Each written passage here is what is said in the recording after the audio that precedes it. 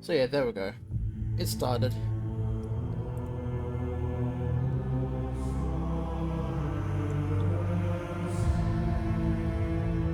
So the goal is to at least go for 4 to 5 hours.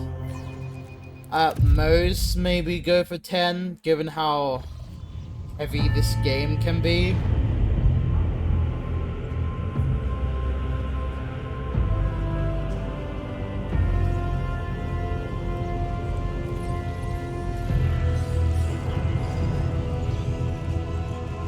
That's the idea, at least. Either go for 4 or 5 hours, or go for 10 hours. Though I'm guessing, though I'd probably say the hours I choose to do will likely vary.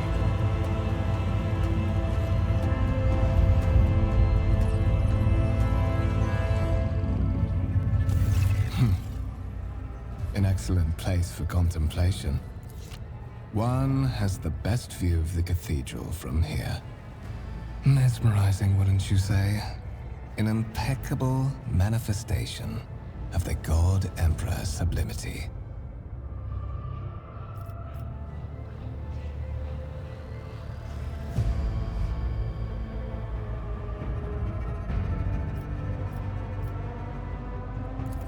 I believe there are those among us who share that sentiment. But such is our duty, is it not? To overcome base weaknesses and desires, so as to excel in our service to the God Emperor, the master of humanity.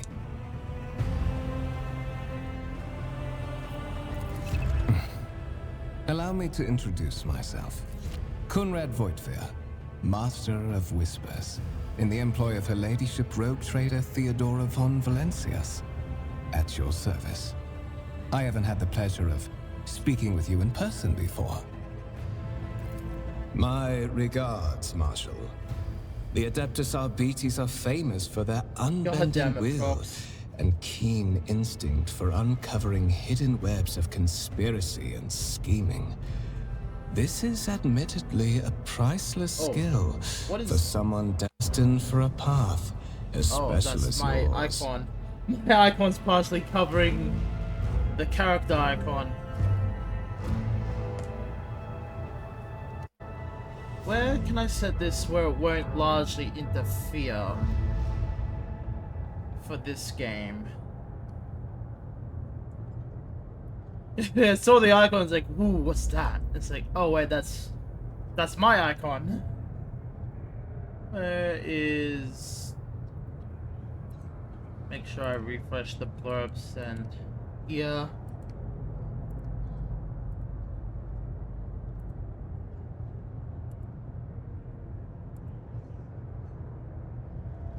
Yeah, I was thinking shrink it.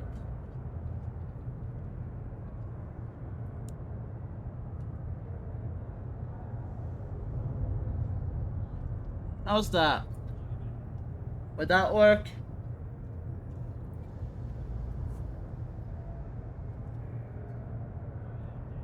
You guys see more of it. The other option I'm thinking of, like maybe in the, like up here in the middle. And just have us here. The thing is, it will like interfere with the look of like something. I can't remember now. That's the thing. Top left, I think, has the blurbs. Top right, I think, is like raids and gear. Other than the game UI, nothing really shows up down here. And some of the game UI shows up along up here where I'm moving myself back and forth. Well, just, you know. Because if I, like, for example, if I redeem...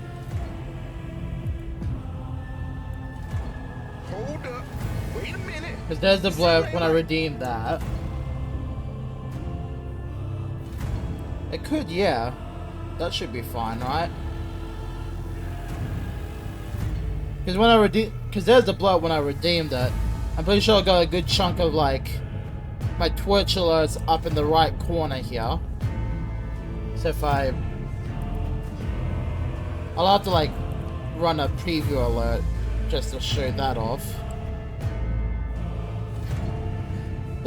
Oh shit.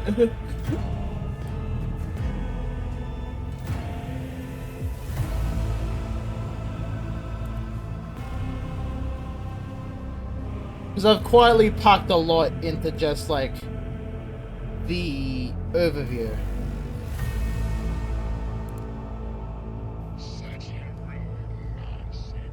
So yeah, there's the Twitch alerts there.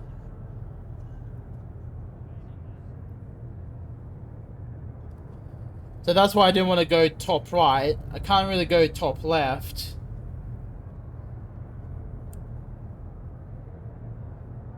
If I go as far as here...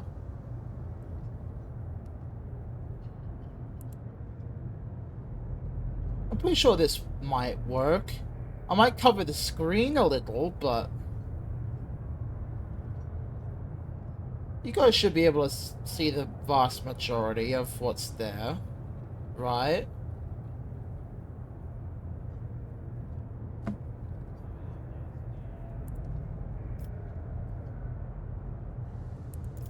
I will be frank with you. You may forget your past titles, no matter who gave them to you, or what their origins are. From the moment you and the other candidate were brought aboard this void ship, your fate changed. You now serve Lord Captain Theodora von Valencias, and carry the burden of an heir of this house. Henceforth, you share your dynastic name with her ladyship. Bear it with honor. Fuck that.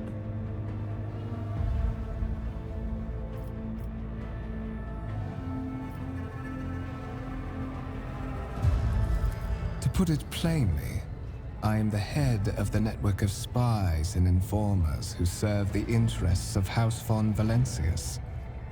I uncover weak links both among Lady Theodora's retinue and in the ranks of her rivals. I eliminate our vulnerabilities and exploit those of others.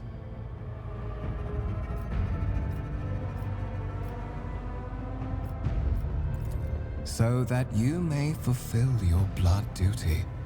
Whatever obligations you had before, they are henceforth null and void.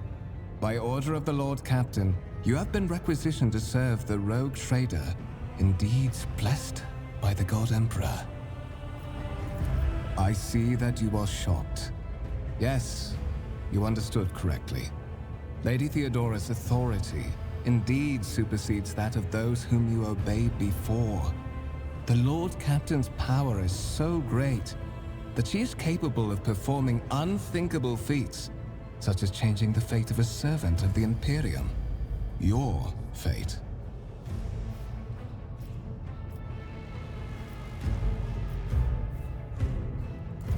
I would rather not discuss the Lord Captain behind her back. Especially not on board her ship. No one knows better than I that whispers are wont to attract particularly close attention. You want me to turn myself up and the game? Suffice it to say that her ladyship is the bearer of the sacred warrant of trade and a woman of immense power and entitlement. However privileged your position may be, I ask that you do not incur her anger by being disrespectful or obtuse. Lady Theodora despises both qualities. Okay, so what I'll do for the game is I'll bring it from -25 to -15 for my mic. For now, I want to leave that alone, largely because I can see that going into the yellow. But if I am too quiet, I will, for all intents and purposes for right now, reduce it to 0.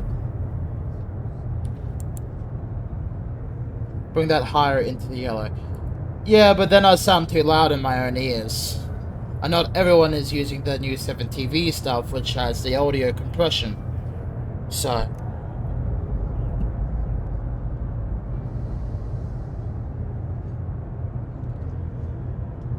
I'm trying to make sure that the compression works here, like the new stuff.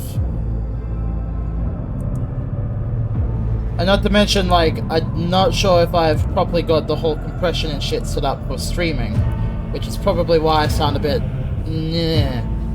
at times.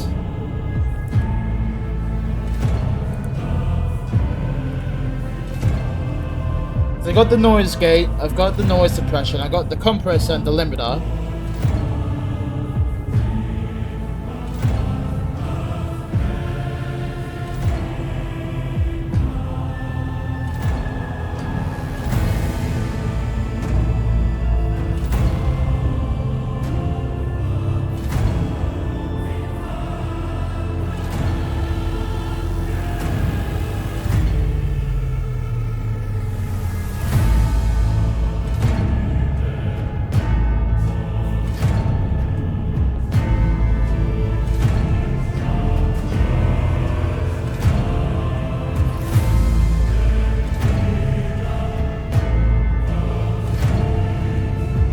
Okay, how's that?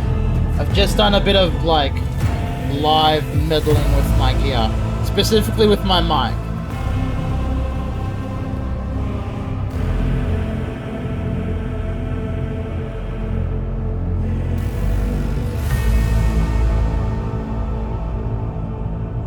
Because yeah, for you, your thing is gonna be much different to how mine is. I'm talking right now, so for the game, we'll see what happens there. There is, and you will meet him soon enough.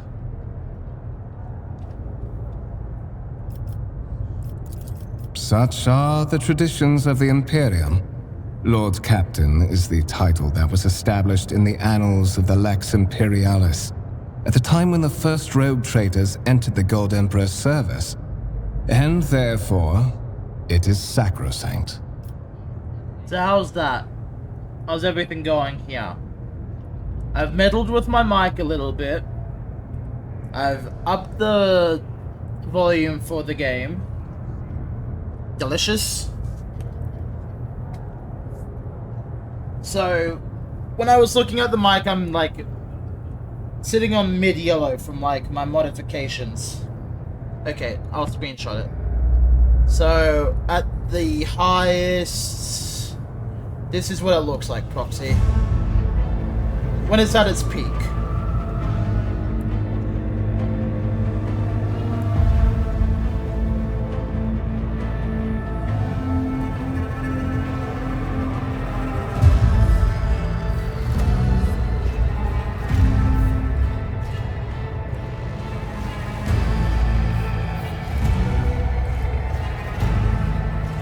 Because that is what I'm looking at currently whenever I talk.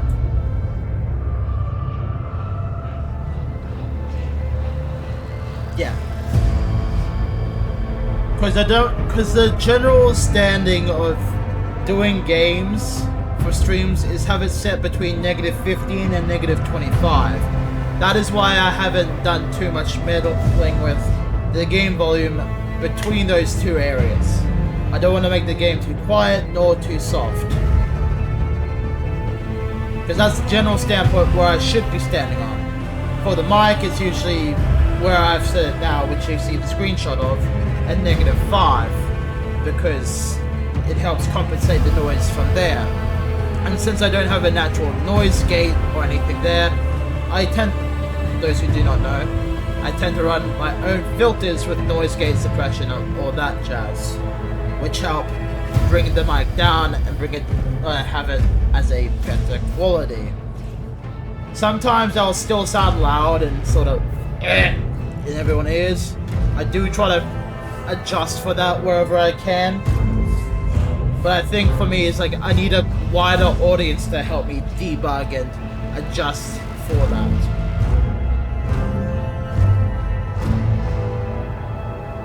Or set a limiter on OBS then for mic. Have I set a limiter? I feel like I've set a limiter. Filters. Yes, I've set a limiter.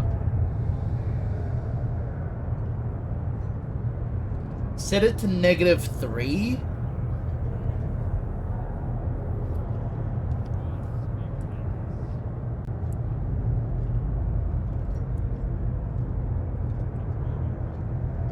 or -5. Okay, so what I will do is I've set it to -5. Let's see. How's that? So I had it set to -15 just before. So I had one set up. And before that it was -10. Oh, that is going like, whoa, what flashed?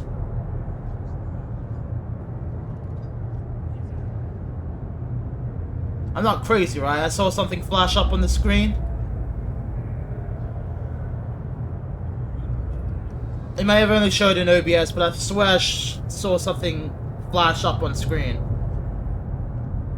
that's why I freaked out. I was like, whoa, whoa, whoa. Yeah, me setting it to -5 proxy is just set it up into the red now. Like, bare minimum, I saw it flash again. I saw it flash 2 more times.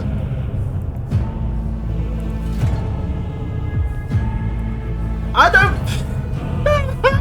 If I knew what the fuck was flashing, I wouldn't be commenting on it, man.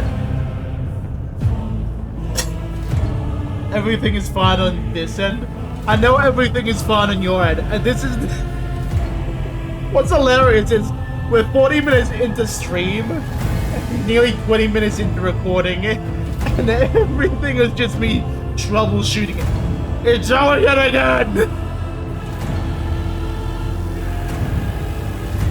Okay, I'm resetting it the limited to -15 because... Are you okay? No, I'm trying to figure out what the fuck's going on now. It seems like me debugging everything is fucking with OBS and I hate it. There is a reason why I have a go fuck yourself mentality as of late. Because everything can go fuck itself. Ranging from people and everything else. Maybe into... Maybe? Yeah, what Okay, what I'm gonna do, Proxy, is I'm gonna give you a link to a private server that I use.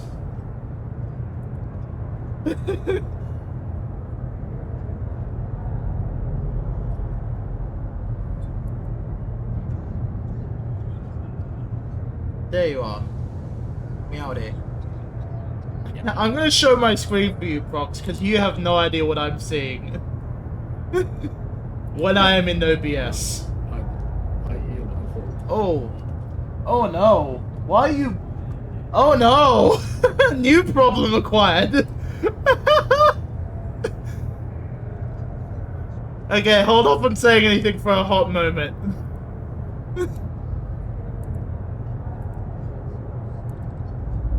Okay, try that. Yeah.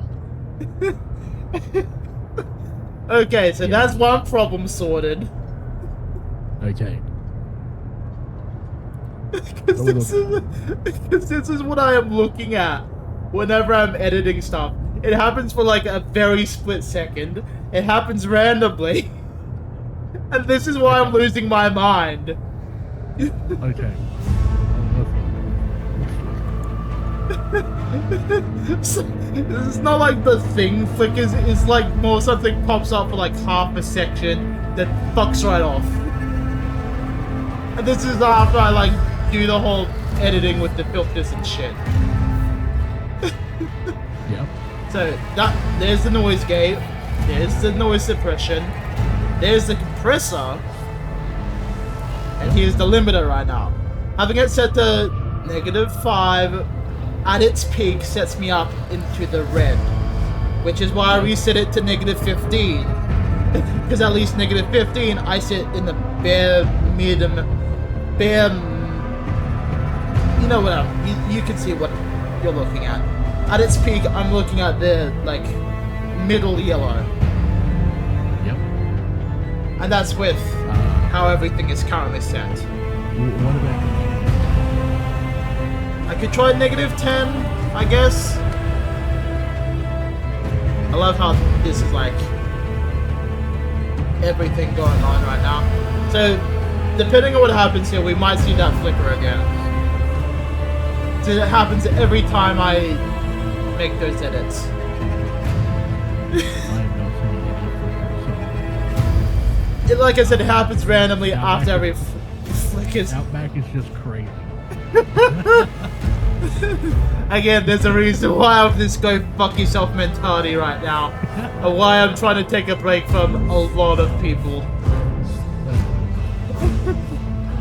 Specifically 2, who will not be named. Proxy not being one of them. So it's like, it happens randomly, and it's like, after I do edits, it's not gonna do it now because you're here, so fuck's sake. Yeah. I am, Apparently you're the good luck charm here. I'm toucan. Praise Lee Toucan. Apparently the Lee Toucan like stops it from doing anything. Okay, yeah, see how it's like almost just touching red? That's good. Yeah. No, having it set to like -5, that is where it goes into the red. And having it set to -15 has me sitting in the middle of yellow. Yeah, so having it just before red is good. That's where I have mine. Right. That should be it though. I love how this is like just the first 20 minutes of me recording. Just trying to fucking debug my stream. I'm leaving all of it in, by the way. Everyone's gonna hear our our interactions and shit. But holy shit, that was like the immediate like, oh, let's fucking troubleshoot. Yeah, that's fine, that's fine. That's now it's just like what is game audio will always be different for every game. Yeah, game audio is always different for every game. Yeah. That is why I understand it, and this is why you're gonna hear me every time when I complain. It's like the standpoint for games is have it set between -15 and -25, and this is not including like any adjustments us the streamers make, so we don't like destroy our eardrums when playing the game. You also want to set a I don't think I have. No, it's like this is pure raw audio. So yeah, here. You just want to set it.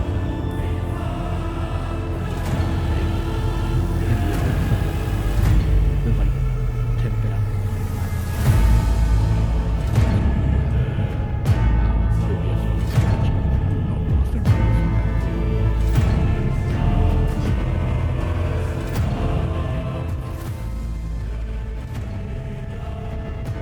I mean, I can, then it's just gonna be the matter of adjusting the game again. It shouldn't affect anything. It's just only if sounds get louder than Yeah, can you just drop down negative. to below the orange there? There you are. Set it to negative. Because there's that drop that I was talking about. Negative 15 possibly then. Just increment it and you'll see the difference. Yeah, I see it rise a little bit. Still below the yellow point though. From what I'm seeing. Try negative 10 then. That's not.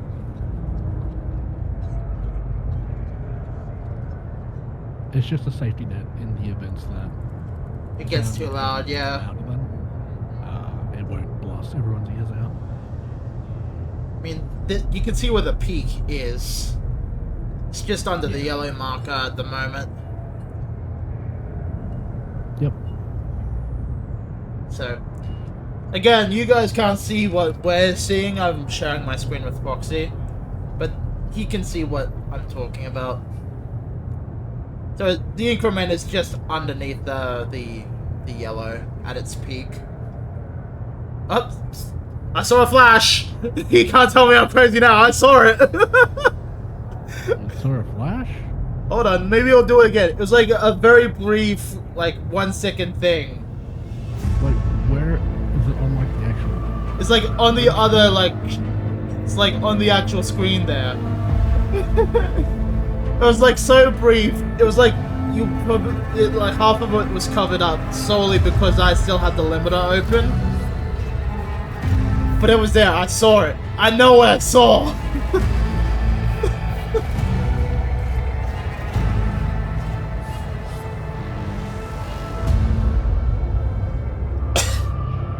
I don't know what to say. I think. I don't know what to say. It's like Outback's insane now. He's gone crazy.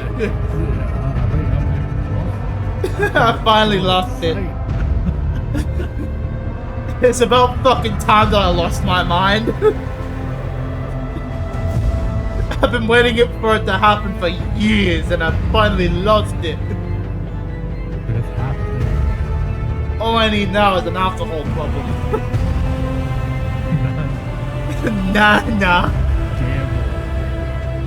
I don't need a gambling addiction. I need an alcohol addiction, and then we can say I've lost my mind.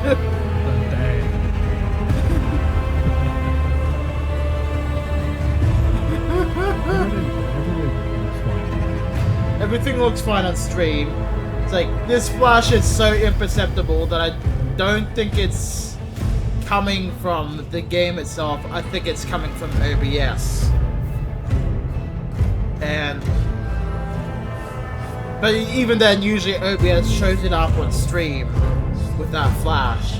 So it's like, it's probably not affecting the game. And it happened again. It was like very brief. It's like a flicker. It's like a blink and you miss it sort of like flash for me. Is it like a quality down buff or something?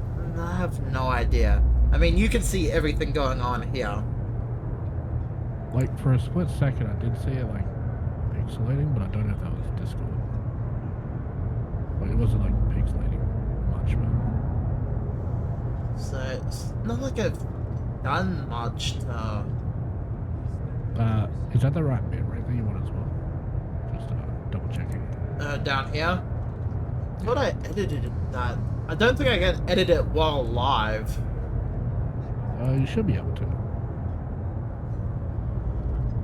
Output. Yeah. Oh, I see. That's why. Apparently, that's gone down. So, what was the minimum you try to usually get me at? 6K? Yeah, 6K. Normally? Yep. What's your recording set to?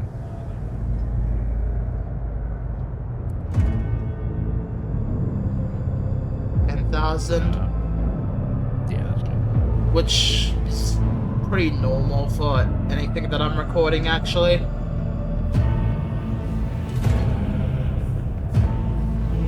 But we figured out what the streaming thing, why that's so low lately. That's because I probably would have... What's going on? For your streaming too. So it's encoder using the deprecated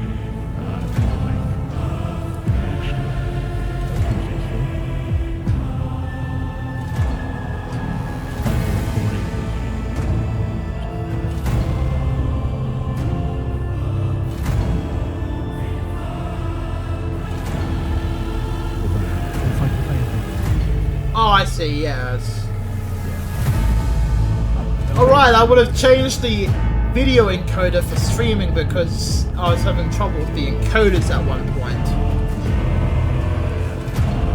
Because there was like a 50-50 chance that the encoders will fuck up and not let me stream when I intend to stream.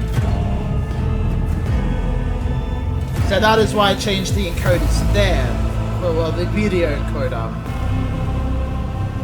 was that The what? the original edition? Oh, for like the... Or was that before that? You mean like the hardware stuff? Yeah. Oh, that was like Sunday's thing. That's like Windrose. So it'll largely just depend on like whether or not it should be fine. Whenever I boot up the game and load in the world, it's like, yeah, there's a minor audio glitch whenever I boot something up between like the browser and stuff, but otherwise performance-wise it should be okay. Yeah. But it's like, if I still have problems the idea would be just to do Dawn of War 2 Retribution, which I've been meaning to complete, and with Dawn of War 4 coming in around September of this year, it's like I need to finish off the Dawn of War franchise before that's done. Well, before that comes out. Sweet. Then with Dawn of War 4, I think it's gonna be...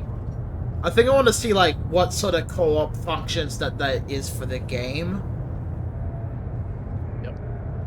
Because by that point, I want to try to get at least you in for that. And Something like that. yeah. And maybe Umbra, but the thing with Umbra, he's not very... He complains that he's not very tactically aware. So I might try to, like, see what happens there. And see how far, like, the co-op expands for, like, a small group like you, me, and Umbra. For that. And that's why I was, like, and that's why I, like, brought up, like, doing Void Crew or Jump Space with you the other day. Because we were talking about that privately. Because, like, with Jump Space, you saw the screenshot for the new ship coming out. I'm not going to give you any, like, details about that, because it's going to be something that you'd love to use. Yeah. It's like, if we're going to do Jump Space again, we're going to do it, like, likely late next month. When the ship comes out. So that way we both have an experience for the ship.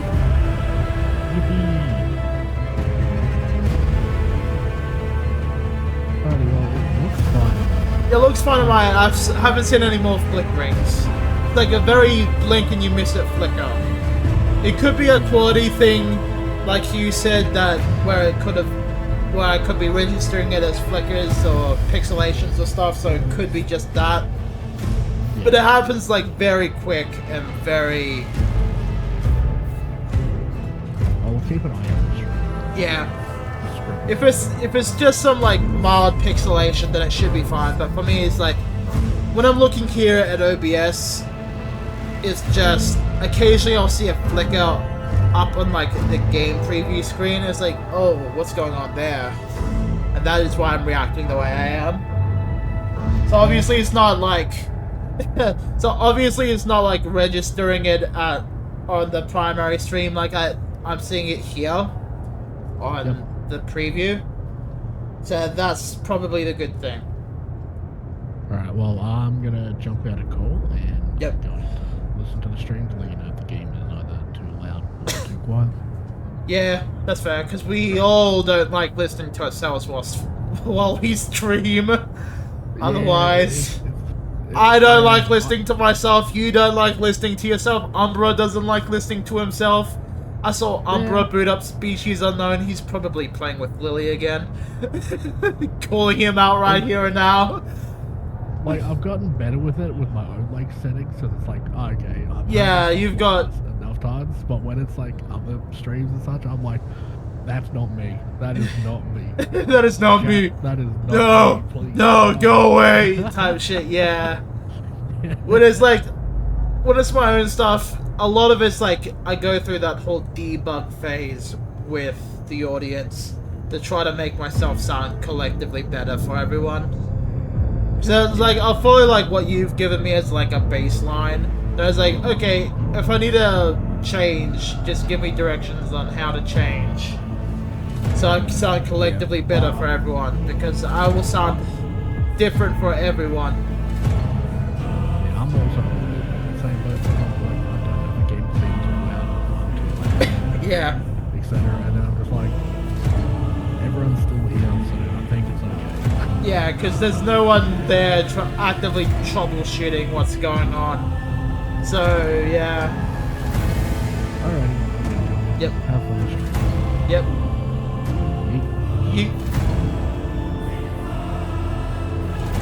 So I'm just going to stop the share screen.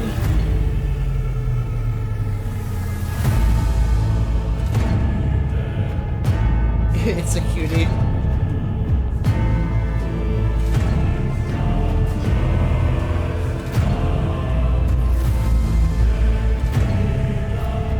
Let's get going. the next line of dialogue. And there will be points where I will have to like otherwise read out dialogue, so it's not all gonna be voiced. So we'll see how that goes as well. But of course, I have come to invite you to a meeting with Lady Theodora. I imagine you have many questions for your patroness, and I'm sure she has just as many questions for you.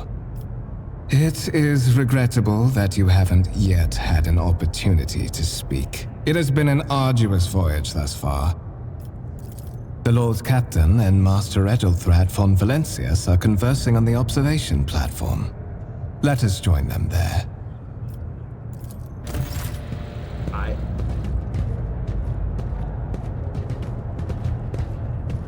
Keep your wits about you.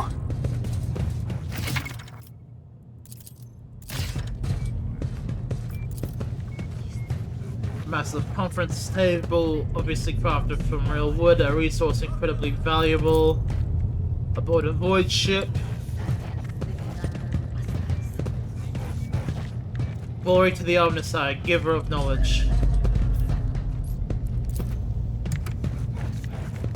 Lay people interfering with the operation of the sacred mechanisms disturbs the machine spirit. In the name of the Omnisci, refrain from any further profane acts.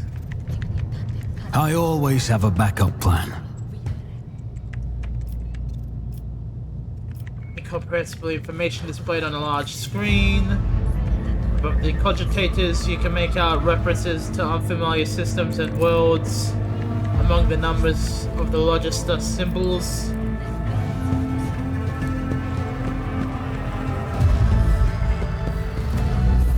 Mercenary Steward.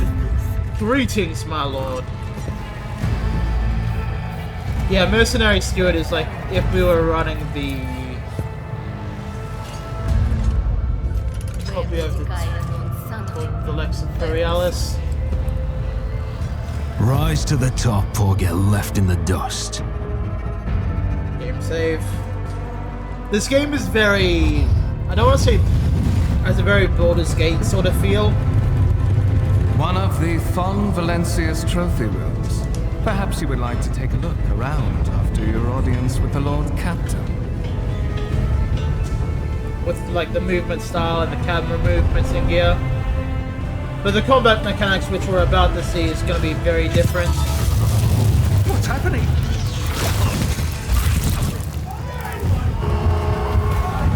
Run! The servitors have gone berserk!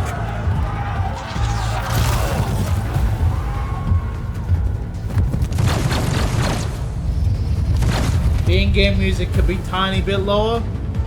Challenges make the spoils that much sweeter. So just like the music needs to be lower, or do you want me to like adjust everything?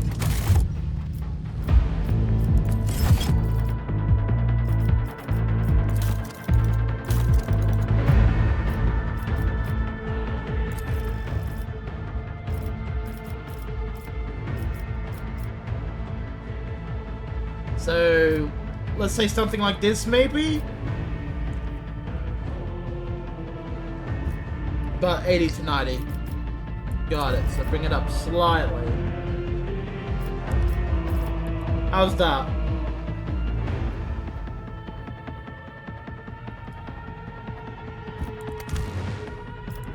Cool.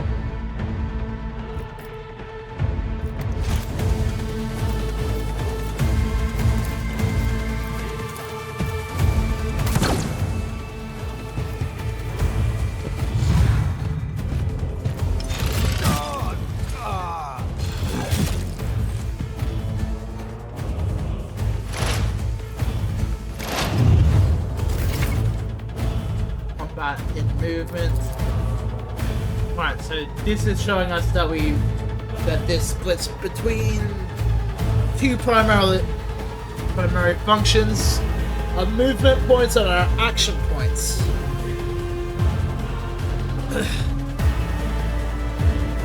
I'm just covering myself up with some blankets. It is a rather cool day, and I haven't covered myself up in blankets just yet. For warmth. There So like I'll be able to show this a bit more once we get into it. So for example, like 1 cell equals 1 movement point, and that includes going diagonally.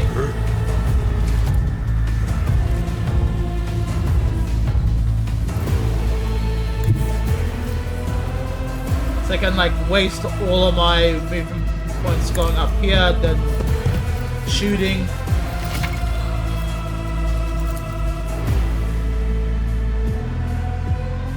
This is where the actions come in, like shooting a weapon, using abilities here like that. So my single... It's as good as done. My single shot will waste a action, I can't do it again. But if I use something like run and gun, I can move 3 more spaces and far off another shot. Oh, if not me.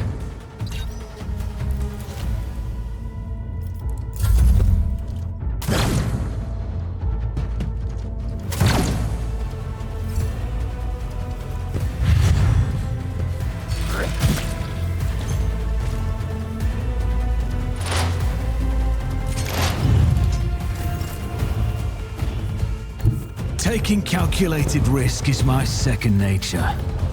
I'll make it happen.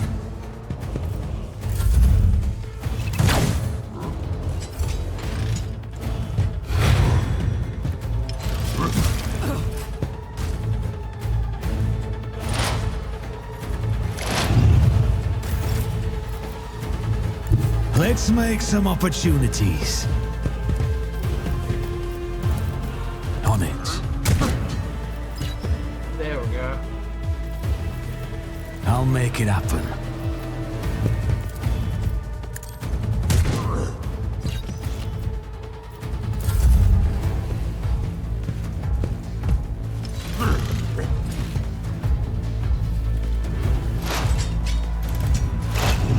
You useless.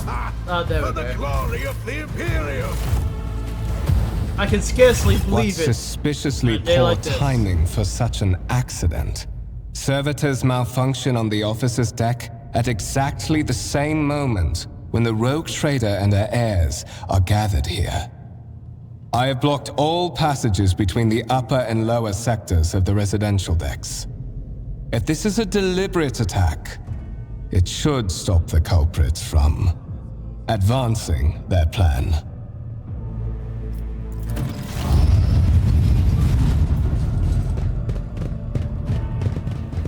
It's taking us an hour to get going. Oh no! I'm afraid I must remain here.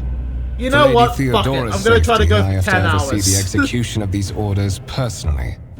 I hope you will have no difficulty reaching Just the because I observation wasted platform on your easily own. half, It is just at like the an end of hour for this corridor. troubleshooting and like half an hour of recording.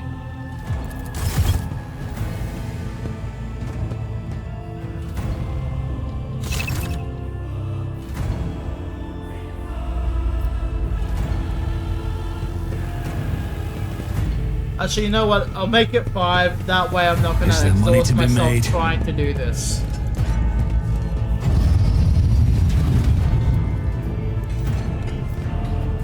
At least not too badly. Because I do have... What do I have tomorrow again?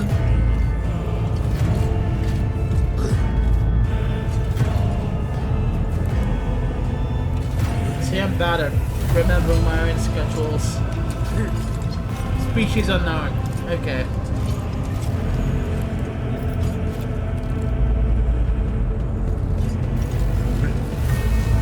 I always keep my options open. That is simply irrational, Lady Theodora. Assimilation into the trade structure would be political and economic suicide. Practically an admission of heresy. We got a kitty. We got a kitty. Then suggest an alternative that will satisfy me. I have described the situation. Your first impression of Edelthrad appears to be a 30-year-old man. Parchment-like skin stretched over a tightly bundled mass of sinew, implants, bone, nervously twitching fingers, the face of by a slight.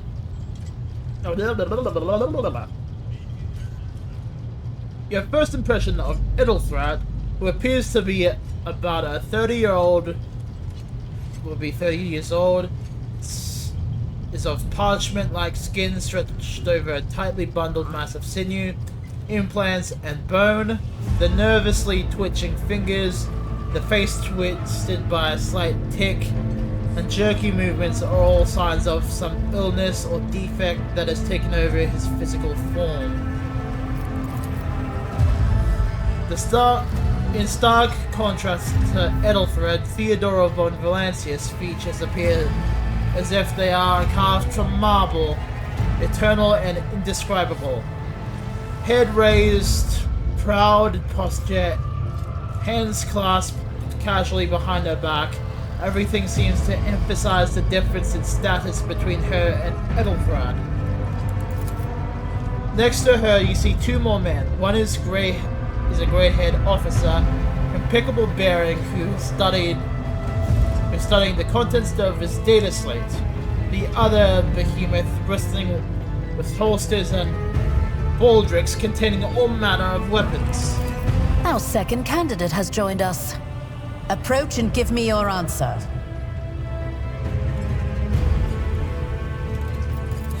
Consider this hypothetical situation. Ion 6. A new world on the fringes of the Coronis Expanse. High seismic activity, regular magma eruptions, metamorphic rock deposits, prospects for large-scale mining. The world is populated by natives who worship some heretical underworld spirits that protect those who offer them sacrifices. Flights of fancy, you might say, but attempts to install ore extractors have failed for the second time. The mining crews sent to the planet's surface simply vanished overnight. My question to you is, what would you do with this poisoned treasure?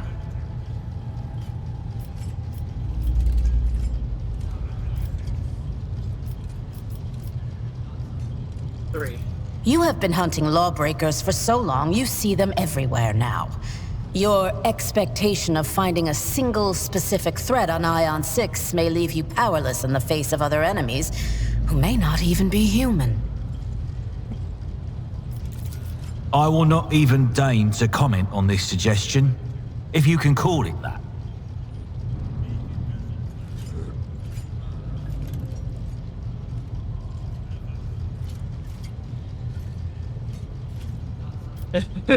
I give you a straight answer to a simple question, which, as I understand, was more than you could do, Ethelthred. Insolent, ignorant upstart. How dare you? Ethelthred, I believe I gave you an assignment on this ship. Explain to me then why my senior congregator is still dawdling about the officer's deck, instead of proceeding to the middle decks to commence the inspection of the compartments in his purview. I beg your forgiveness, Lady Theodora. Your presence has such a profound effect on me that I well forgot the time. What you guys cannot see is Kitty has her tongue stuck out. So, why are you here? I've buried herself in the covers that I've wrapped myself in. She wants the warmth like me.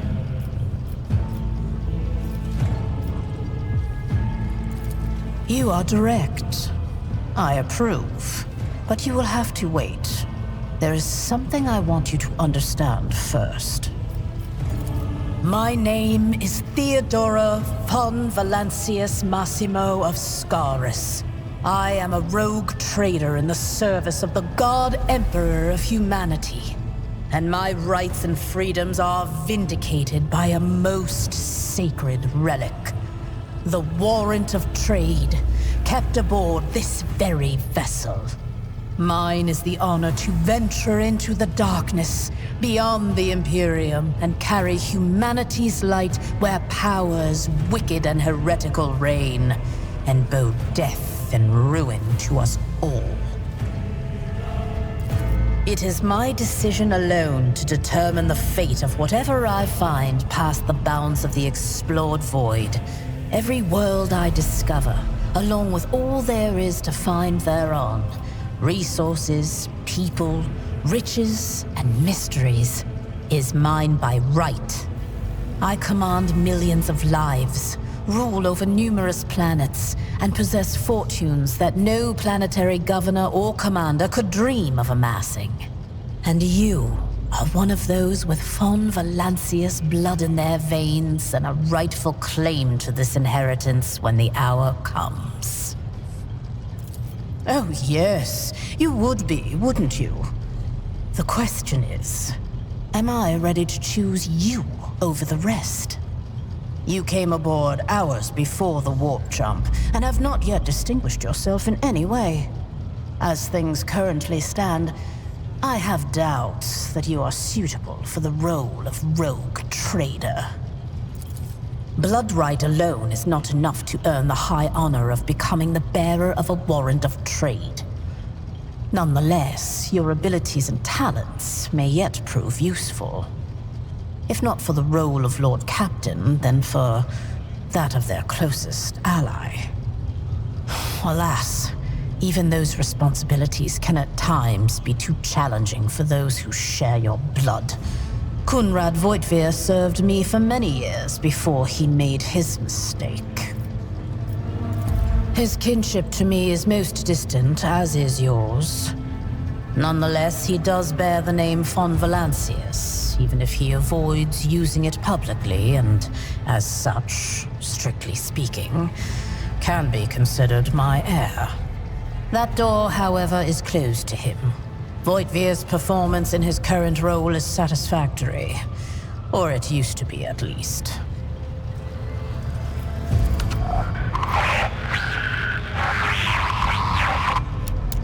I have some time before the navigator gives the signal to initiate the void ship's translation out of the warp, and my presence is required on the bridge. Is that so? Perhaps the technomats were careless during maintenance. Or it could be the warp playing tricks on us in spite of the Gellerfield. Or perhaps there is something to all the stories about the ship being possessed after all. Lady Theodora, for the God Emperor's sake, surely you do not intend to start repeating idle rumors spread about by uneducated riffraff. Enough, Abelard. Such hearsay amuses me. Idira eagerly retells me everything she learns from the whispers of her unseen advisors. This ship is ancient. It has enough hidden nooks, malfunctioning cogitators, and unused compartments to make ignorant folks speak of specters dwelling inside the bulkheads and plotting against those who yet live. The Rycad system, the domain of rogue trader Winterscale, one of my peers, and rivals. Besides me, 2 other rogue traders exist in the Coronis Expanse, and each of them possesses resources comparable to mine. Perhaps you will one day assist House Fon Valancius in surpassing both of them in affluence and splendor. I set the course for Rycad on the demand for a very specific reason. Perhaps I shall yet apprise you of the purpose for this voyage, but now is not the time. Observe, learn, absorb. It will take time for you to find your bearings aboard this vessel and in your new position. Eventually, I will find a post that suits you as I did for Edelthrad. Until that time comes, consider yourself my aide. In that case, I shall head to...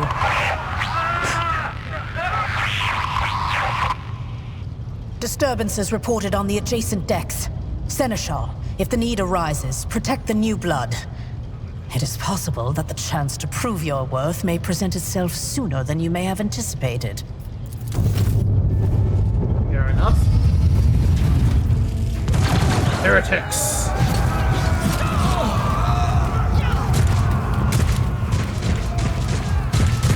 Reapers, stop.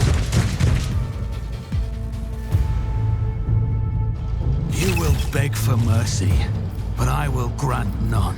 You'll make a suitable sacrifice? For now. Pathetically sound approach. Follow my lead. Death to the heretics! Crush the people! Out of my way!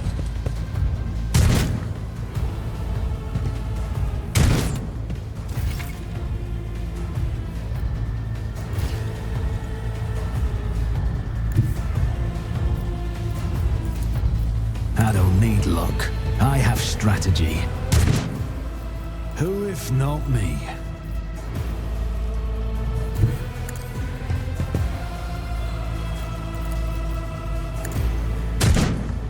God damn it. I serve the ruinous powers! Death to non-believers! Yeah, definitely heretics. Heretics. Heretical factions. Duty go hand in hand. The Imperium!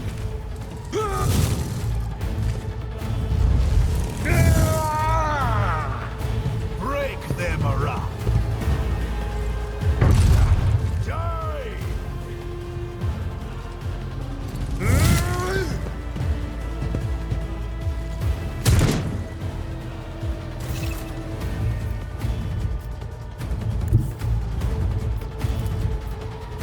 Don't let your guard down.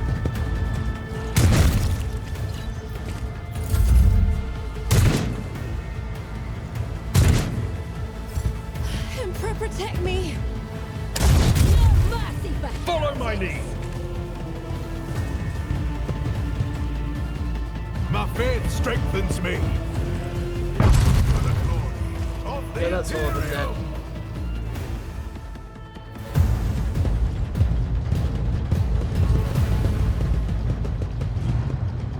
Mort, take a team with you and clear a path to the transport line. Do not let a single whoreson survive. Didn't bat an eye when that scum burst onto the deck, huh? Not bad. I have seen many an officer who panicked at the sight of combat on the upper decks. The false sense of security offered by their position makes them that much more vulnerable to the harsh realities of warp travel. Mort has gone on ahead to clear a path for us. If you want to make yourself useful, go after him and see if the Arch-Militant requires aid. And be quick about it.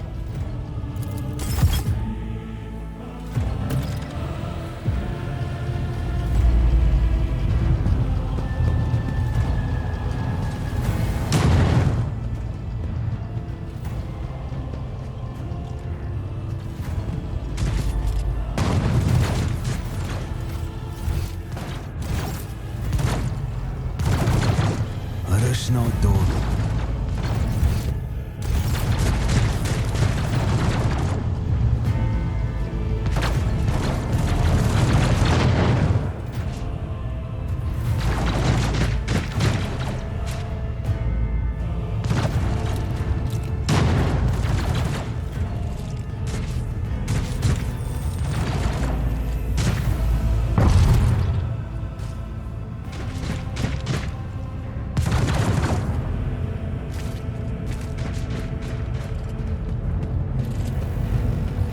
Really?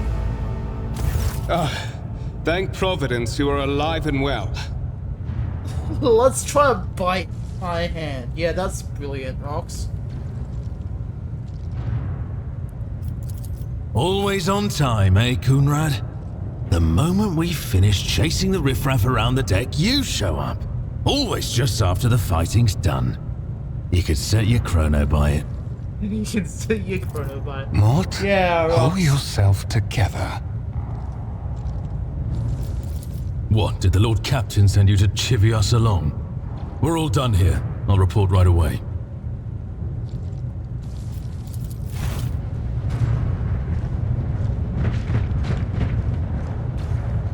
Yeah, she tried to bite. Master of Whispers, what is happening on my ship? The Voxnet is silent. The Voxmaster is not responding. Armed assailants have stormed the officer's deck, and my arch-militant just destroyed several more heretics on the way here. Is this a severe case of warp madness? Have some of my crew lost their minds and forgotten who they are and whom they serve? Report! I have not yet received word from the Engineerium regarding any Geller field failures, but communications were already unstable half an hour ago, and now they have ceased altogether. Whatever the cause may be, the consequences are spreading fast. I am receiving scattered reports from the middle decks, and the only voxcasts from the lower bays are one-way heretical gibberish. That the madmen have already reached the officer's deck suggests that this outrage was planned in advance. Perhaps this is an organized mutiny. First, we have to confirm that the bridge and the navigator's sanctum are secure. And I have the means to do both things at once. Edelthrad, where is he? I must know if he is unharmed. A psyker aboard a ship that is potentially being assailed by the warp could pose a greater threat to himself and others than a whole army of madmen with improvised weapons. I tried to locate him, but the last thing known about his movements is that he arrived on Transitional Deck 18. Blast it! Master of Whispers, find Edelthrad immediately. Seneschal, locate Tlas and the Sister of Battle. Both are to remain at my side. Arch-militant, with me. I must go to my study. And it appears we might encounter heretics along the way. Me. If I may, Lord Captain. Transitional Deck 18 is at the heart of the disturbance, and if our goal is to bring Edelthrad back, I could use some support. After all, I'm not as adept at directly confronting enemies of the House as the esteemed Arch-Militant, and taking into consideration Edelthrad's psychic powers.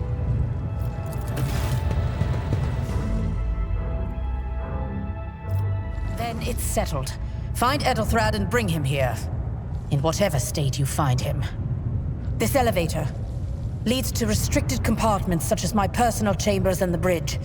Do not let me down. I require you both. Do you understand? Not everything in your power. You will do as I say. I'll have your heads if you fail. Is that clear? Then move out. Mort! Mort, come! Give me up. I'm not gonna finish that. Okay, now you wanna wiggle. Roxy doing the wiggle. Are you ready to head to 18? It is a long walk, and you do not even have proper gear. I shall make do. Lead the way. Of course you will.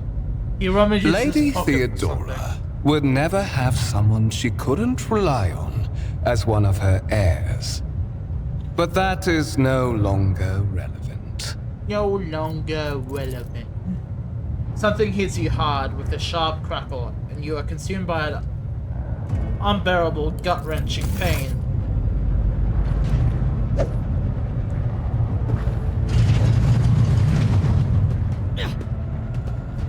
I promised you a special destiny, Outback-Zero. It is time to fulfill it. God damn it, Rox. God damn it, Bobby. God damn it, Bobby, Roxy.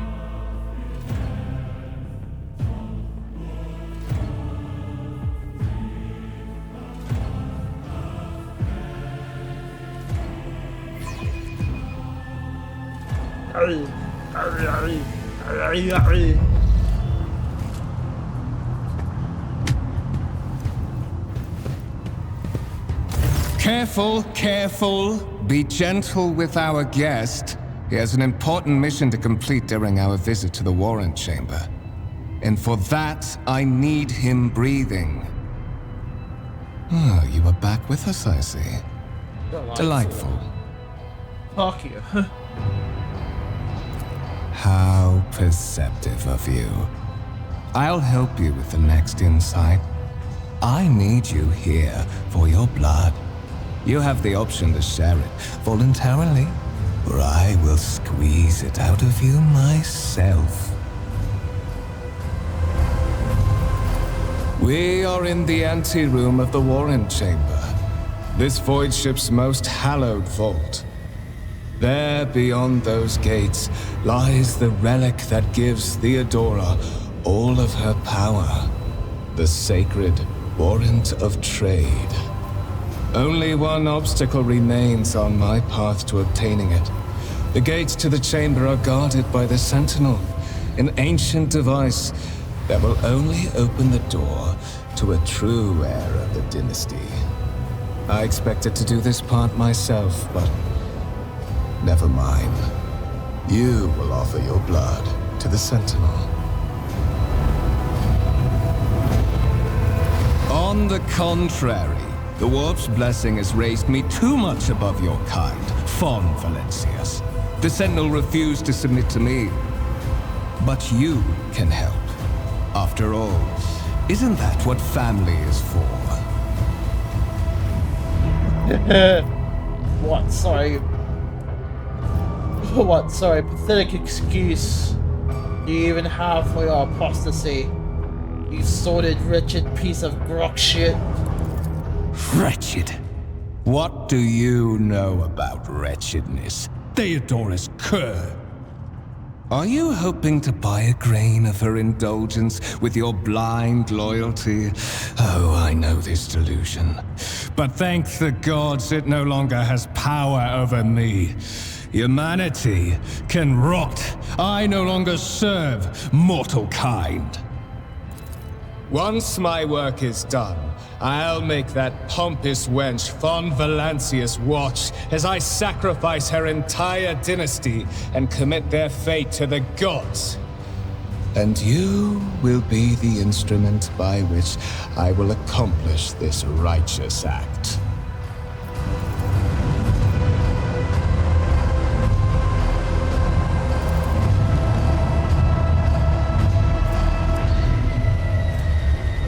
You were wounded by the corrupted weapon which led to the warp into the invading your mind. The voice inside your head giggles and mock your desperate outcry. You feel this intruding influence forcing you onto your feet and making you take a step forward. The gates looming towards the center of the chamber.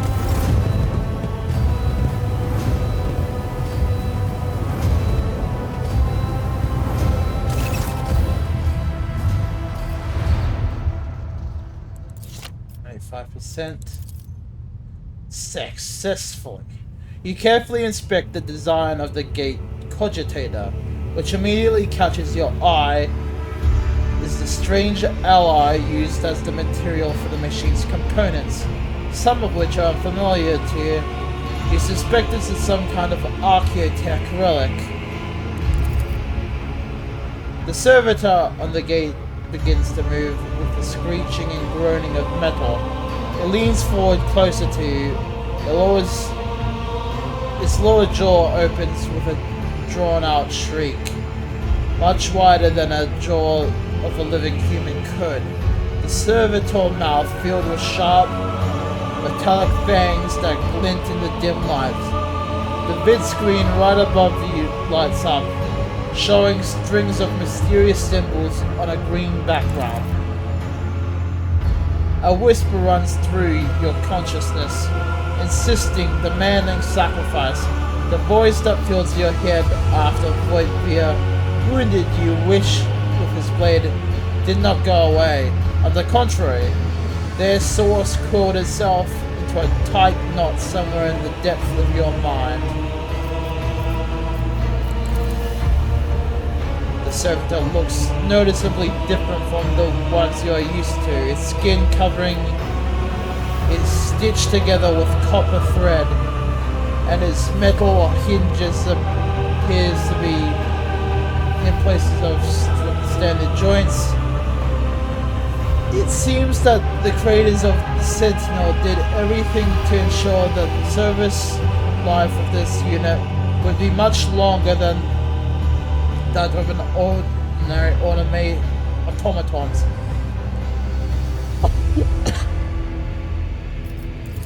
Did you forget something? I suggest you hurry. You look around in hopes of finding something to be used, at least in a weapon. Your search is in vain. The chamber anteroom is completely empty and in perfect working condition. Nearly a broken panel or protruding piece in 3 by its side. The sentinel's straws clamp around your head, puncturing your skin and sinking into your flesh. A few dark drops fall into the servitor's throat and immediately lit. And immediately you hear humming as the servo motors starting up and pump stir into motion. The vid screen of the cogitator flickers. Several long minutes pass. The sentinel's jaws remain closed and you are beginning to feel sick. Perhaps you will learn. Perhaps if you were to lean against the gate, you could catch your breath. Maybe even close your eyes and pretend none of this ever happened. High levels of caustic humus. The subject is in a state of heightened stress. Do you require assistance? Genetic code identified. Child of House von Valancius. Do you require assistance? You hear a displeased grunt in your mind, as if the lurking entity has sensed something that is not to its liking.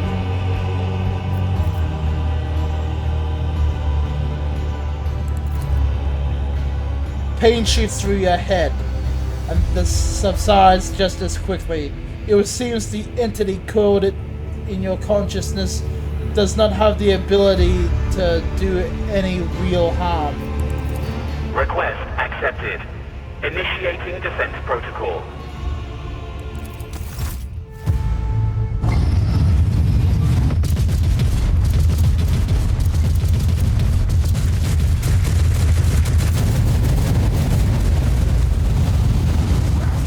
There is still another way.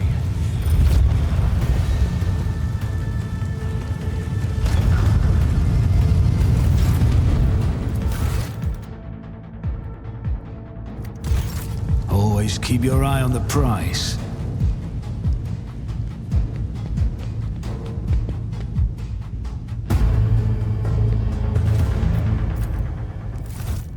Let it be known that by my will and the true words of this document, I appoint this person to be the bearer of the warrant of trade, and to be the paragon of humanity, unbroken by adversity, to walk bravely into the darkness, to unite and reclaim what was lost, to triumph over nightmares untold, to boldly raise a fate, to walk steadily in the thorns of you fucking quick bastard.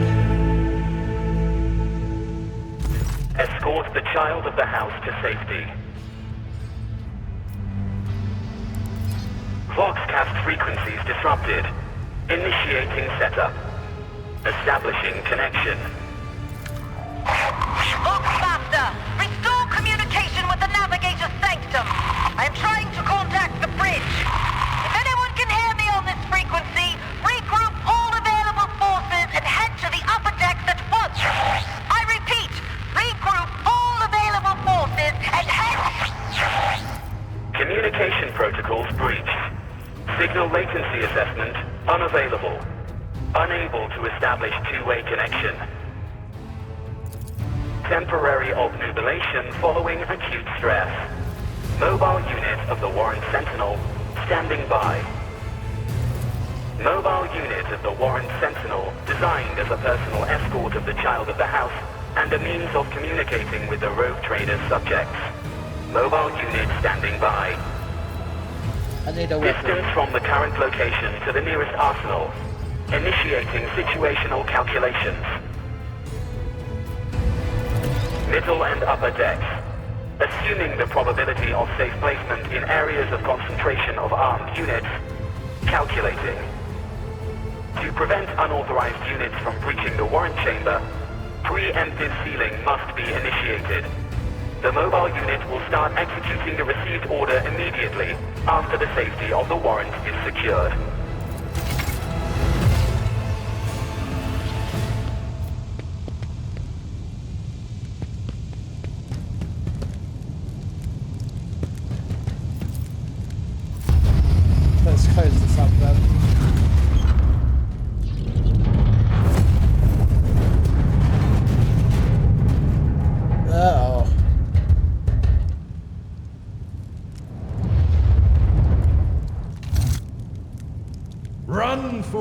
or fall! Run, fools, or fall!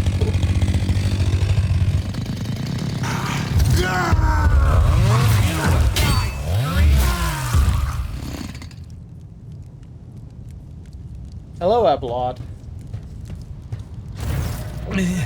Master! Whatever are you doing in the Warren Chamber? How did you... Throne preserve me! What is the meaning of this?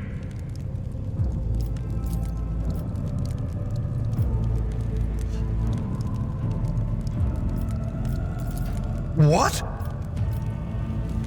What? He intended to take his revenge on Theodora, but something in his trying to reach the warrant was somehow part of his plan. Oh, holy God, Emperor! I presume he is the one responsible for the mutiny. And, Master, I wish to remind you that you are to refer to the Lord Captain as Lady Theodora.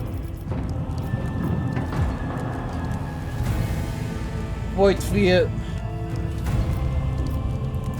Saints' blood! Then it is small wonder that the heretics are so well organized. I thought his order to seal the passages between decks was his attempt to stop the attackers from spreading to other levels. But now I see the real reason. It was to stop the enforcers from intervening. At least you are alive, and now safe, Master. Alas, I doubt we can afford to look for a compartment to sit out this disaster. You're in a bad way. I can treat your wounds. I have a Medicaid kit with me. And for the love of the throne, now is not a good time to be walking around the decks without means of self-defense.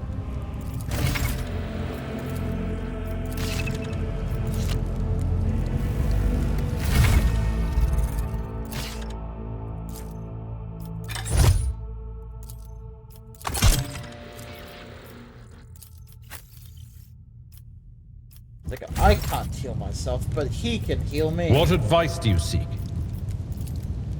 Let me help. That is a noticeable improvement.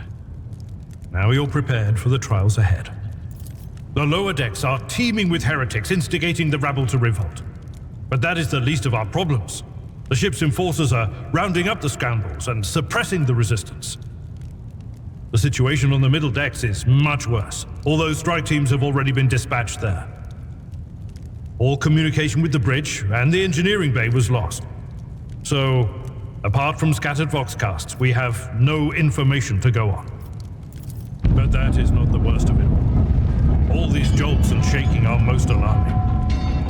These are signs that the navigator and the master helmsman are having difficulty translating the ship out of the warp and into real space. I fear that they may have already lost control. During warp transit, the sanctum is closed to all who are not involved in traversing the Empyrean. And for good reason. For the navigator to open their third eye and perceive the way, the sanctum must be bathed in the energies of the immaterial. Only a navigator can withstand such an ordeal. For the rest of us, any contact with the warp is fraught with perils such as loss of sanity, spontaneous mutations, and death. Absolutely. Let us proceed.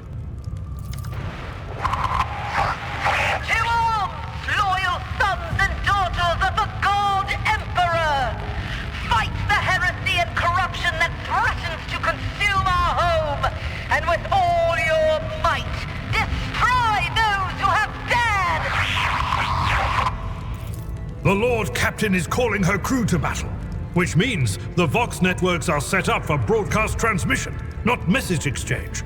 Splendid. While the rogue trader inspires proper resolve to fight in her subjects, you and I shall prove that her trust in us is well deserved. Surrender! Can't believe I won't save you! Sacrifice! Run, fools! Or fall! You'll make a suitable sacrifice! Run, fools! Or fall.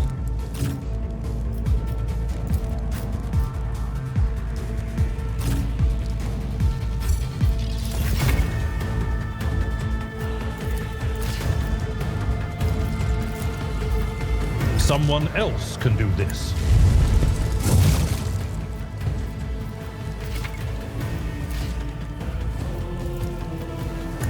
Once you it! It will be done.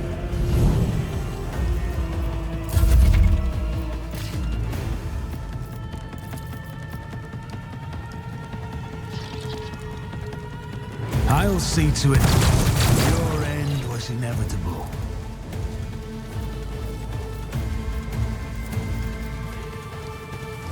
It's as good as chaos guides me. Just a minor setback. Death to the weak. Such is the will of chaos.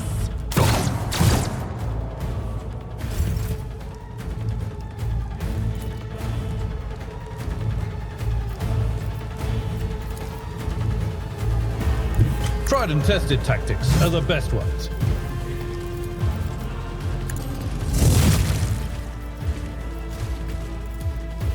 I'm not interested.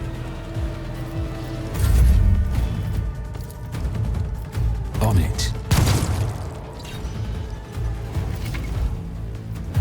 Go. Oh, and the level up. Right out the gate.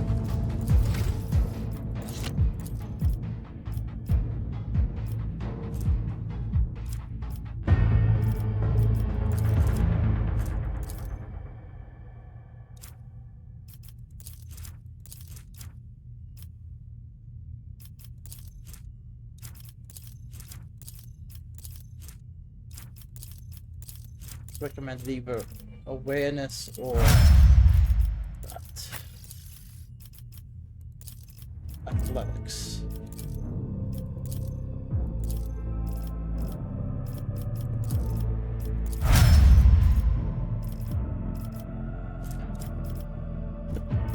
There we go.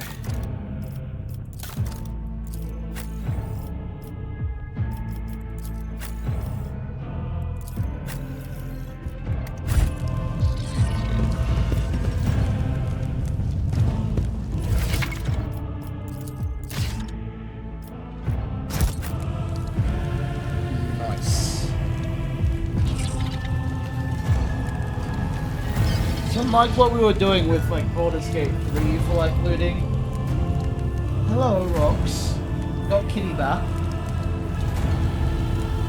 For Rogue Trader, it will attempt to like generally collect all the loot from nearby bodies. So there's no real time wasted trying to get everything.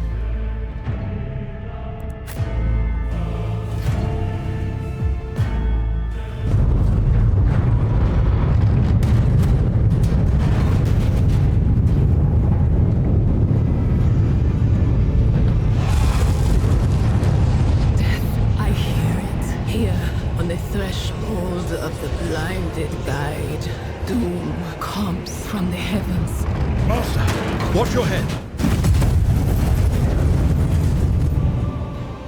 Idira, would it be too much to ask that you phrase your soothsayings plainly for once? That was too close.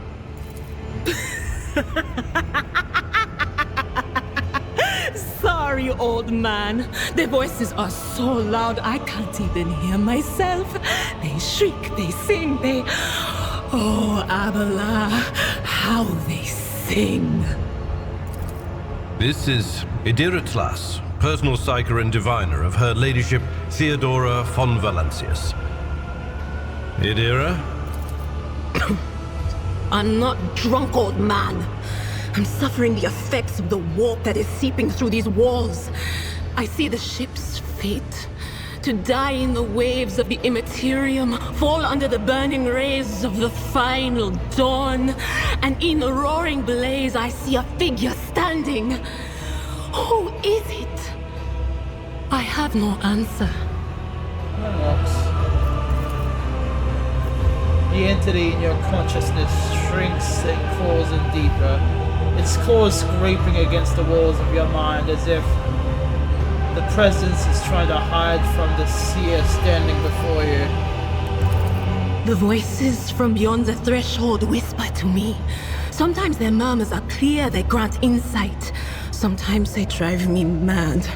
But I am patient. I know how to listen and discern. But now, with this clamor around me, too many voices, too loud. And you are Von Valancius, one of Lady Theodora's heirs. Well then, we finally meet. Bless you, Ox. Officer's frequency. To all who can hear me, those with a weapon in their hands are to gather on the officer's deck at once. I repeat, gather on the officer's deck at once and prepare to launch a counterattack. That's Ethelthrat. Oh, Emperor's Providence. The other heir lives as well. Quickly, we must head to... Not so fast, old man. If we drown in the warp, Lady Theodora's heirs won't be any good to us. If Ethelthrad's like me and hasn't yet surrendered his mind or body to the mercy of the warp, then he can still hold on a little longer without us. Blast it. You're right. First, we need to deal with what is happening here. What? You think Lady Theodora didn't ask me to peek into the darkness behind the backs of those she sees as her prospective heirs? I have seen you. I have seen the footsteps of your past and the wounds of your heart. This here's words dredge up something dark and frightening from the depths of your memory. Your soul has been tainted by the influence of the warp sorcery, and it seems you'll never be rid of it. You survived the brush with the warp phenomenon sometime in your distant past. The whispers called me. The ones I could make out among all the screams and screeches. Those who are rocking this boat hit us where it hurt. They went after the navigator, our guide through the warp. Other whispers called me to the enginarium, but it was too late. I heard the cry of our master Cog, and the silence that followed. What? You don't mean the Engineer Prime is... Said, without a doubt. And the voices wail, heralding countless nightmares, cackling at each soul among the hundreds that are now joining the warp. The shriek from the navigator's sanctum was louder than the rest. And it's better that we saved the navigator than some lever puller from a cooling module or a cook from the middle decks. Oh no. No. Nothing is well about him. Can't you feel the chill crawling on your skin? The eyes watching you? The warp ice has already encased the bulkheads. What follows is calamity. But we're not just going to stand here and take it, are we? The state of things in here suggests there's a navigator around. Maybe one who's crippled or at death's door, but still kicking. And since our skin hasn't peeled off our faces just yet, his third eye must be closed. At worst, it's a little roughed up. So what are we moping around for? Let's go protect that noble mutant while we're still alive. So what are we moping around here for? Let's go, man. Go for some cool runnings.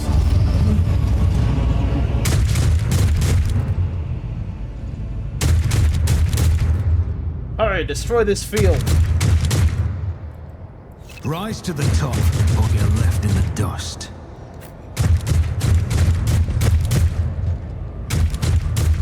Here we go again. Crush them!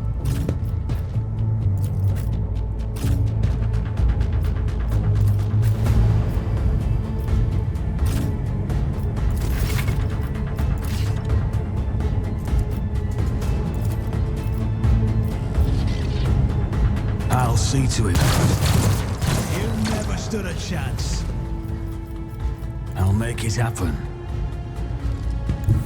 I am ready for whatever comes.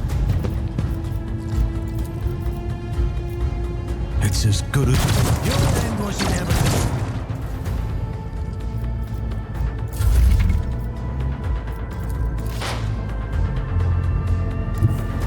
They who discern the future own the battlefield.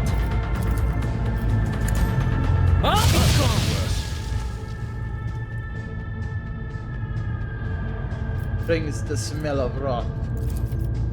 But of course,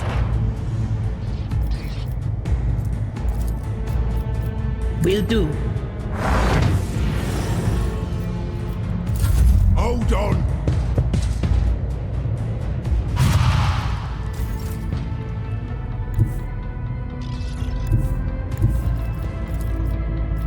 My place is at the fore.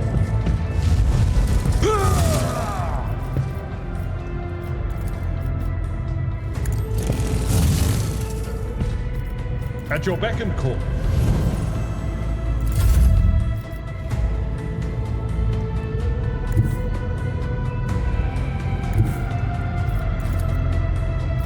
Taking calculated risk is in my second nature. Another enemy down. There we go. The creature in the chair appears to have become one with its throne. You see pink parchment-like skin stretched between the seat and the limbs that have too many joints for a normal human being. The navigator is breathing heavily, the air whistling as it exits through two dark gill-like slits on its cheek. The creature's eyes are shut. The two ordinary eyes as well as the third one that sits center of its forehead. I believe Master Vespider still lives. Well, the servants are dead, but the chamber, thank the Emperor, is still sealed from the warp. Well, we have a chance of leaving this place alive.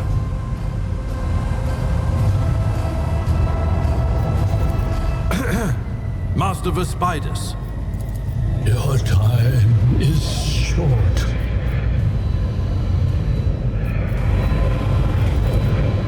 Fall to your knees, mortals, and behold the final dawn. Suddenly the navigator's body begins thrashing in place. It lurches forward and falls back in the seat, then thrusts forward again as its bones crack and its skin tears open. However, the fusion between body and chair appears to be stronger than the wild impetuses. The mutant remains seated, but leans as far forward as he can. His layered raiment slowly turning crimson. The gill slits burst open, forming two hideous, screaming mouth-like pits. Ah! It came from beyond! His body is not his! Idira's scream is echoed by the silent cries in your head. The unseen creature triumphs at the sight of the navigator succumbing to the paroxysms of corruption. Its march thunders under the burden of hopes.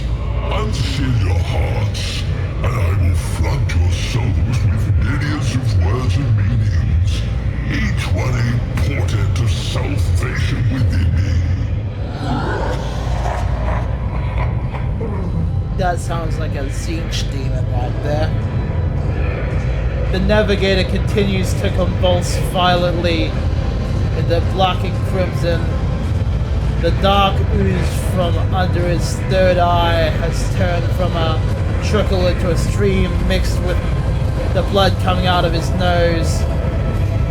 And there is purplish swelling around the eye. Flee from this place while I still have the strength. I can contain the intrusion, but not for long. We must begin the translation. Leave the warp. But it can't be done without the Master Helmsman's help.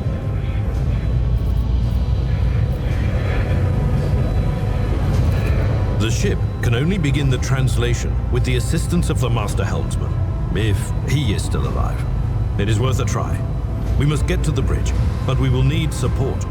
Our only option is to fight our way to the officer's deck and join forces with Edelthrad and his people. I believe we will also find Lady Theodora there. She must have heard the call to arms that the servo skull relayed to us earlier. Vespidas, good luck. And thank you. The navigator does not give her a response. Black tears mixed with blood are streaming from under the closed eyelids, and the box at the base of the chair is bellowing out static, interspersed with distant echoes of otherworldly laughter. Is there money to be made?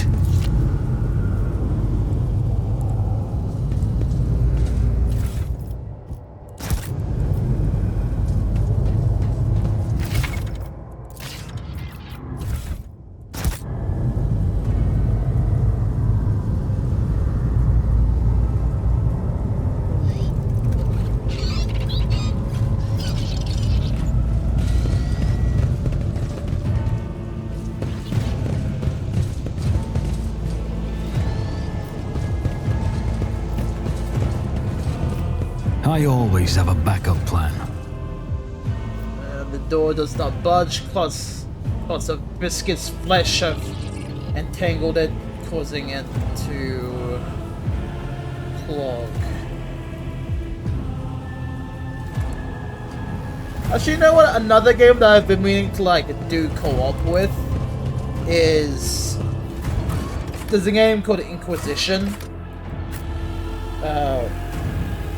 Or Inquisitor Martyr or something, and that seems like a good way to do co-op in.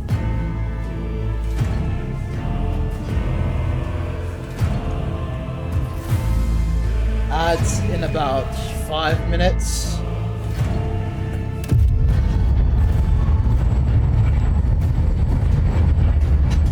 Game auto saved.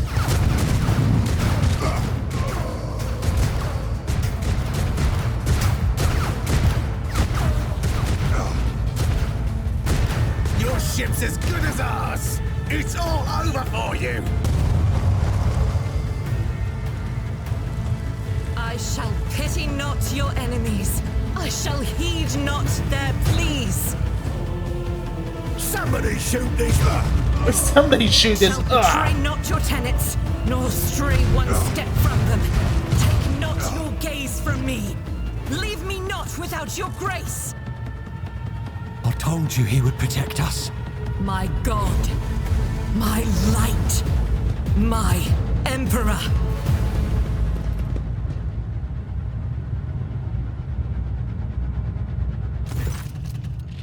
The white-haired warrior turns to face you, her dark eyes blazing. The weapon quivers in her hands, and for a brief moment it seems she is not going to stop and will instead continue eliminating every target she sees, starting with you. Sister Argenta! Sister Argenta, it is a relief to see you. We require all the forces we can muster. Your face, it is unfamiliar. Who are you?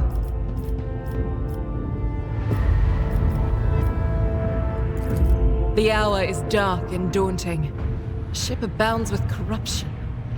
The faces of friends are twisted by sneers of heresy. The eyes of comrades ignite with the archenemy's hunger. I will do what I must to halt the advance of the dark forces. But in these dire moments, little can be trusted. So I must know, why are you here? Sister, I beg of you. Now is not the time for interrogations. The ship is under attack by heretics. We've been betrayed by our esteemed Master of Whispers. Edelthrad the Heir is waiting for our aid, and Lord Captain Theodora is expecting a report on our success. We are here to deal with the situation, so I suggest we all do just that. That answer does you credit. Only the truly righteous would be so provoked by the accusation of heresy. I cannot wait to rain righteous fire down upon each and every heretic. What is the warrior of the Adeptus Sororitas doing about the rogue trader's ship? Your orders serve the ecclesiarchy, do they not? Sister Argenta is a guest of the Lord Captain. And that story deserves its own time and conversation, under more appropriate circumstances. Enough idle chatter. I am where I must be, and that will suffice.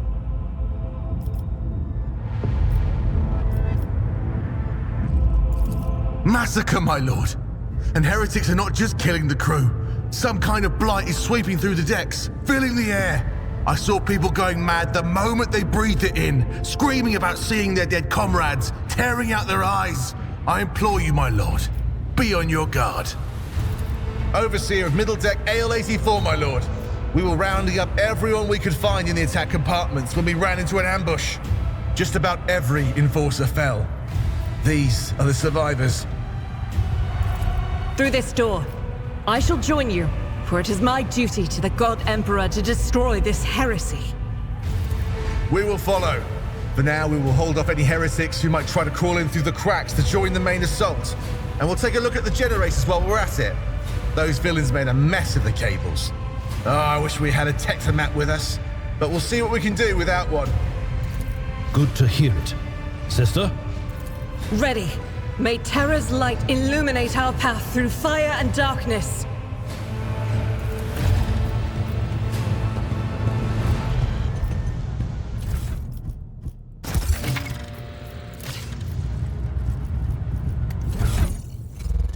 Let's see. Well-maintained las gun.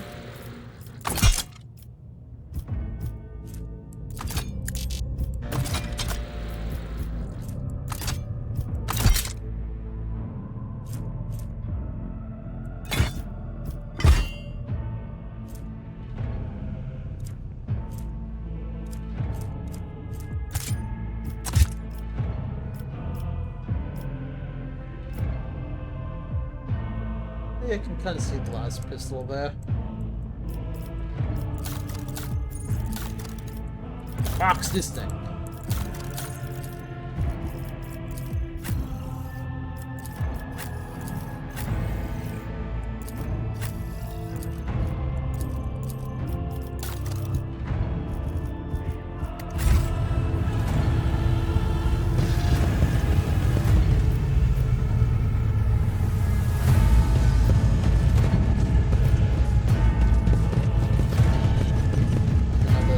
Goods hidden here.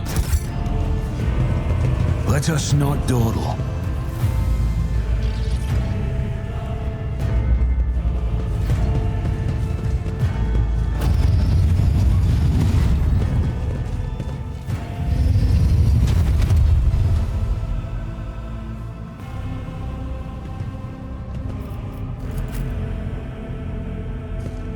Suffer not the heretic to live!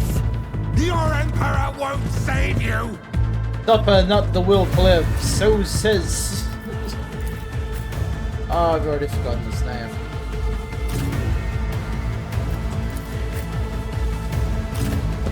Now, Sister Argenta is like me and is also a soldier.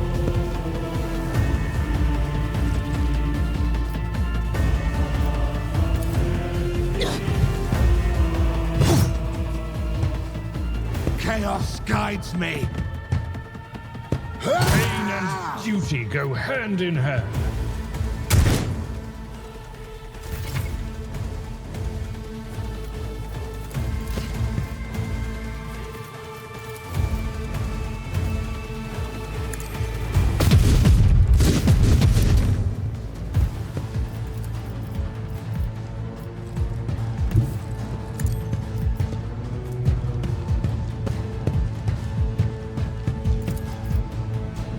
I'll do it. Eradicate it. Doubt is for the weak. Out of my way!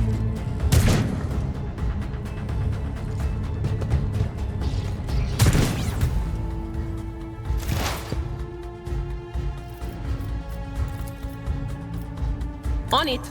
Huh? What an unfortunate turn of fate. Anything else?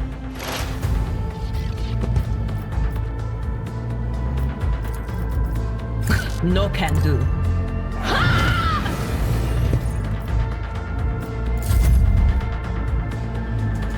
I've seen worse battles than this in my time.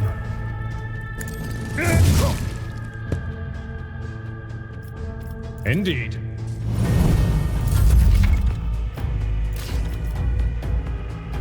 What I can try to do is move over here, try to get a good angle. What do we have here? Of the dangle. On it. Never stood. Who even taught you to fight like this?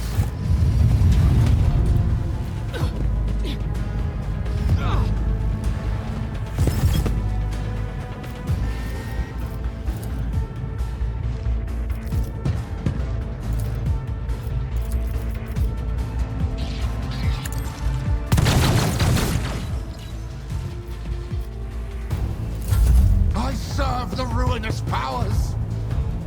Charging forward. I serve the ruinous powers. Death to non-believers. Oh, my ears are ringing. Chaos guides me.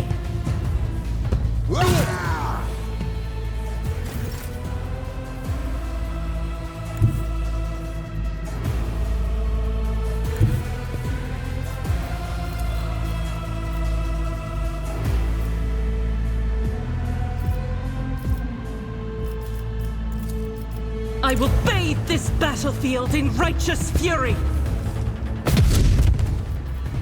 Miss.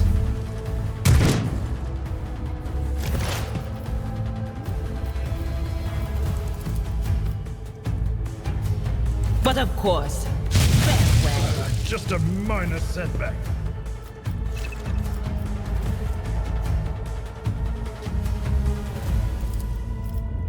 Anything else?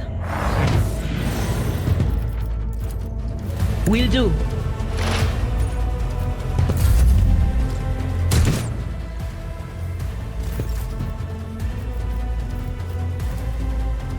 Victory is imminent.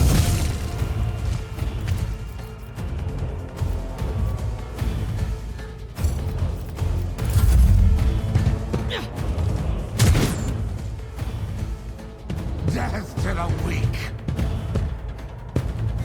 Brace yourself, Abelard.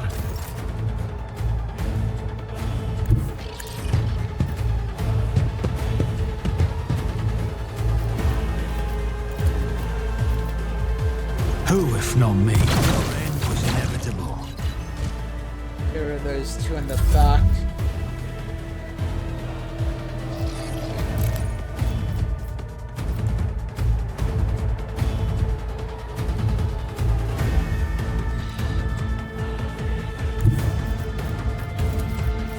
Guided by faith. Strike is a prayer. I'll do it.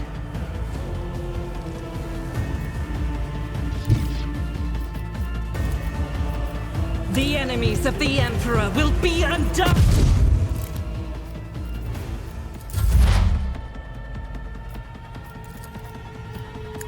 What an unfortunate turn of fate. Now, what an unfortunate turn of fate.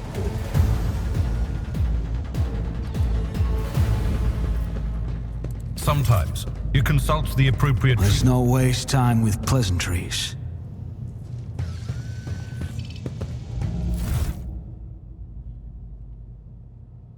Plenty of knives and plenty of swords and scrappy auto guns.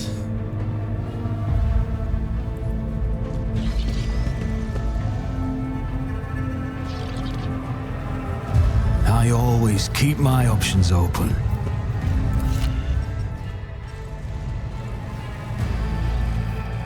Fate and fortune favor the bold.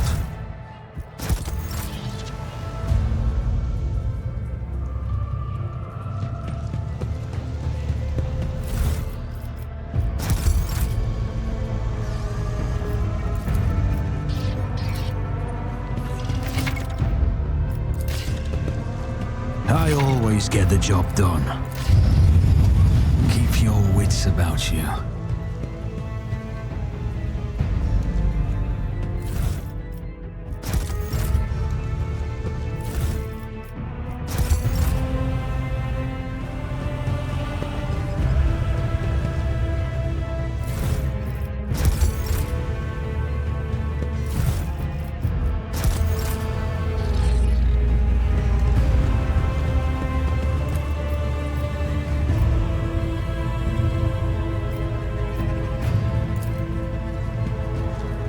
Just as I planned. For the power Success supply. is the only outcome I accept. Woo!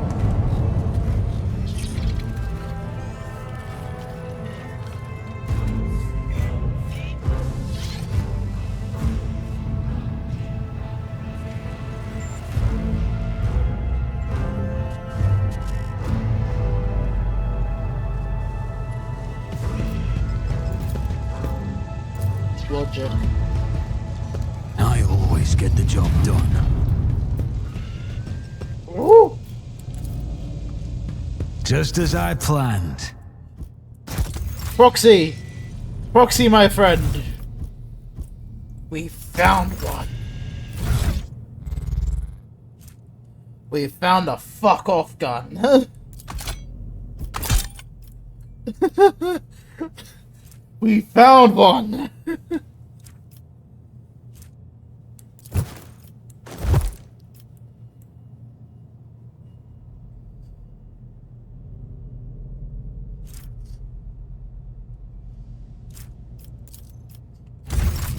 We can now fuck people up with the fuck off gun.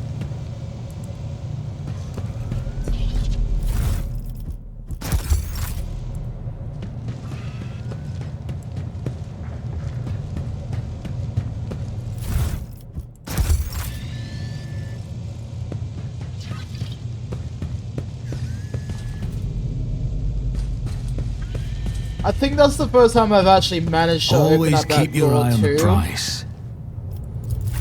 So that feels new to me.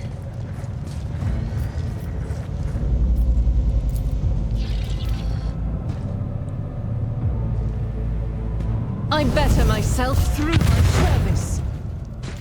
Ooh, level ups. But I'm glad I found it because, hey, we just got ourselves a fucking shotgun. Endure.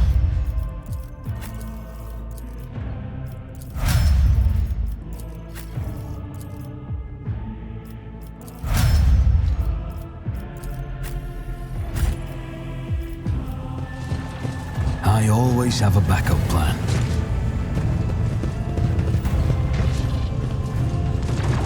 This ocular implant was a worthwhile investment.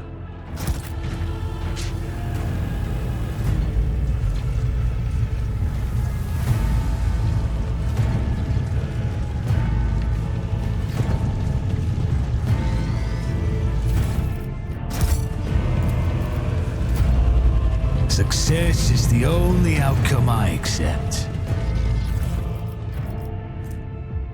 Grants 5 armor.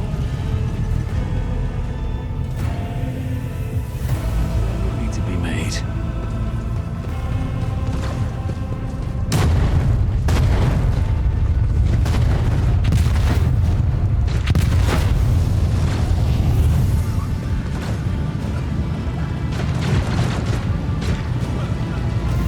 Can't see a thing.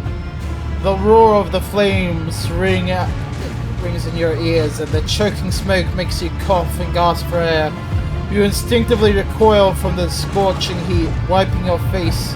A moment later, a hazy silhouette forms in the raging wall of fire. You're surrounded by ear-splitting noises and screaming, yet you distinctly hear the sound of footsteps. And then you see a figure walk out of the fire towards you. It is Theodora von Valancius. Are you lost, my heir?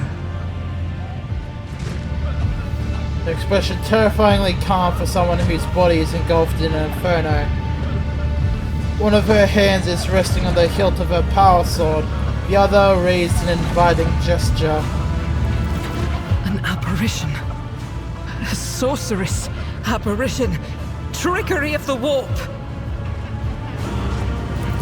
Sister, you will lower your weapon. Threatening the Lord Captain is outrageous. I doubt you are aware of the limits of what is possible. For your worldview is but an iota of what a rogue trader knows and sees.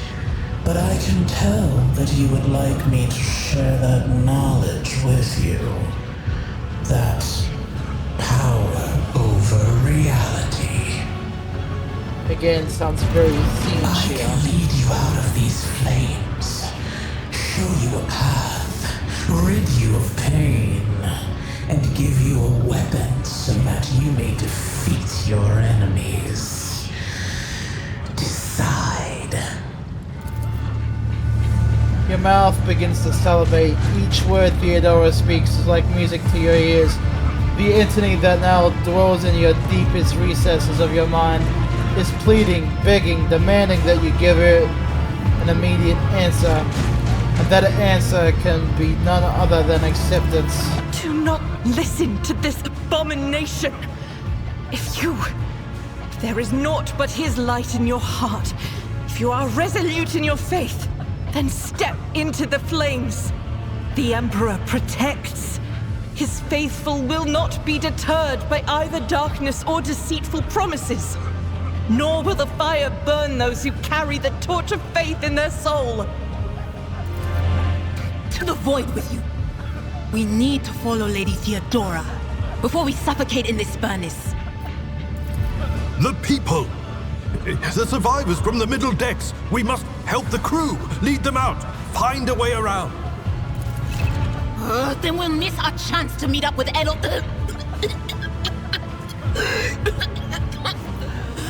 What are we waiting for?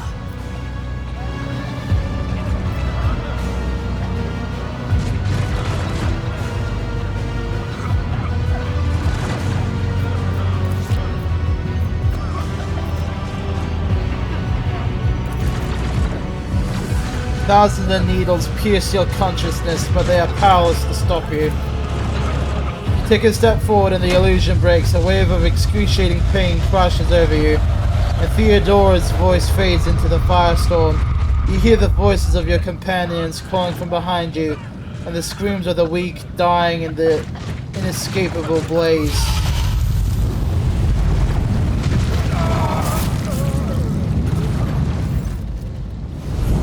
The blinding inferno, the harrowing pyre, the all-consuming storm releases you as you step out, barely able to stand on your feet. The blood is pounding in your ears, drowning out the world around you. Your eyes caked in soot, and burnt eyelashes refuse to open.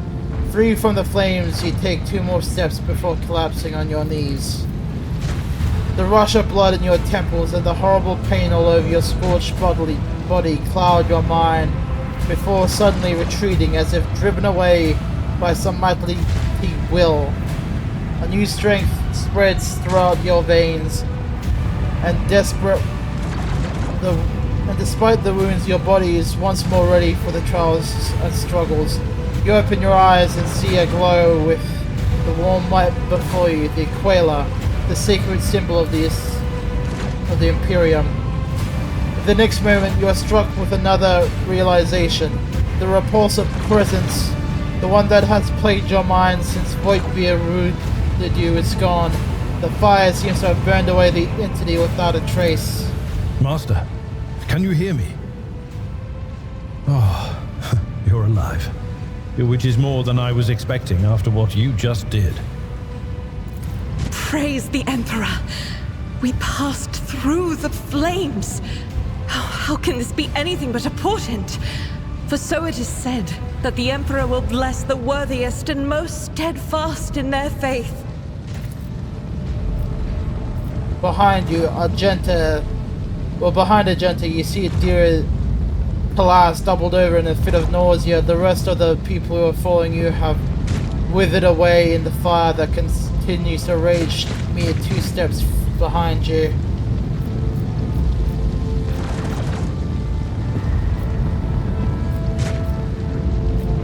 We're still alive, fancy that. Your attempts at humor are inappropriate. You nearly got us all killed. What happened to Lady Theodora? Did she follow us? There was no Theodora, witch. There was an illusion, a temptation, a foul taint that tried to lead us astray. But he perceived its true nature. Is that right, Adepta Sanctimonious? What? We'll just pretend like we didn't see the Lord's Captain standing there in the fire? Abala, you tell her. Whatever it was, it matters no longer. Your conduct is bordering on madness, or holiness. A path opened behind you, where one moment there was fire, the next only smoldering embers remain. But what am I saying? My eyes must have deceived me. Too much smoke for my lungs. Truly, would you have received wounds like these if there had been no fire? The wounds are merely a sign of a trial laudably passed. It is something to be proud of, the same as decorations or badges of honor.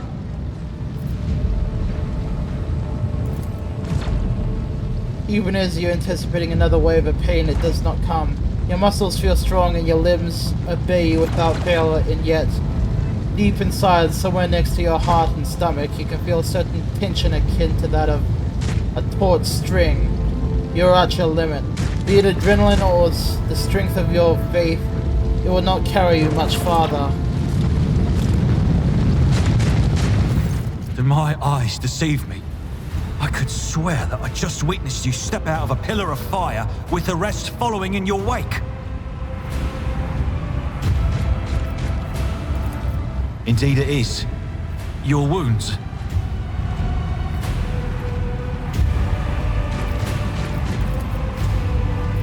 Ethelred does not seem to have changed since you first met, but only at first glance. His face has taken on a strange hue. The skin at his temples appears scaled, and his voice now has an uncanny screeching quality. These are not traces of fatigue and stress. The psychic's body has begun to mutate, a consequence of constant contact with the warp. Notice the signs of my blessing, have you? Yes, the warp is taking its toll, but I'm still sane and able to hold my weapon.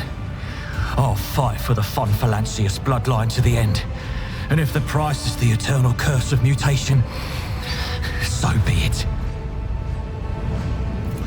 Pray, forgive my insistence. I shall not be the one to doubt the faith of he who has passed the trial by fire. I have gathered everyone who answered the Vox call and was able to hold a weapon. Yet I do not see the Lord Captain or her arch-militant in our midst. We are still receiving messages in her voice, but she is not responding to direct requests. I last saw Lady Theodora on the observation platform. When did you and she part ways? It was at this very elevator, Master Ethelred. The Lord Captain, accompanied by the Arch-Militant, headed to her chambers to retrieve an item of particular import. After that, all we heard from her were Vox broadcasts.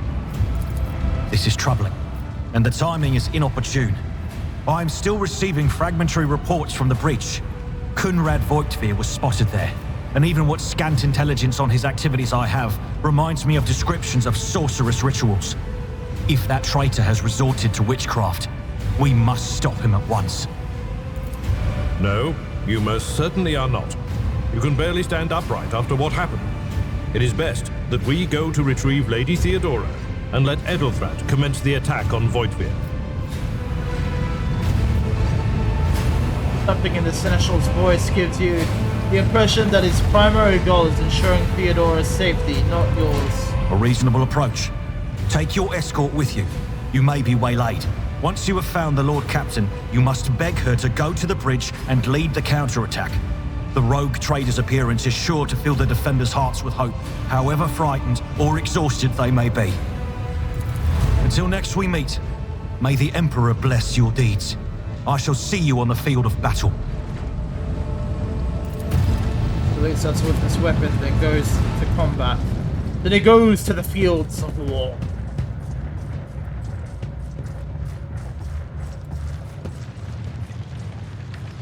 Good. Woo!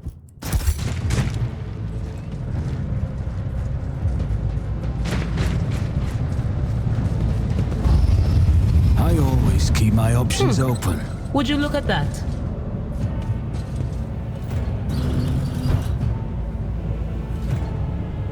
Okay, that is where we're supposed to go. This could be an opportunity.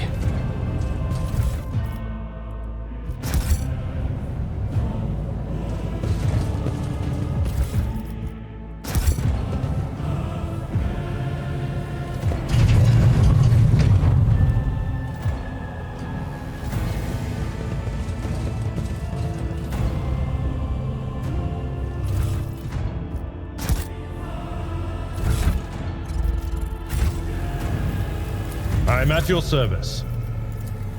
This wound will make a fine scar.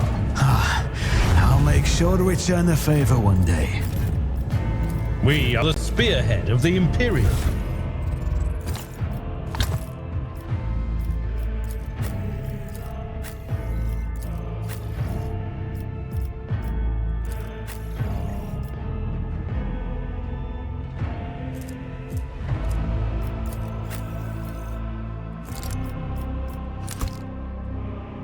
Wait, no, I look goofy as fuck. But that's fine. I look like someone who's just gone to a fucking techno rave.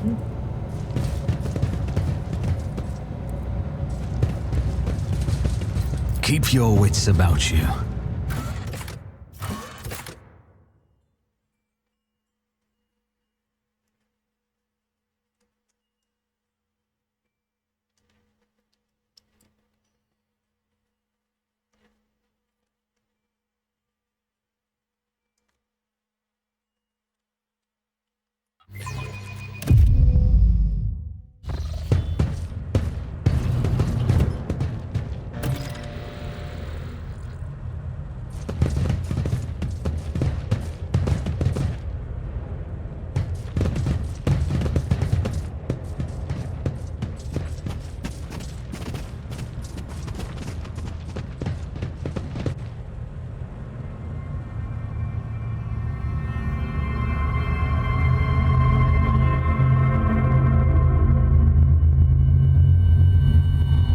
Oh, the ship's fucked.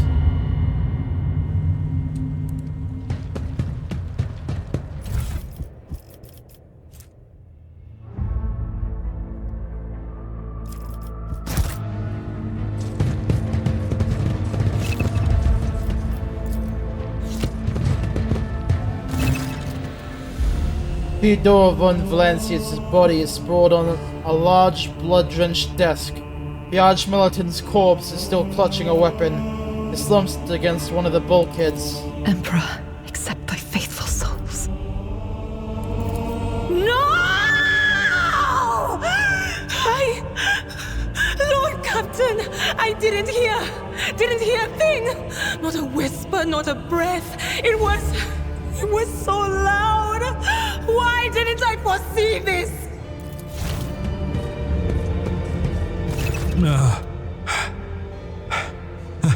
Lord Captain, who would even dare? Unless that rat, Voidsphere. It could have happened in the heat of battle. Not to mention that Mort was here, and he would have protected Lady Theodora to the last. How could Mort have failed her so terribly? The Arch-Militant was born on a death world. He had lightning-fast reflexes.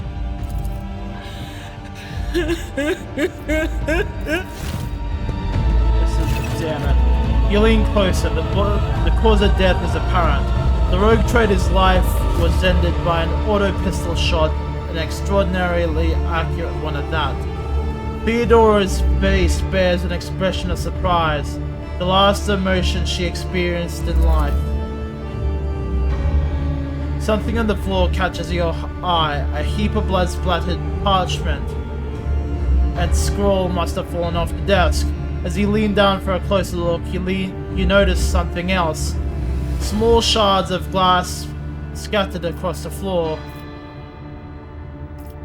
Inspect the paper. Reports, accounts, dispatches. You go over the scroll until you stumble across a document that is starkly different from the rest.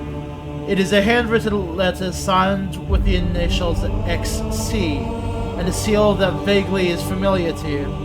A handwritten letter with a seal.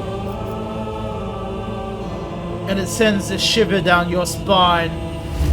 The author of this letter is addressed to Theodora von Valancius and is sealed with one of the holy orders of the Emperor's Inquisition, the secret police of the Imperium that relentlessly hunts heretics, xenos, and other enemies of humanity. Inspect the shards by the desk. It is different it is difficult to say what was broken. The object fell on the floor, and that much you can ascertain. Upon closer examination, the shards appear iridescent rather than completely transparent, as if they were submerged in promethium.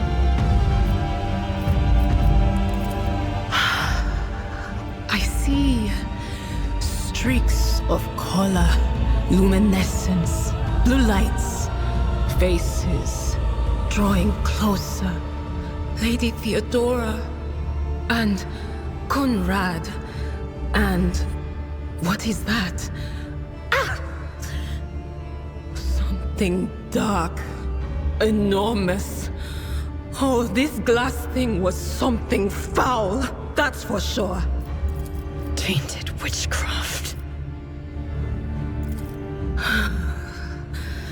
It doesn't work like that.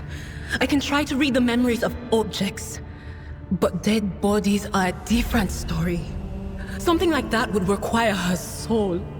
And after what we saw on the officer's deck, I won't risk searching for it in the warp. Examine the Archmilitant's corpse. Can we, like, take his melter gun or something? Like, I don't know, his melter looks very useful. An auto pistol shot went straight through Mort's head, spraying the floor and the furniture around it with blood, brain matter, and shards of his skull. The safety on the Archmilitant's weapon is off. The killer must have been a split second quicker than he. Yes, the crucible of battle calls to me once more. No, wait! We must see if we can find anything. Idira, you can't bring her back. Let her go. You'd give up so easily, old man? I expected as much from the sister. It's not like she has a heart. But you?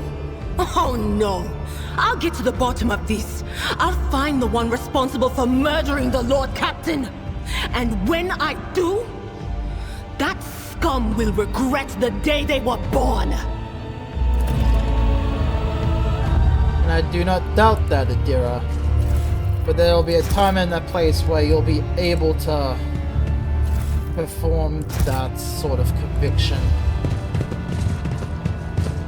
Arashnot Dornal.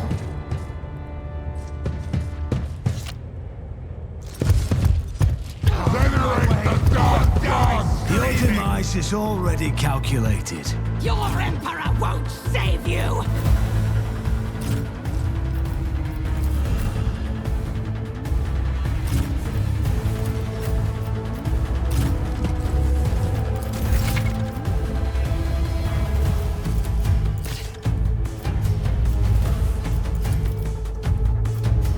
It will be done. Reduced to dust.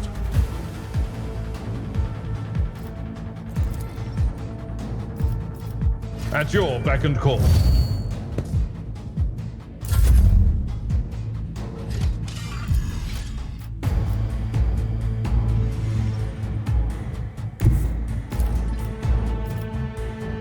I'll see to it personally. Enemy down.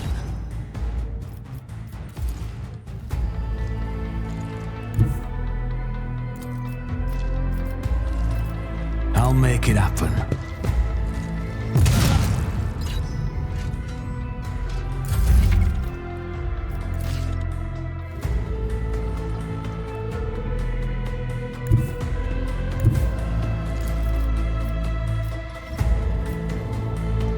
God Emperor, move through me! Be the fire in my heart. I can escape the Emperor's judgment.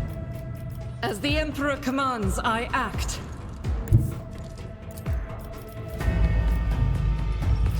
I'll do it. Strike is a prayer.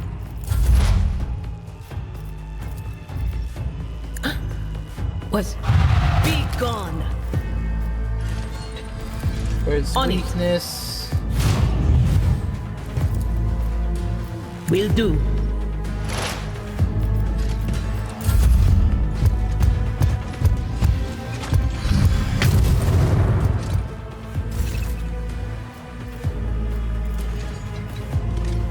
It will be done. That's not the Seneschal's job. Target well struck.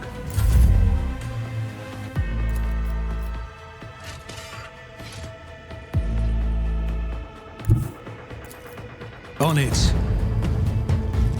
The best defense is a good offense.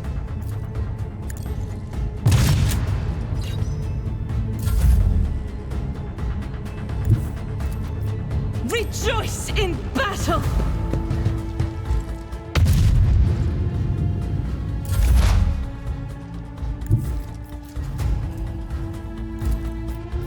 I know what is to come. Farewell. There we go.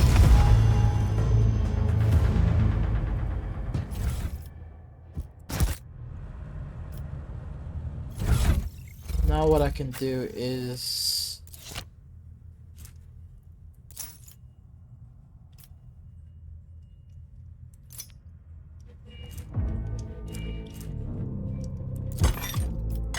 slap you with some armor.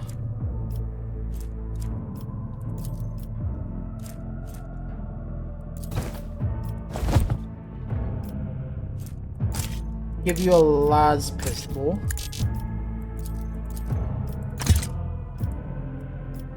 If it would let me equip the last pistol.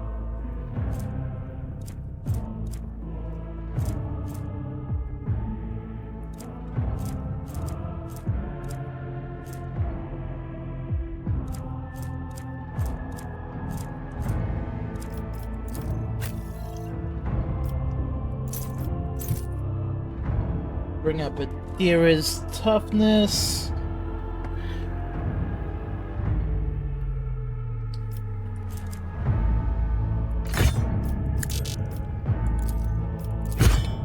Equip a axe.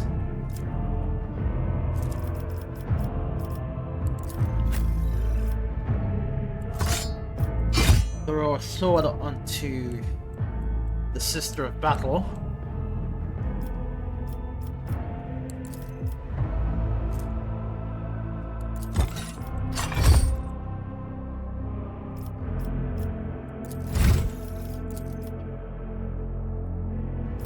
Mastery and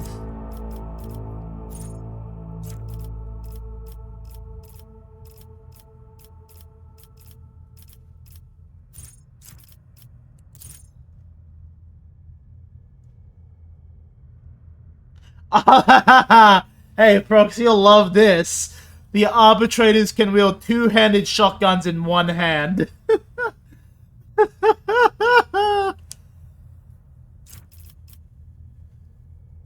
I can wield 2 fuck-off guns for the price of 1.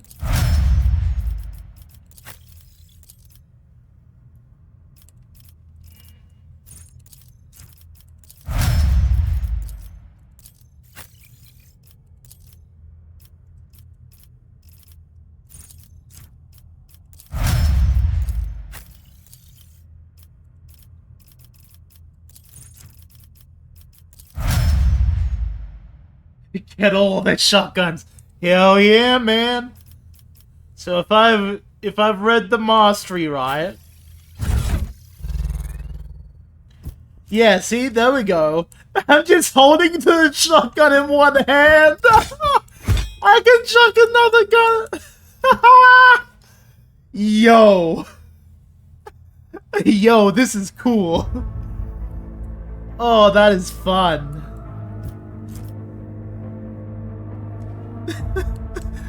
Oh, this is gonna be fun. I'm gonna turn myself into an arch-militant or get left in the dust. Solely for the fact that I can just do a shotgun and an axe. And I can fuck them up.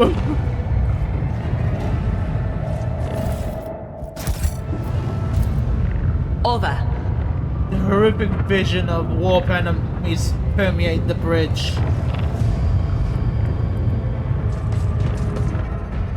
The first sacrifice opens the eye. The second sacrifice draws its gaze.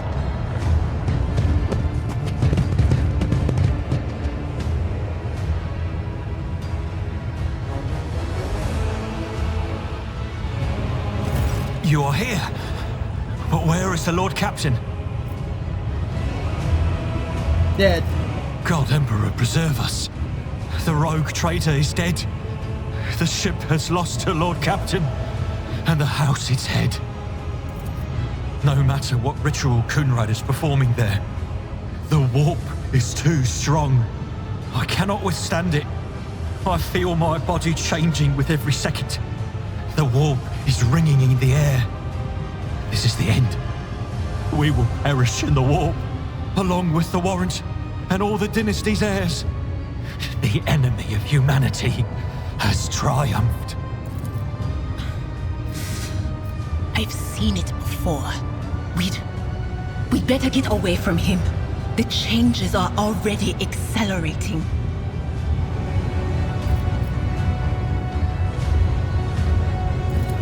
Then we have no right to bow our heads.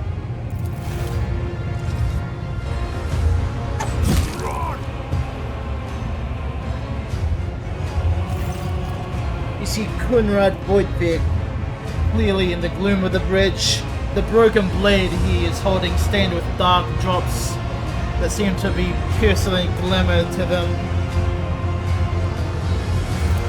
We are out of time.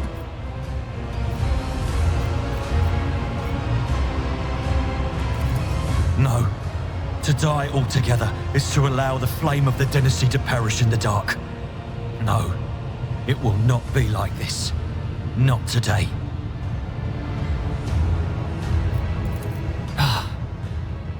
The ritual will not be completed. I'll take care of it. And you, see to it that the void ship breaks free from the warp. Watch over our realm. And farewell. Accursed traitor! A time will come when you will bleed for her ladyship Theodora's murder. Remember my words, for they are the vow of he who marches toward his death. What? Theodora is dead? No, that can't be. Not now. I still haven't. Your ritual won't be finished, heretic!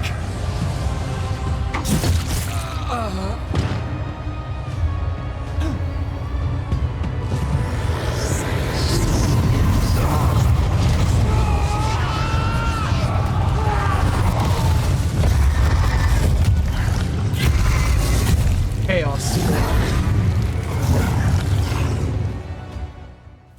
Close ranks.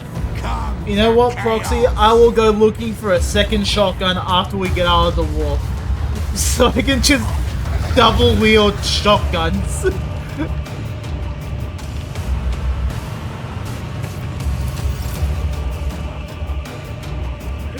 Do it. Ow. This is gonna be on the nose, but I'm gonna double fist some shotguns and kill everyone.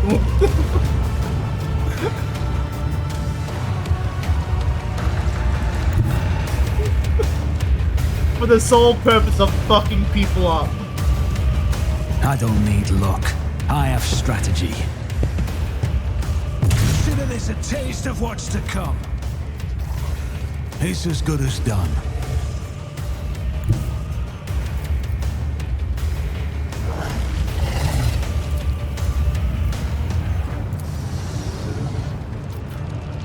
I'll make it happen.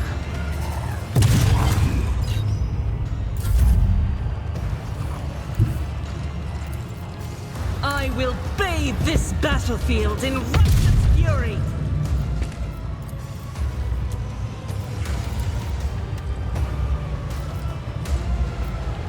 Doubt is for the weak.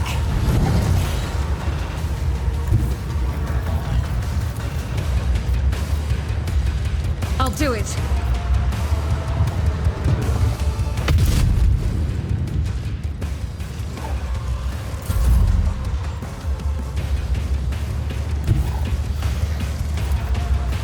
Follow my lead.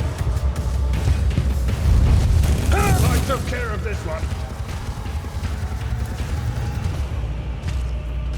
I will do my duty. I find it hard to believe in second chances. I bring ruin!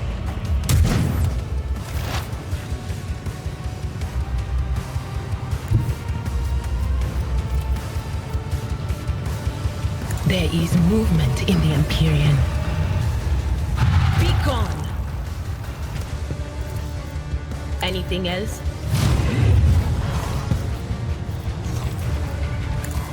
Ah!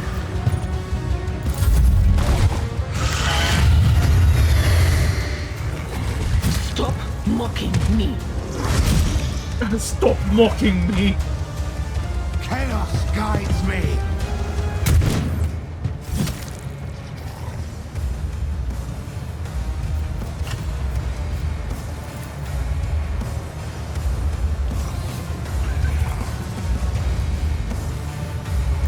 Don't let your guard down. Not in our ranks. I'm not injured. I'm enraged. Damn it.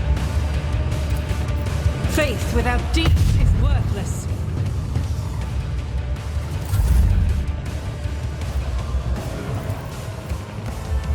It will be done. At your beck and call.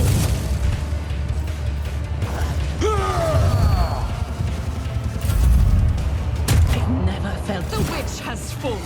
Leave her to rot.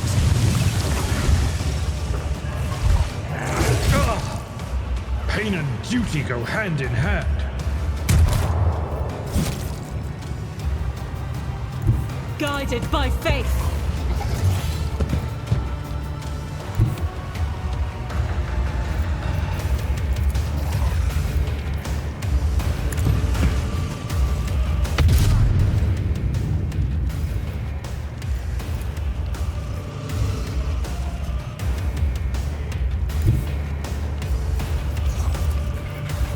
The enemies of the Emperor will be undone!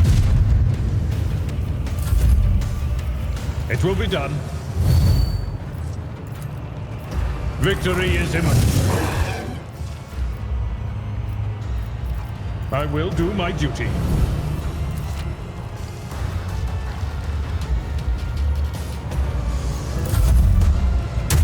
I've suffered worse.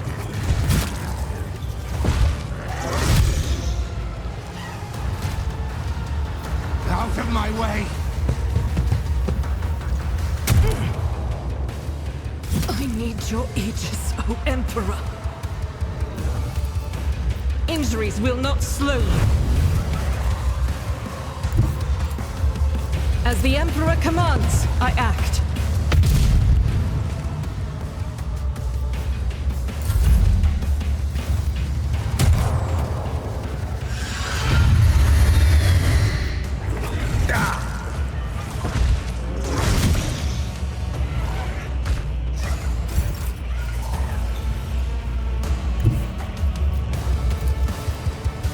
I'll do it.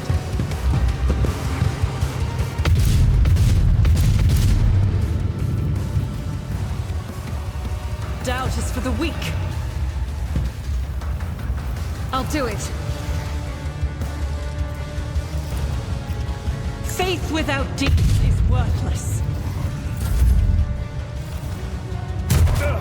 Just a minor setback. Cleanses the Emperor, protect the fallen. Rushing in was a bad idea for me. Rejoice in battle!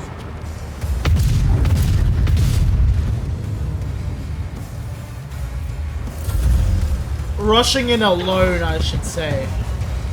Oh, my faith shields me. My masters!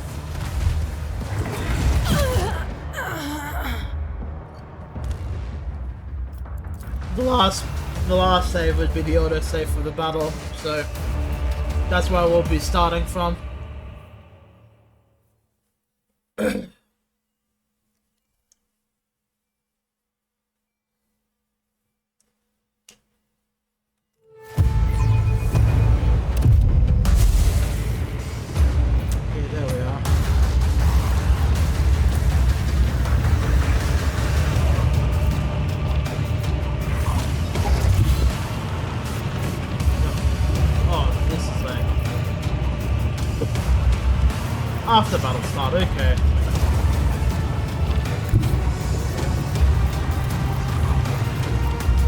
I'll see to it personally.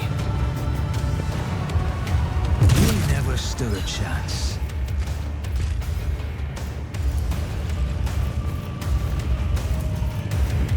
On it. Another enemy down.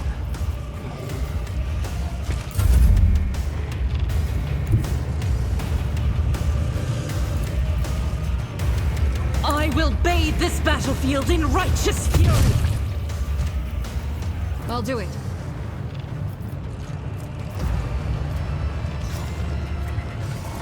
Doubt is for the weak.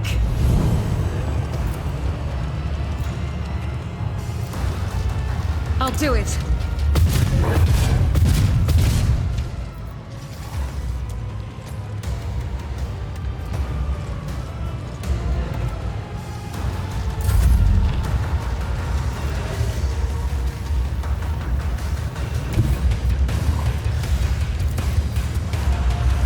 Tried and tested tactics are the best ones.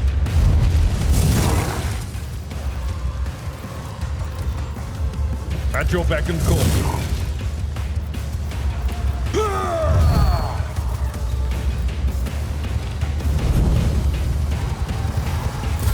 I serve the ruinous powers! Oh, my ears are ringing.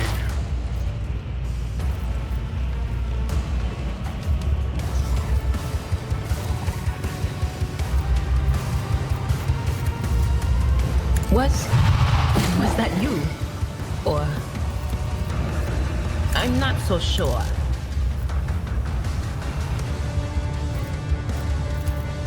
On it.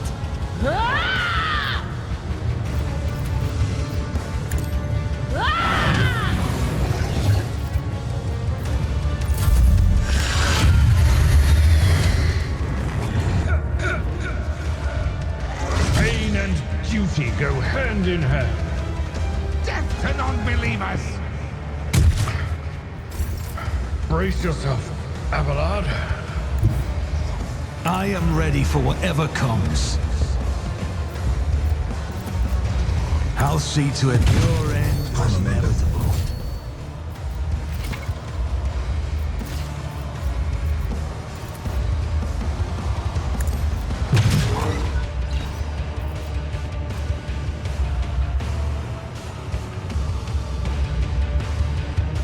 This is not reset between rounds.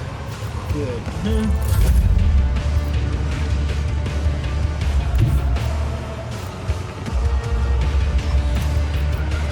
Guided by faith.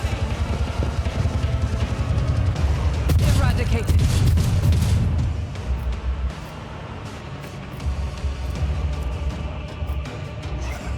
I am his will made manifest.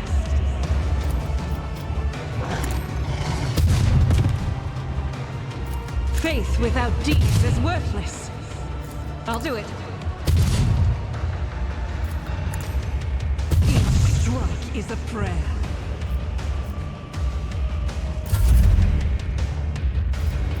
It will be done.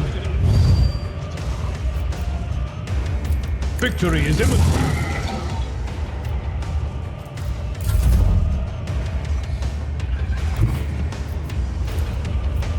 Cover me.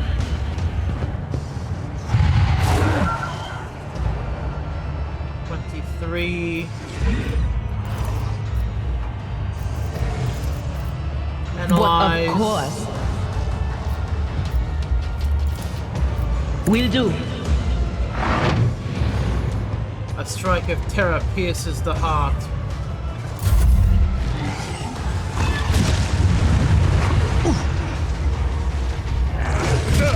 Just a minor setback.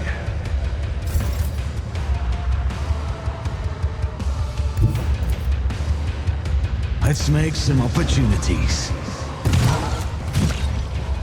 Let's make some opportunities.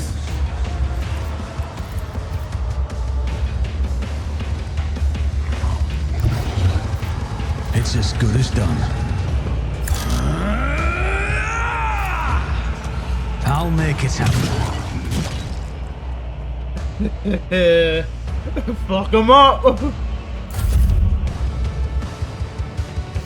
Thou Out is for the weak.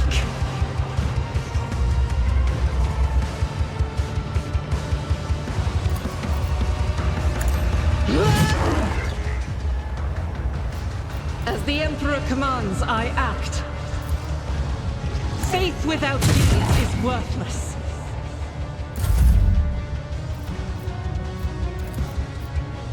I will do my duty. Indeed.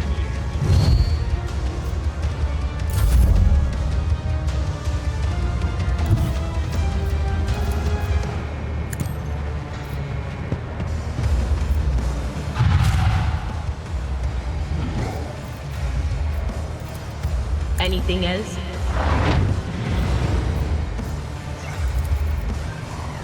Not this Greyer's job.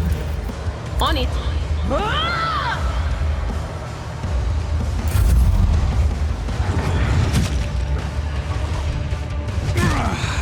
Just need to tough it out. Who, if not, consider this another enemy down? Yeah!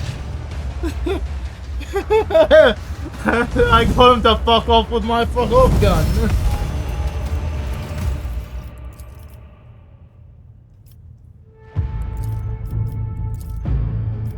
Okay, I'm upping my strength. The reason why I'm upping my strength alongside like ballistic skills and agility and stuff and perception is largely because there are specific armors I can equip and certain weapons I can equip which require the like guns, I mean when I say weapons. I can equip that rely off of the strength archetype, but also uses the ballistic skill sort of strength. So I'm trying to boost my strength alongside my armor and stuff.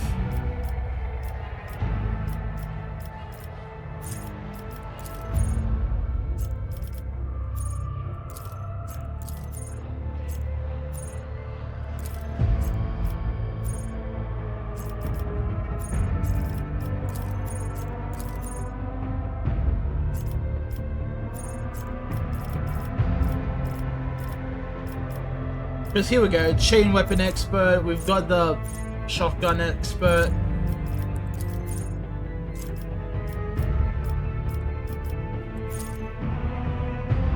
So I can do dual weapon combat, which will knock out any problems I'm having with that. We can go with... Wait, I have access to power weapons? Naturally?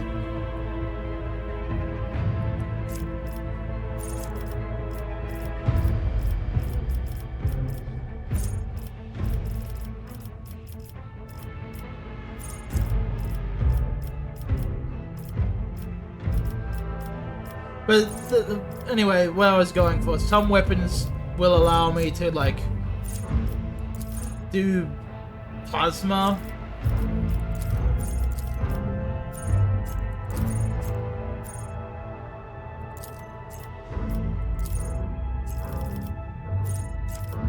So there we go, Eldari weapon proficiency. I think it's this one here. Universal features. Bolter weapon proficiency, level required 4.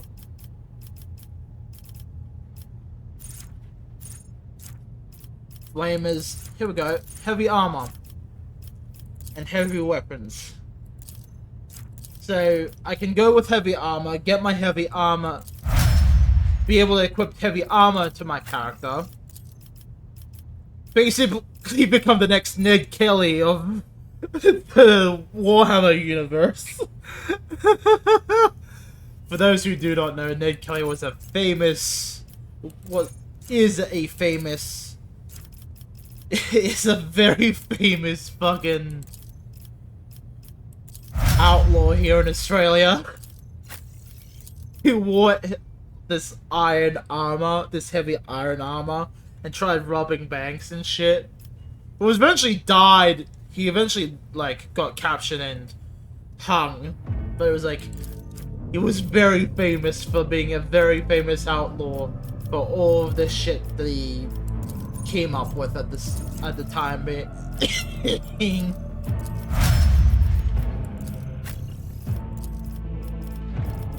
Ballistic skill.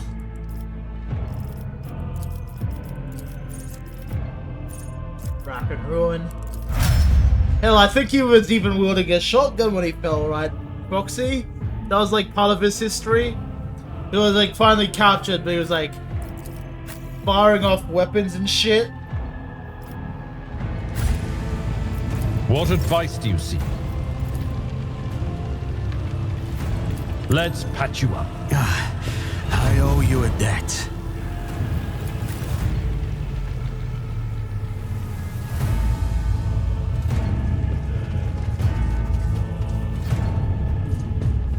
You know, that leads out. I want to go in.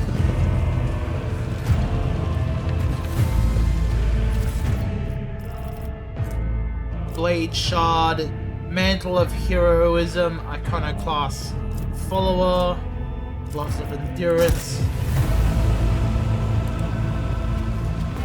Is there money to be made? It was like blam shot. Heinrich. The heir is dead. He sacrificed himself. Rivor, Master Helmsman, systems status report. By the Emperor, it's the Seneschal. Living and breathing. Well, there's a tricky question. The old place is so overgrown with foul wickedry, we'll be scrubbing it off the vid screens for throne knows how long.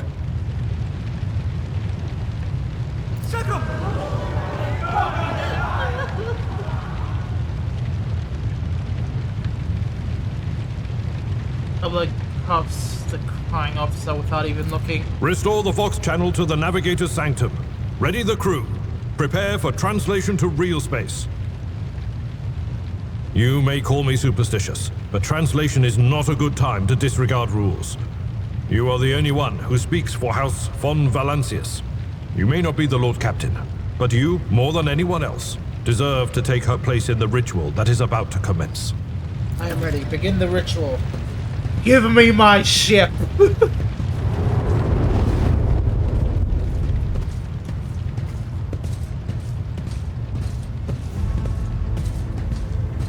And we shall tear them a new asshole.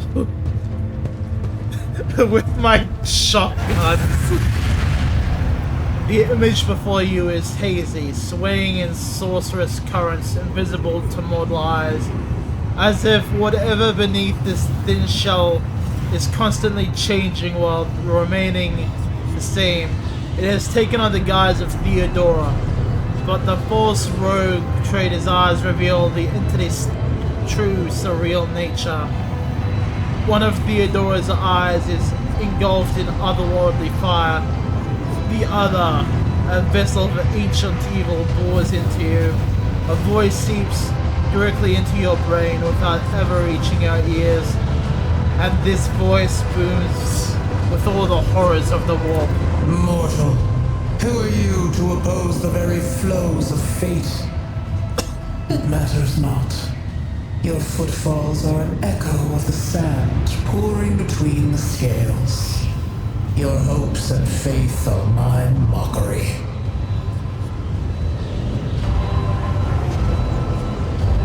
The vision lowers its head, its towering gaze pours into you. For a moment, something changes in Theodore's expression. It almost looks like a shadow of fear. Resisting the inevitable means only that realization and submission will bring greater torment. There is no power that can hinder the flows of fate. Silent vowed to return with a trophy, a relic that could serve the edge of daybreak. That fate was assured, and the steps chosen. And yet, you broke the unbreakable when you took the aspirant's place. I see you. On the day when the final dawn rises over the Iron World, I see you by my side on that day. The day of my resurrection. Your image is woven into the tapestry of things to come. I am the will of the weaver of destinies, and today I will weave a new thread of elusive possibilities and fickle chances. The thread that will lead you out of the maw of irreversibility. The thread that will help you find the keys to salvation. The thread that will guide you and the weapon of our return to me. The path is set, child of the dawn. The thread is woven. Follow it, servant of mine. Fuck that. Seneschal, the Navigator's sanctum is silent. The Vox signal is stable, which means... The Navigator gave his life battling the storm that nearly claimed the Von Valancius flagship. We will honor his memory, along with that of all who died this day. Seneschal, will you tell us now? Who is that? Where's the Lord Captain? As First Officer, it is my duty to inform you, with the greatest regret and indelible sorrow, that Lord Captain Theodora von Valancius is dead. May her memory never fade from the annals of the dynasty. By right of blood succession, and with the absence of other kin who could challenge this decision, it is hereby declared that the successor to Theodora von Valancius is her heir, the rightful inheritor of the warrant of trade, and the title of Rogue Trader. The official ascension ceremony will be held at a later time. In the interim, have you lost your tongues? Hail your lord. It is because of his toils that we all still live. The deed is done, Master. My apologies. I meant to say Lord Captain.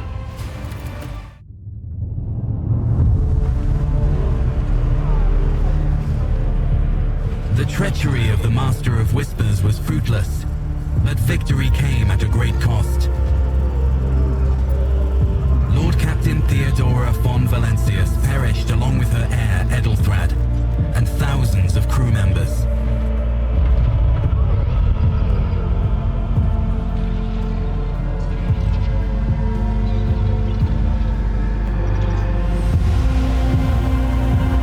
Yet hope remained, for the second in line to the Rogue Trader dynasty survived.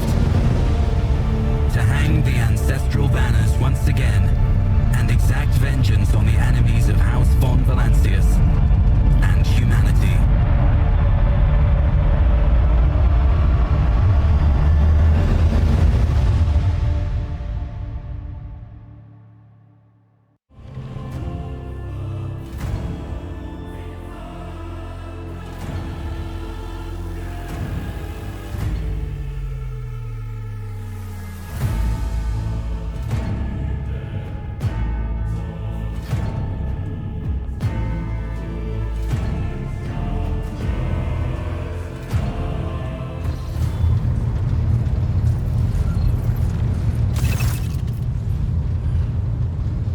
Deep shadows of weariness can be seen on Abelard's face.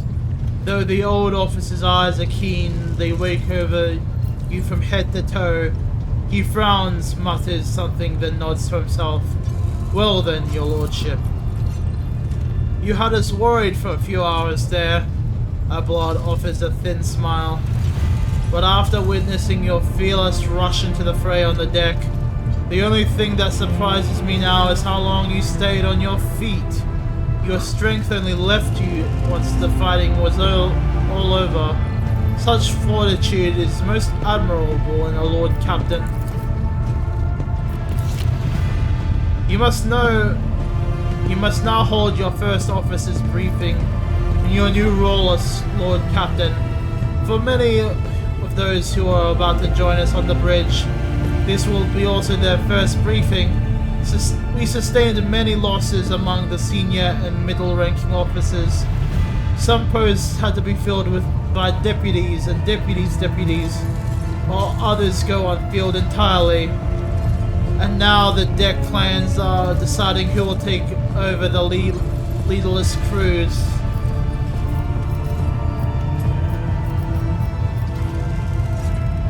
Have you succeeded in tracking down the traitor? Abelard grits his teeth. No, Lord Captain. In all the commotion, his trail went cold.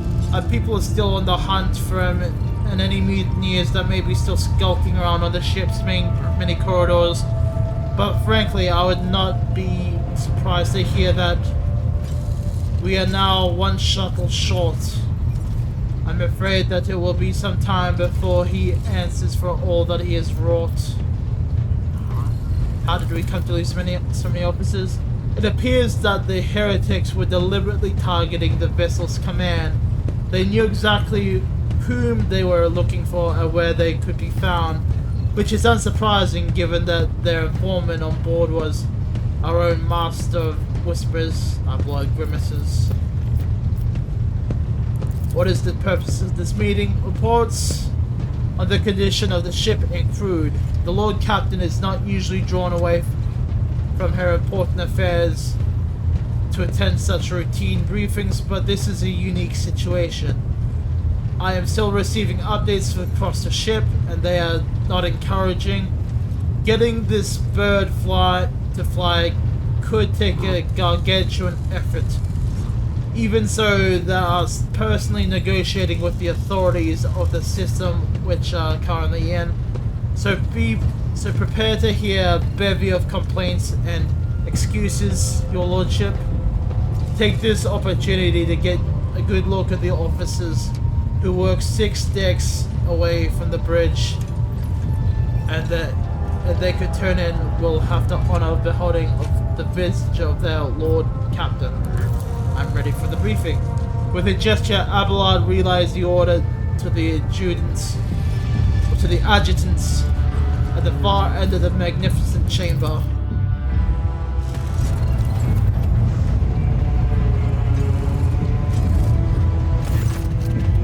A dozen pairs of eyes bore at him, the expressions revealing restraint, joy, curiosity, and wariness. Attention officers, you have been granted an honor. Lord Captain Outback-Zero von Valencius will personally conduct today's briefing. Our most gracious Lord Captain is ready to hear your reports.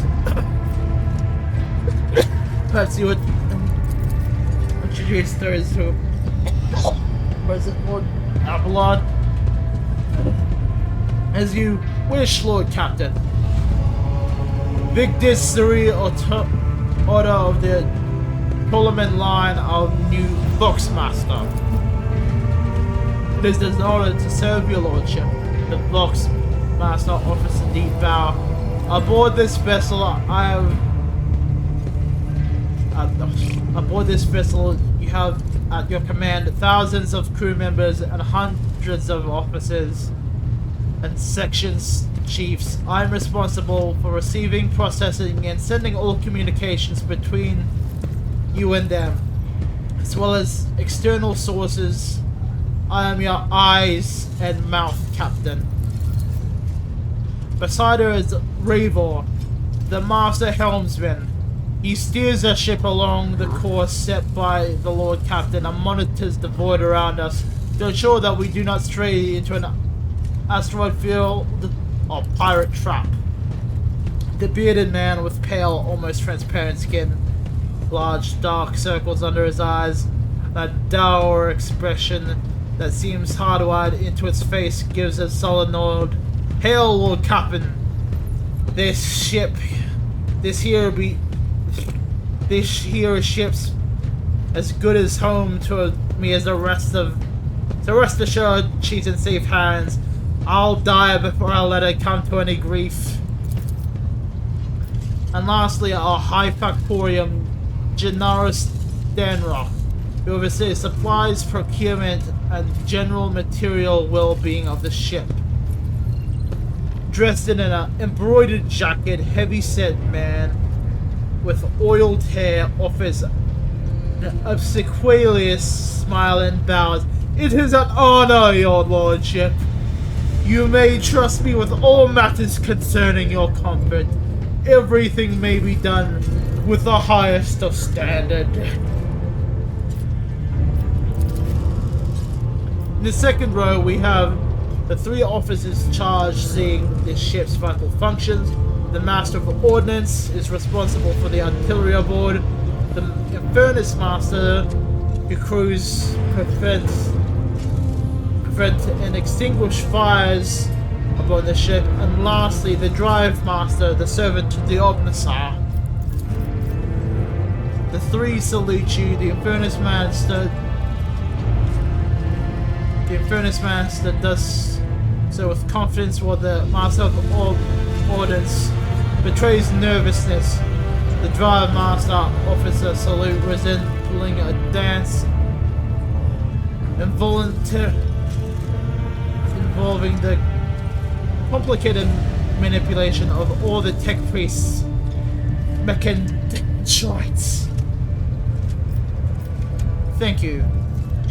Thank you, Ablad. Greetings to all of you. I serve at your pleasure, Lord Captain. I wish to hear the Infernus Master's reports. Yes, Lord Captain. A tall man bows his head in deference. I can report that all fires across all decks have now been extinguished. The preliminary damage assessment in the terms of losses of the crew casualties have been completed. The results have been submitted to the Seneschal and the High Factorium. The post passed to him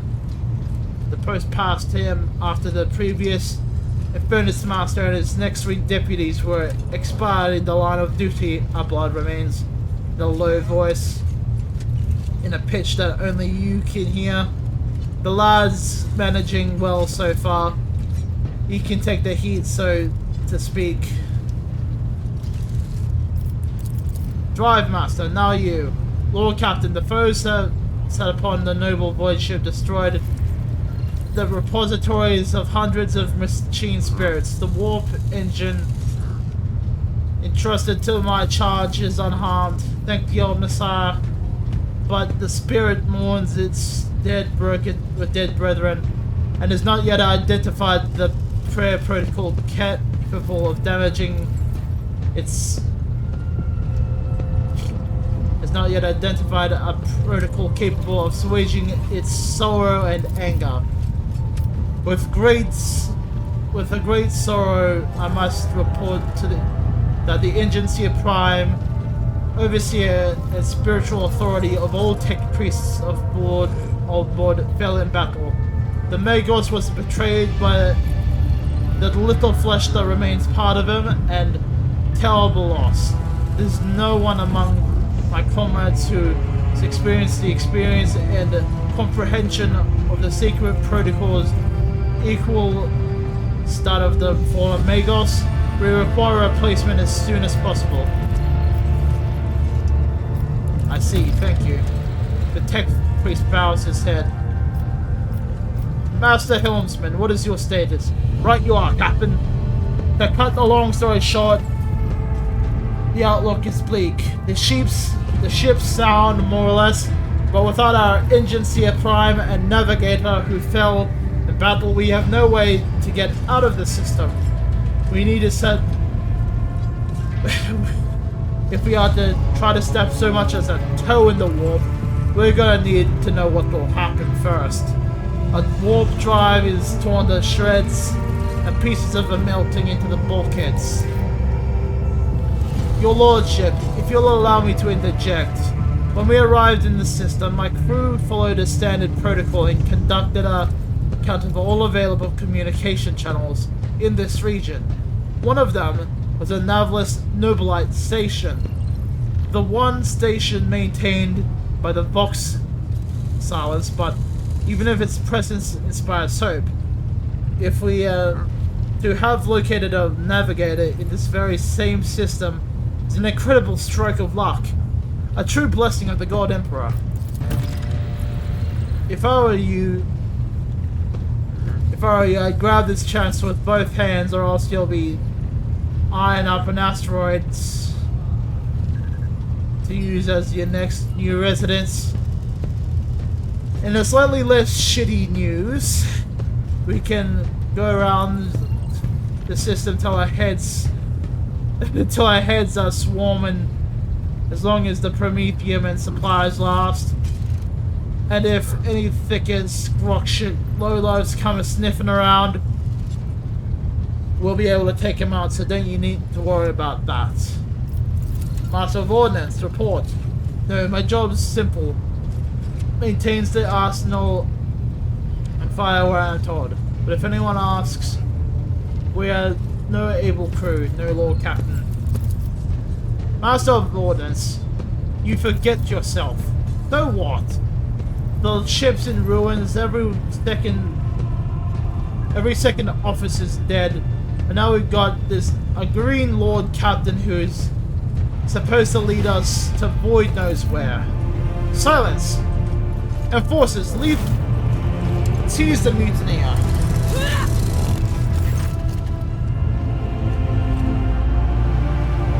If only one officer is fallen to pieces, then not all is lost. Your Lordship, I humbly apologize on behalf of the entire crew. What would you have me do with the Master of Ordnance? The former Master of Ordnance, I should say. Besides, find a replacement for an already one that we have lined up.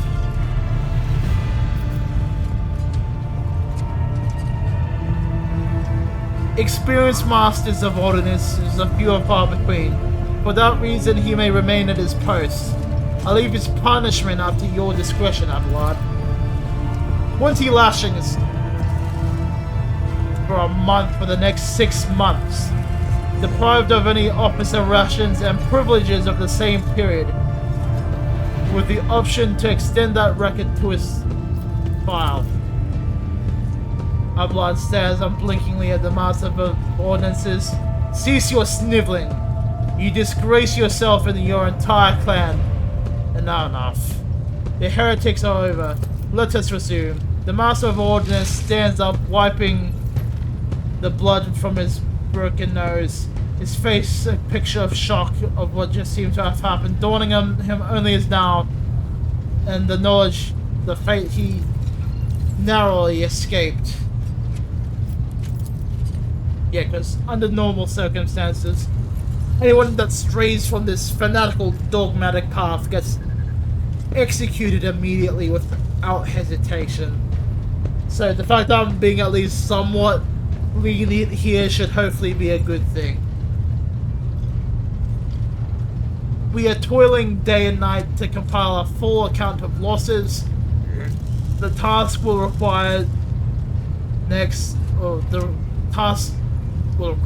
to no involvement from your Lordship, and I will personally ensure that all damaged components are given into the tech priest's hands, and attention that all supplies are replaced.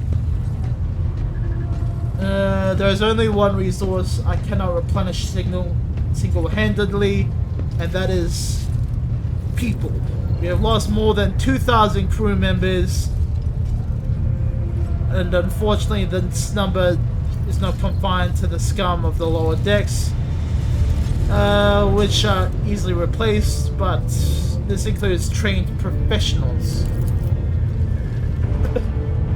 We will need to make up our losses on the nearest planet of Ryker Minoris. However, the planet and the whole system in fact belongs to the Winterscale Rogue Trader dynasty. We cannot simply begin recruiting on a planet without coming to an understanding with the governor, in which in that respect I am powerless. Negotiations on this level are a matter of the Rogue Trader. Especially given the Kalos Winterscale's penitent of attacking first and asking questions later, And we are the kind of thick-skulled thugs he usually installs as governors on his planets. To summarize, we have sustained serious losses. Crew members requires a new engine tier prime navigator, and this is all to prevent a current voyage. Precisely, Lord Captain. But bear in mind that this does not end our trials. The ship's systems must be properly inspected for major damage, which can only be carried out at Footfall Station, home to the only dockyard in the sector. But we will never reach Footfall without committing to our immediate 3 problems: a new engine seal replacement, a crew, and a purser.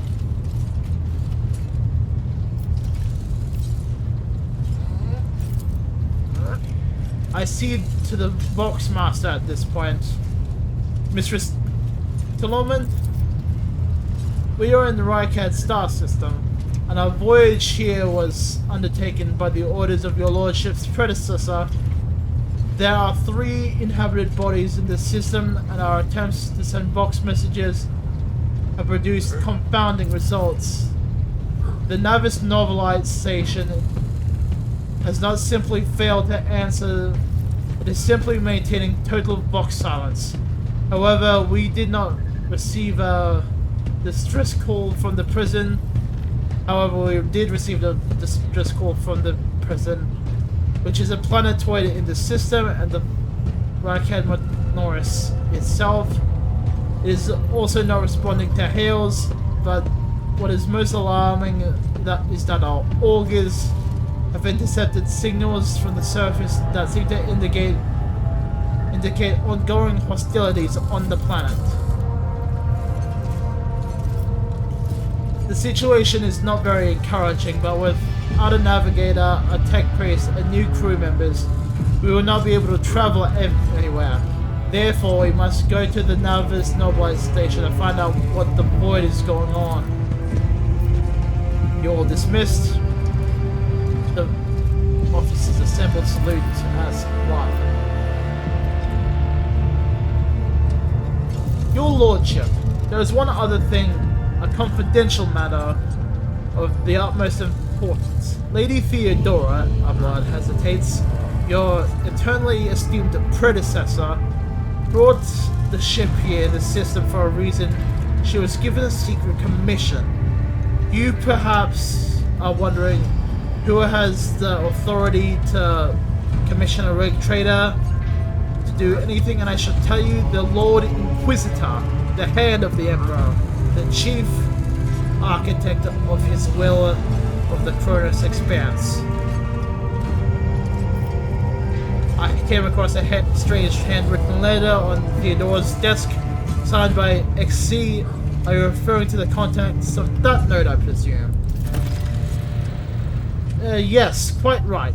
Xavier Alcazar. Lady Theodora was sent to seek out the Lord's Inquisitor's right-hand man, one Heinrich van Kalox, an interrogator. You understand. All that I know is that he is somewhere in the system, and we must find him. He offers and offer him whatever assistance he requires. Deliver him to Footfall in the Fury Bundus system. Finding him without any information is going to be difficult indeed, but Inquisitors are important individuals. The authority is in the system, whether it's the Navis Novelite or the governor of Owlcat Minoris may know. This is all of it, your lordship. You have a great deal of work ahead of you, but it is a mere taste of the daily burden of the rogue trader. Soon you must take up the raids of the Von Valancius Protectorate. Abelard gives you another scrutinizing look, as if trying to gauge how long you will last under this mountain of problems. His face softens slightly, and he seems about to offer some words of encouragement.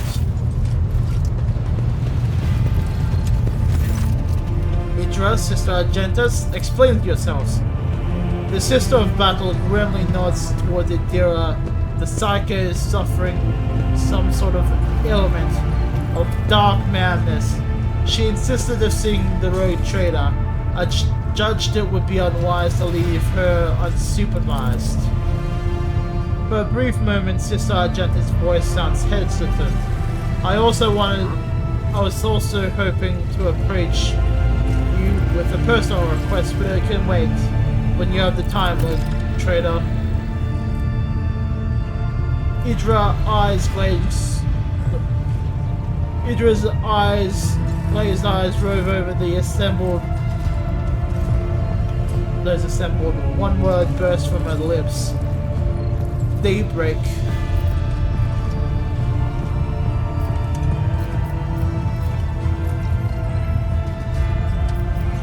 Idra, come to your senses. Damn it! Idra presses her finger to her temples in desperation. Your lordship, here's the thing. I was trying to see the immediate future and it hit me so hard my head is still spinning. Something is very strange just heading our way, and I can't make out what it is, no matter how hard I try. A single word is all I can make out. Daybreak, or maybe dawn? And it is ringing like an echo, like a bell. But if it's a daybreak, then why is it so dark? We cannot extract any information of value in a single word. Can you tell us anything else, Mistress Class? No, not yet. The voices are going berserk, all shouting as once. I can't make any sense of any of it. As soon as I know of anything else, I shall report it, right? Lord Captain, if you want me to take a look at your future, find me on the bridge. We can talk. Lady Theodora was well served in my whispers on many occasions. I am sure you would benefit from them as well. If there's nothing else, this concludes our meeting.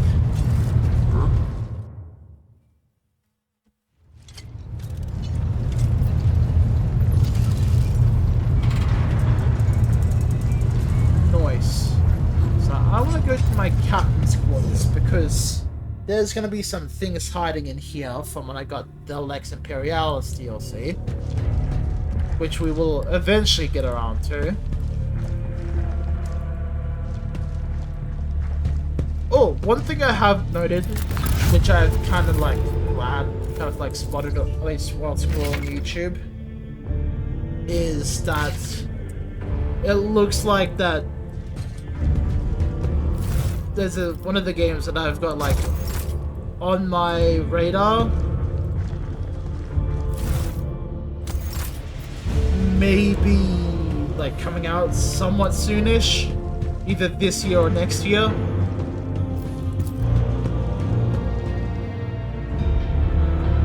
So that's gonna be fun. And proxy as promised. Where is it?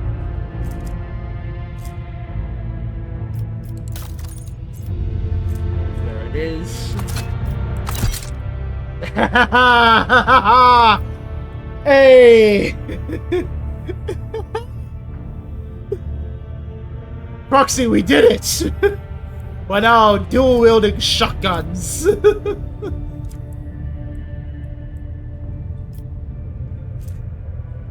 We are now the badass. Let's go! I'm like, who was it in Left 4 Dead 1? It was like basically shooting down Zeds with one arm in the trailer. Oh, I forget his name. He was the biker dude. I'm basically him, but I'm just going play him. Oh. The next level up I do is gonna be like improving upon like dual wielding. I want to explore my ship too while I have the chance. So let's go! I can now dual wield shotguns. Idira, there you are.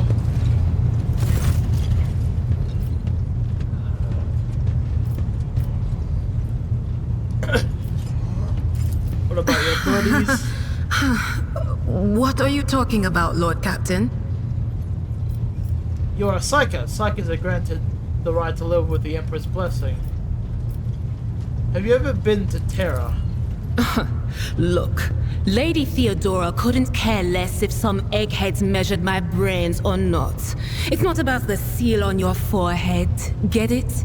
It's about what's in your gut, if it's rotten or not. My gut's stronger than the adamantine on this here ship, and my implants are better than the ones they put in you on your Terra. If they weren't, I wouldn't have lived as long as I have. Lyra, an outlying world in the Heathen Stars region. In the Coronis Expanse, the deeper you go, the less visible the Astronomicon gets, and the less people know about the Imperium. The arrival of a rogue trader is the best thing that can happen to a world like that. The very best. It's an out-of-the-way planetoid between two faint stars. On Lyra, a dozen local tyrants fight over 5 measly continents. But they use everything they can to win, from poison to psychers. I haven't been there in many years, but there's nothing for me to miss. Trust me. But here on the ship is a different story altogether. I saw more wonders in my first year serving Lady von Valancius than I'd seen in my whole life on Lyra. Like my first journey through the warp, I was in bed for 3 days. I felt like supernovas were exploding in my head. I only found out later that I'd gotten off easy. Just through the bulkhead in the bay next to mine, a whole team turned into... Look at me rambling on, Lord Captain. Pay no attention. It wasn't like it was a very fun trip, Lord Captain. But look, if you want to be entertained, I'm the woman for the job. I'll entertain you with one of the stories from my collection, no problem. But if you want to hear about the time I melted everyone in the bay next door, well, I just don't really want to go into the details on that one, all right? Oh, I embroidered wall hangings in honor of our national heroes. I did the same thing I do here, Lord Captain. Divining. Our rulers prized the ability to see into the future. Every psyker that could be found was worth a small fortune on Lyra. There's no such thing as a peaceful life on Lyra. People like me were especially sought after. They'd pick psychers up wherever they found them, buy kids off their parents, even just abduct them. Take me for instance. I got taken from my street gang. The older kids sold me when they noticed there was something off about me. The ruling dynasties had schools where they trained us and beat us black and blue. And then they packed us off to serve. Some of us held on for a long time, but others didn't last. Not everyone's as smart and talented as me, you know. Some people crossed the line and were out of commission before their time. It's a little bit like lore, but many of like the psychers for like the Blood Ravens, my favorite Space Marine chapter. The Blood Ravens themselves having a higher than average psycho rating, well, higher than average psycho to unit ratio. And so many of the psychers that become trained then return to the Blood Ravens end up becoming librarians. The primary thing that the Blood Raven librarians are largely diviners. Not to say that most won't commit to combat like what Adira does with the Warp Lightning or Force Screams, but many fall under that same sort of divination, relying on seeing into the future to help ordain how the fight's gonna play out and figure out the weaknesses of the enemies that they are facing. Which is why like scout squads for the Blood Ravens are so important to the Blood Ravens chapter, is largely because they are used to go looking for weaknesses through infiltration. While infiltration is not the main aspect of the Blood Ravens, some would argue that it's the librarians. The librarians are the higher amount there. It is more reliant that we use a mixture of tactics and divination to deal with our enemies. Theodora von Valances paid a visit to the ruler I was serving at the time. I don't know what the visit was for, and it's no business of mine anyway. I can still remember the way the voices in my head changed when I looked at her. They were practically screaming. She had so much behind her, and plenty ahead of her too. And as I gawped at her, all of a sudden I heard a whisper. A hint, a suggestion, nothing more. But I know the difference between idle chatter and a real threat. I seized my chance and approached Theodora. I managed to whisper a couple of words in her ear before the wardens dragged me away. They beat me and locked me up. No wonder. It wasn't my place to converse with outsiders. And then, Theodora's people came for me. They broke down the wall, butchered their guards, also I could tell them my warning in full. So I said the rest, but I didn't want to go back to my old life. And so I entered the service of the von Valances dynasty. A few times, not many. And if I think about it, why would I want to? I've got everything I need here. All the whispers I hear are familiar ones. They almost feel like family. And if I want to hear about the nightmares off the ship, I can, after some amasek. But don't go getting the wrong idea. If I have to, I'll follow you to the edge of the galaxy. That's what I'm smelling. Pretty sure Unit 4 has got their little wood thing going, so I'm just smelling a wood fire. For whatever reason, 4 decided to install a thing, like a fireplace type thing, and that's probably what I'm smelling at the moment.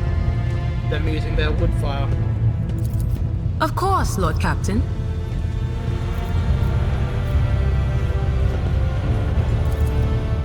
Lord Captain, forgive me, but it would be like talking to a person born blind about colors. I could spend hours explaining, but it wouldn't make any sense to you. Every Psyker feels their connection with the warp in their own way. One person might see spots and shadows out of the corner of their eye. Another feels fingers running down their spine. As for me, I've got a door in my head. One that's open just a crack. There's no way to close it, no matter how hard I try. I've just had to get used to the whispers from the other side. When I need to use it for work, I listen in more closely. But I usually just try not to notice it.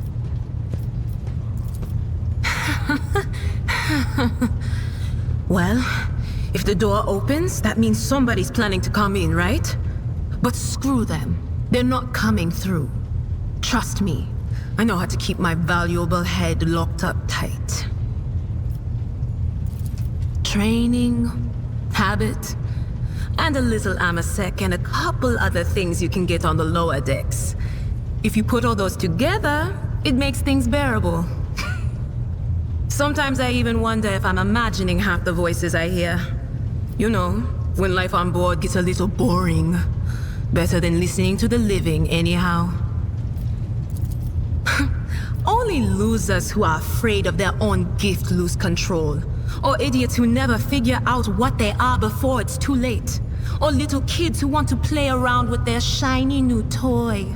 If you don't know the limits of your abilities, or you're always bouncing around in your own head, that's a recipe for disaster. All right, that's what I'm here for after all. So, I'm just going to lean on that door in my head a little more, prick up my ears, and listen to what the warp's got to say about you. If you'll allow it, I can listen right now.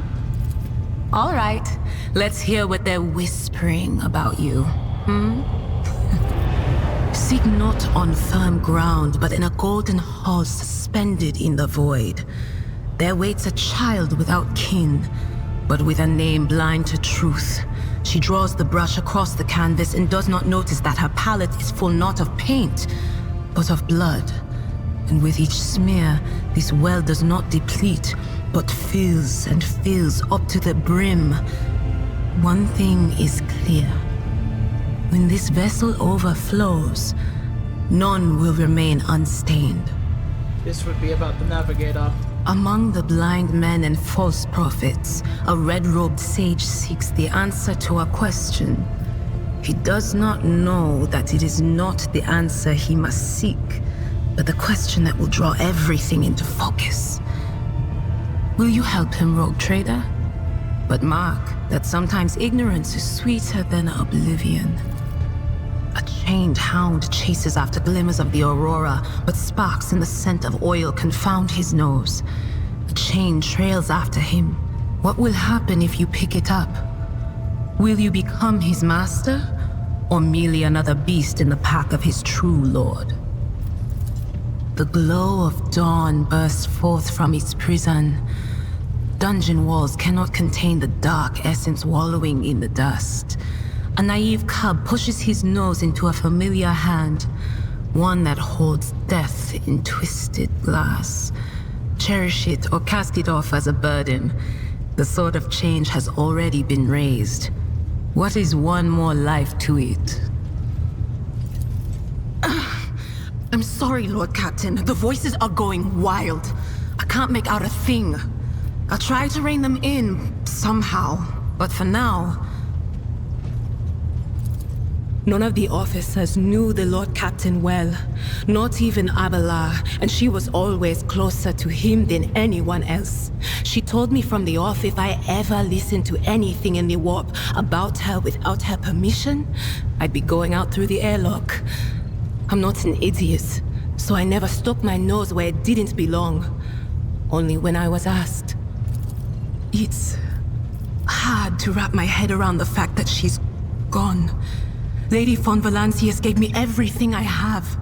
She opened the stars to me and the paths between them. I still think I can hear her voice. The little sister is afflicted with her own set of voices, ones that whisper to her about corruption and heresy. The silly girl doesn't realize that if she wants to find the source, she needs to start by looking in her own head. Of course. Always at your service. Whenever you need me. So that little bit there was largely just...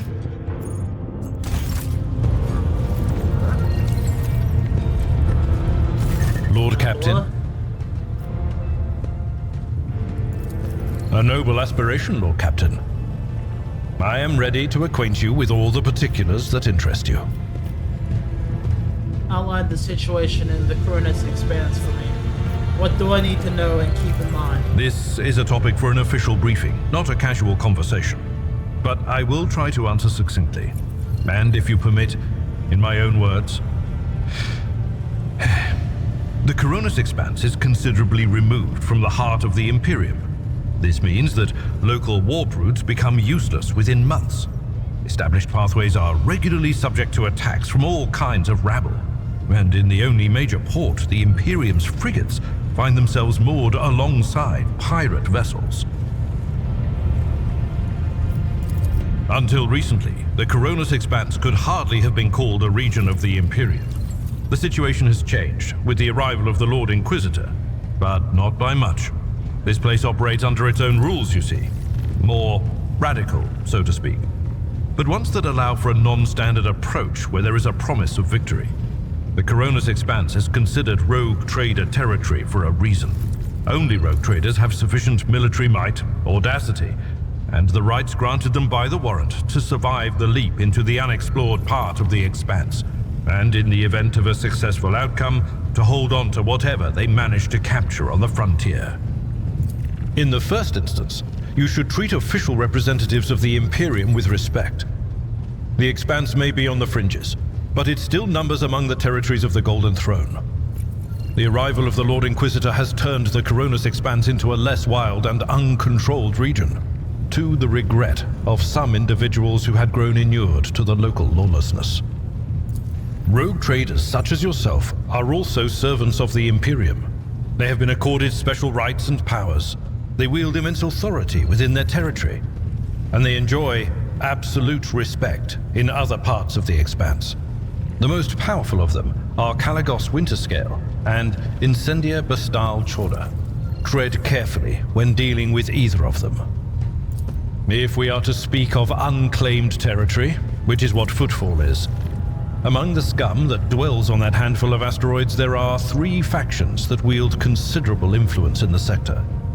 The first is the Kazbala Commission, organized crime in its most primitive form.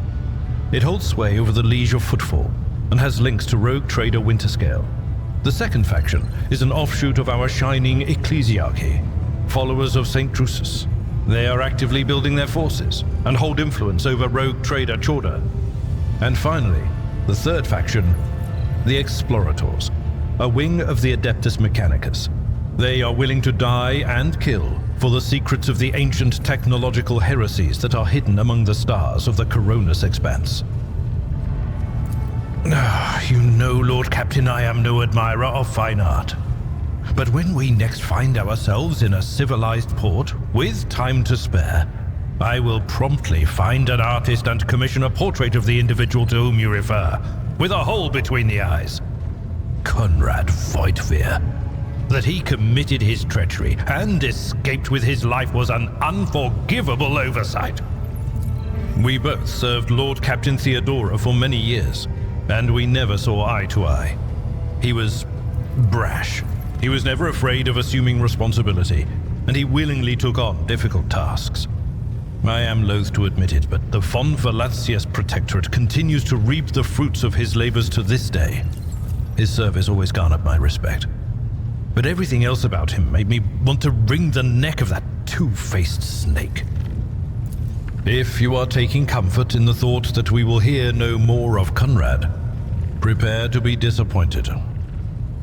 You thwarted his plans, his meticulously plotted and nurtured treachery. He is sure to attempt to strike at you, and he will use his contacts and knowledge of the Protectorate to do so. The only question, Lord Captain, is whether you will be able to anticipate his next steps. Probably not. To the other cats. As you wish, Lord hello? Captain. As you wish, Lord Captain. What would you like to know?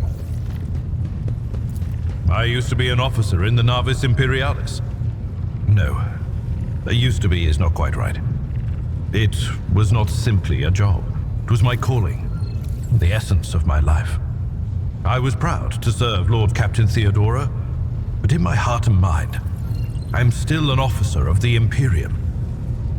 I met Lord Captain Theodora on a mission where the Imperial Navy was providing reinforcement to the rogue traders' army on one of the frontier worlds.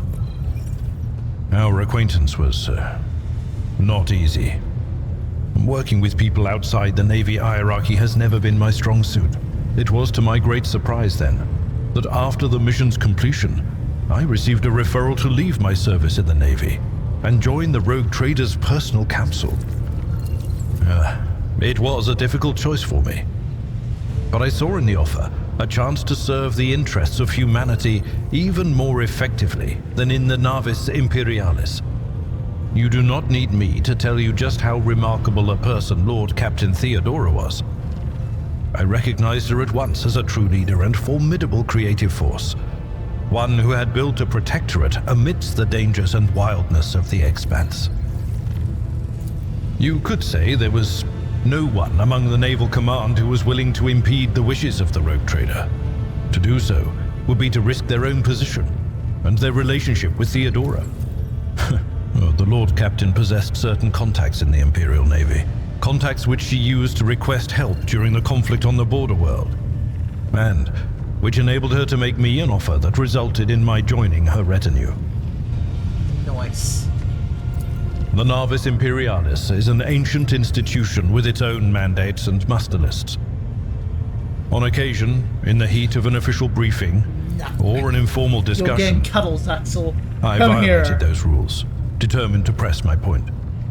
It is challenging to choose the words to accurately express my opinion on a situation or the actions of others that do not sound overly scathing or confrontational. Many in command were inclined to view my manner of speaking as unbefitting a person of my rank. I am a widower. I am a father of 4, and if my information is not outdated, a grandfather of 11. Yo! My family lives on Dargonus. None of my children express any eagerness or aptitude for serving aboard ship, and I would hardly have insisted that they follow in my footsteps. That is like 4 kids to 1 family, pretty much. 3 for one of them, but 4 for every other. Oh.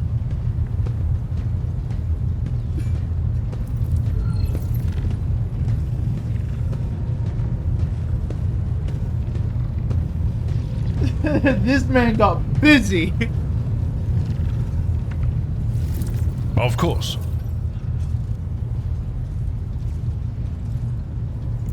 I thank you for the honor, but I must decline. As a former military officer, I believe in the importance of order in all things, including the chain of command. You are the Lord Captain, my direct superior. I am not prepared to address you in any way other than as regulation dictates. Lord Captain. Let's talk to the Sister of Battle. She'll be down here. There we go, Argenta. Rogue trader. Rogue trader, you said you had a personal request for me? I indeed have a request, Rogue trader. The accursed servants of chaos who assaulted this ship took the lives of your loyal crew members, and they orphaned many children, including the progeny of the brave officers who defended their posts until the bitter end. I don't know what customary practices there are for cases like this in Von Valancius territory, but in the world I'm familiar with, the children of such brave souls could expect to receive some special consideration. Perhaps the rogue trader could meet with the orphans? As you wish, rogue trader. Thank you for granting my request.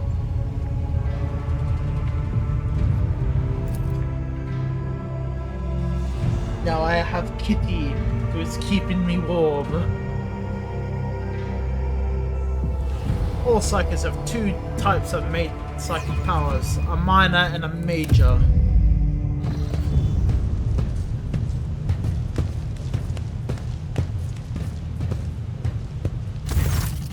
Let's see, adds in about 4 minutes. I'll make this the final hour. In the fact... I can never get this word right, am I?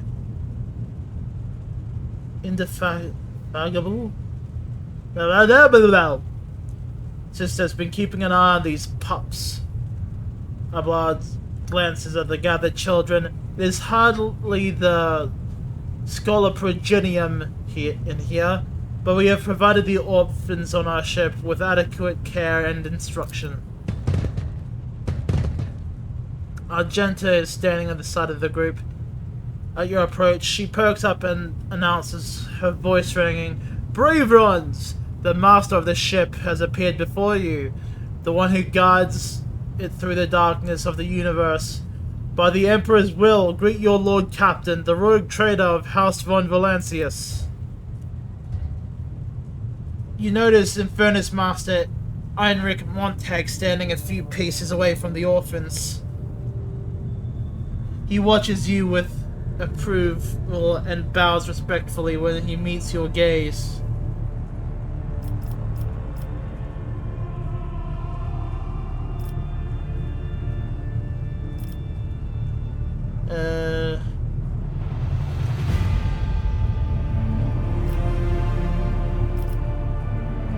Yeah, sure.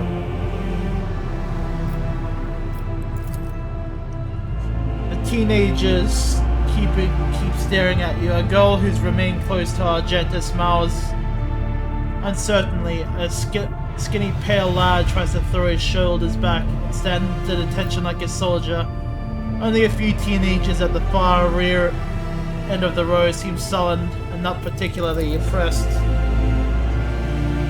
One of the scowling visitors with a thin scar across his face tosses his head back and says bitterly, "So what? Why should we care? Our friends and parents died in the dozens while you noble lot just died in the dozens for you noble lot, and you just give us speeches." Argenta quickly turns to the boy, a flurry of emotions flashes across her dark eyes. She wants to both calm him and scold him for his impudence.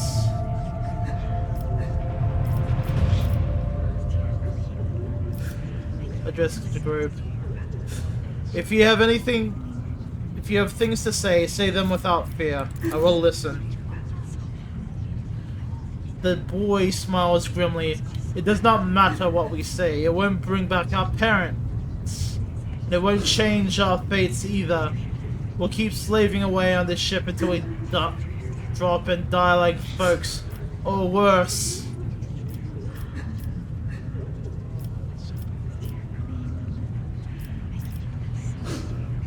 When the heretics who attacked your parents attacked the ship, I was there. I took command. I fought. I repelled the assault as quickly as I could. But no war can be won without losses. You can only strive to do what's in your power. You heard the rogue trader. His words carry the wisdom of the Imperium. It's hard to say whether or not your words left an impression on the boy, but he nods slowly, then he catches himself giving you an awkward bow. Our blood gives a sign, and servants immediately emerge carrying a package of treats with Von Valancius and blazing rapids. It appears that the Seneschal came prepared for any contingency.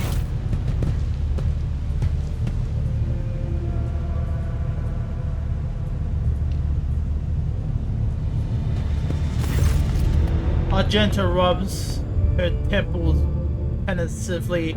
She smiles and offers a few more words of encouragement, then leaves the bay.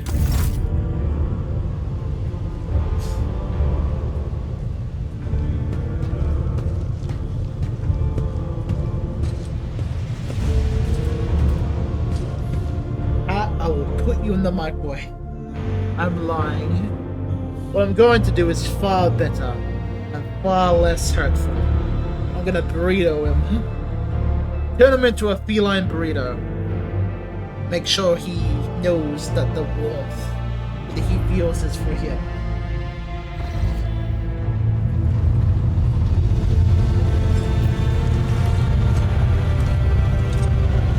I want to talk to Sister Argenta again.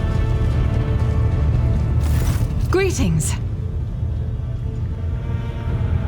Tell me about the Adeptus Sororitas. Gladly. There are none more faithful to the God Emperor than my sisters.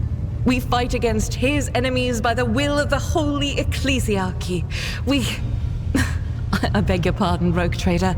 Here I am talking about what every lesser noble in the Imperium knows. So what exactly are you interested in hearing about? What order are you? Once I had completed my novitiate, I was sent to the Calixian branch of the Order of Our Martyred Lady, assigned to the Order's Pronatus. The Order's mission is vital and noble. The Sisters Pronatus protect great relics of the Imperium. We guard them, preserve them, escort them when they are brought onto the battlefield or presented for pilgrims to venerate.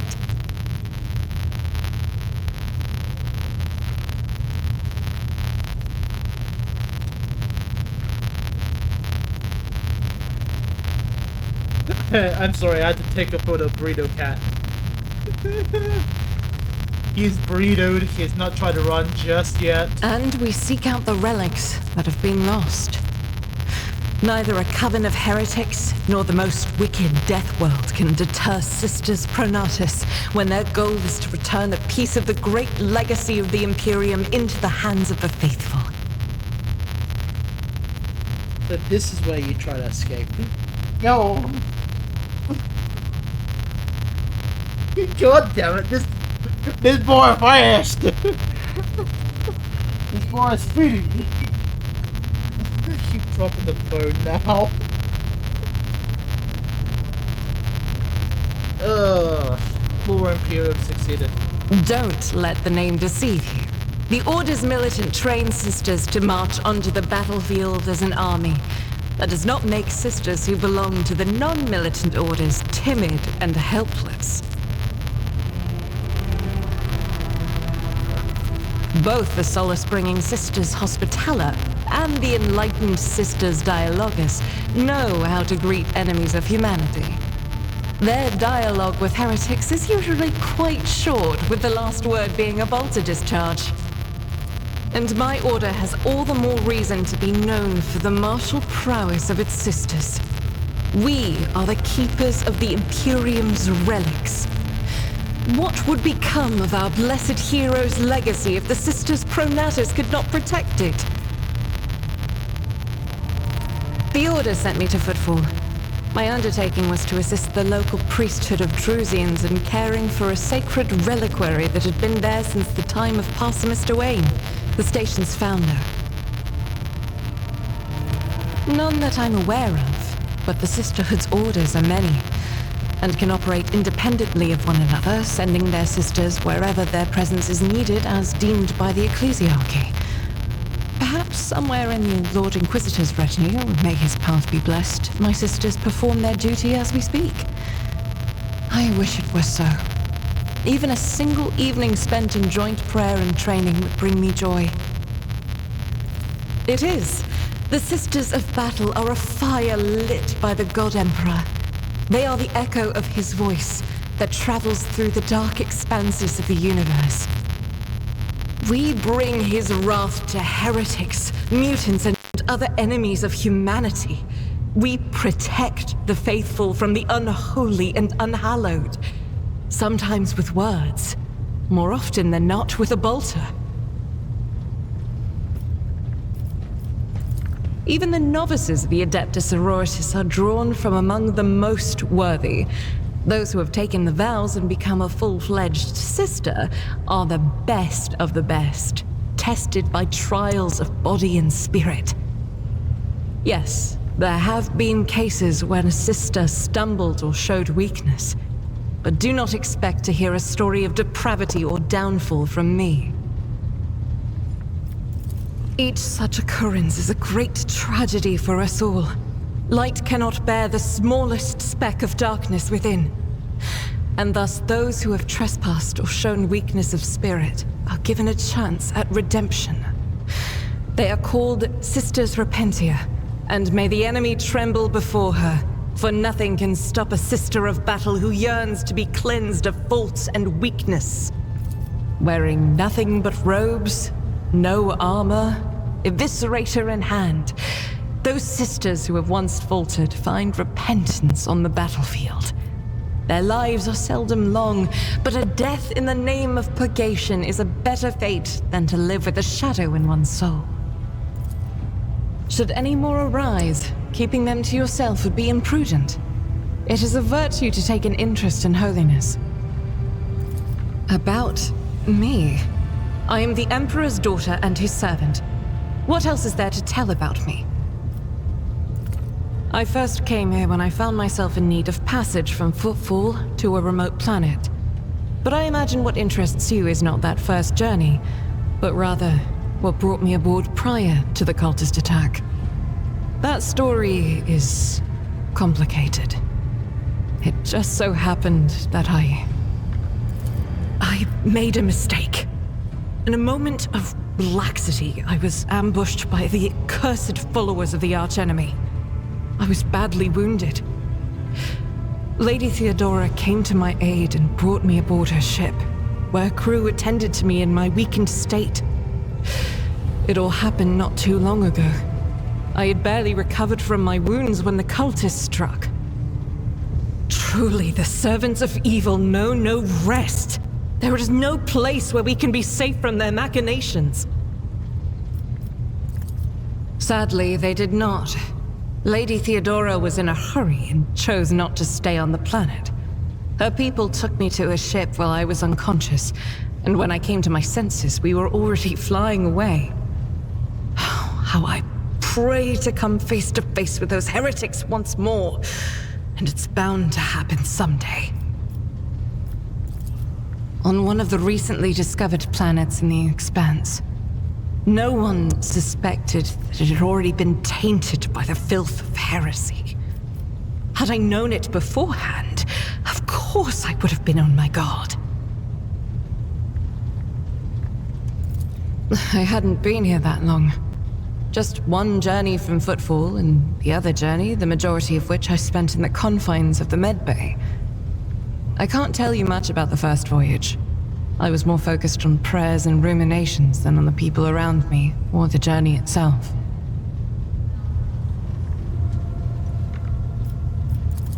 During the last journey, Seneschal Viserion stood out for me. He came by several times to ask about my health. He's an honorable man and a loyal servant of the Imperium. I think he is as meticulous in his inspections of the logistics systems as he is in his inquiries about the health of the occasional sister of battle aboard the ship. But not all of Theodora's people have earned my trust. You know who I'm talking about. There is no place for Adira Tlas among the God Emperor's faithful. I'm surprised she wasn't in league with the cultists. And I'm equally surprised by how deep heresy and treason run in this place. I'm glad we all made it through that dark hour. May the day that follows be bright. The path to that planet was lost. All the knowledge is gone, along with the previous navigator. It would take immense effort and resources to rediscover the route. The heir to the von Valanci's protectorate must have plenty of other issues to deal with right now. Perhaps later, when the skies above our heads have cleared. It happens even to the best of us. My mistakes are my burden to bear. I'll find a way to atone for them. As you wish. The ship was targeted by heretics, which means that my presence here and the assistance I provide to you are my sacred duty. Sooner or later, I will likely have to return to Footfall to protect its reliquary, but for now, I wish to remain a part of the Rogue Trader's crew.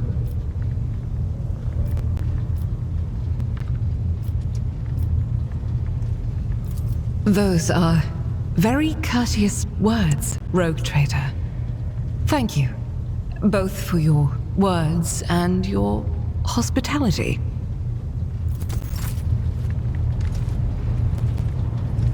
Sure.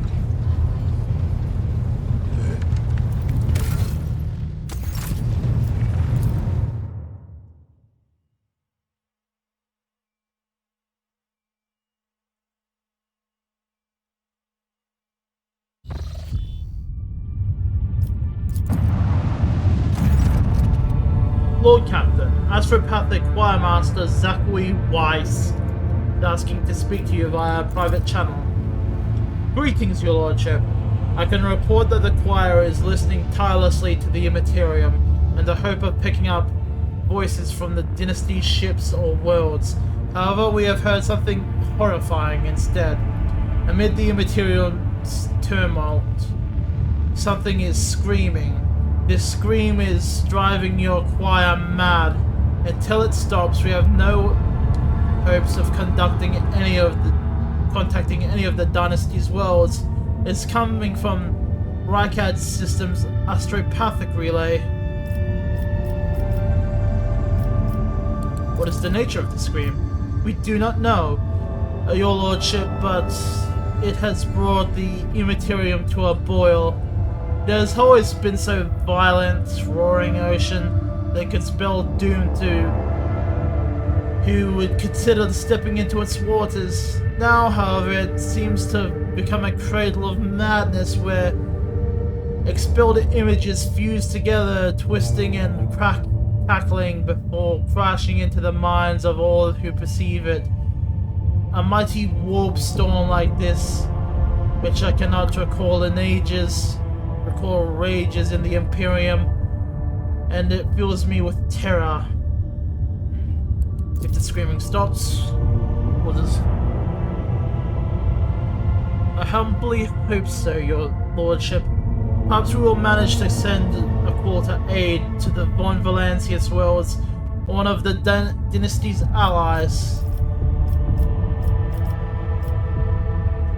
We're gonna pay a visit to that station. Thank you, your lordship.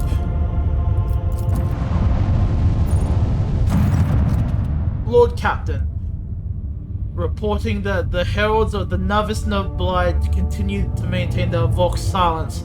Perhaps due to Iraq 5 being off limits to visitors, we intercepted signals from the beacons drifting in the station's orbit.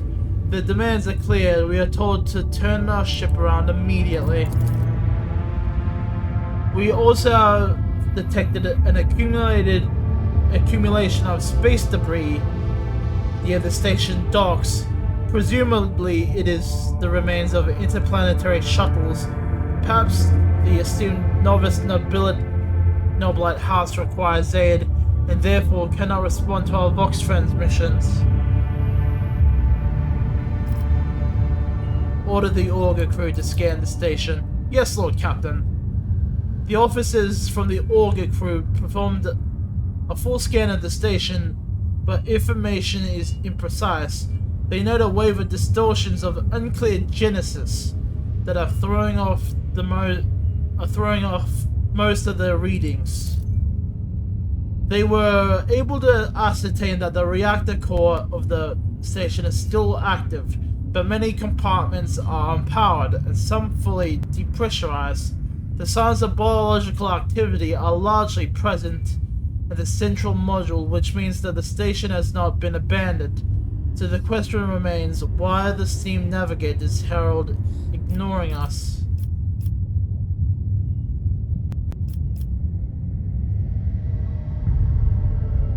Commence.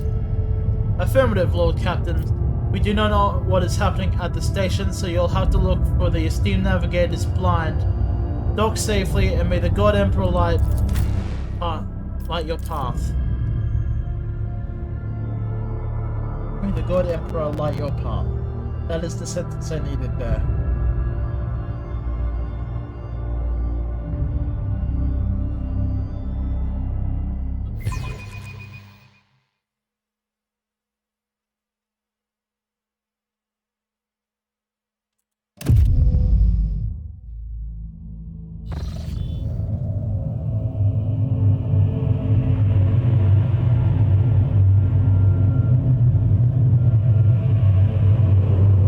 Pathetic worm. You dare to argue with your master? It was not you whom I swore to serve within these walls. My lips are sealed. Confess! What was the old man's last command? What are you planning? Give up, Keeper. You have lost this battle. Again. We're getting nowhere with these ones, sir. Permission to execute them. Riches. You'll be consigned to oblivion for your transgression against House Orcelio. Immortal Emperor, deliver your servants from peril. Prayers will not help you, servant of the damned. Heretical words. In the name of House Delio, I command you to execute these infidels.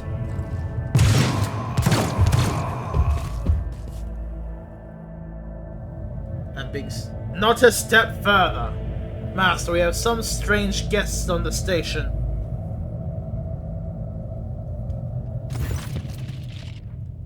A tall man stops you with a gesture when you approach.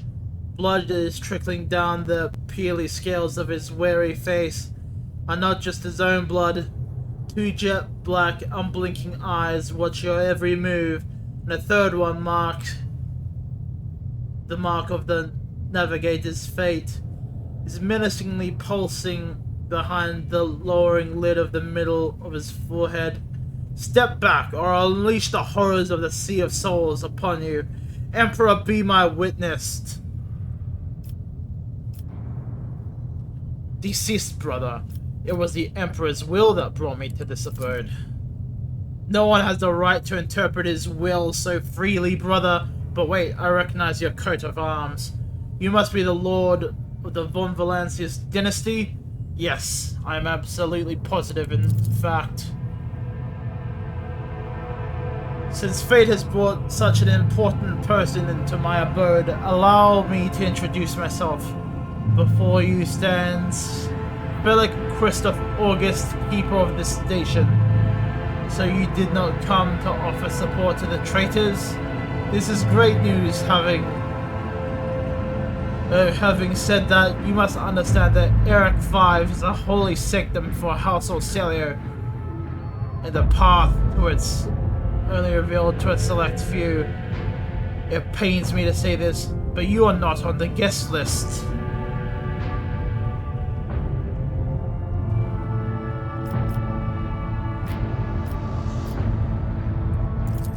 Provide me with a navigator and I'll immediately leave.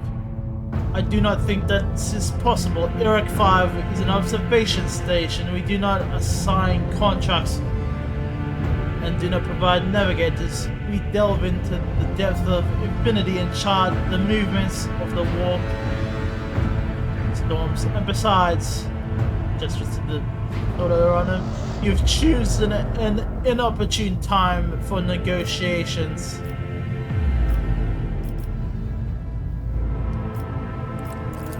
What's happening on this? Don't you think? I was stabbed in the back by my closest bed friend, Theobald Ocellio, the second keeper of Iraq 5, and my mentor on his instructions, and my own people sabotaged the generators, blew up the shuttles, and brutally massacred the loyal servants of my mistress. Most unforgivable, they dared to take her prisoner. Greedy scum. I swear by the throne's light, the souls will perish under the darkness of the void.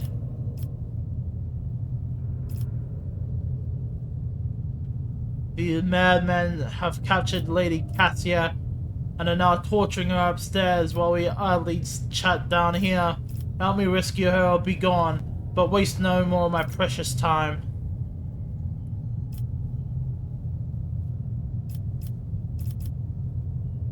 Fuck it. Lord Captain, we still need another gate.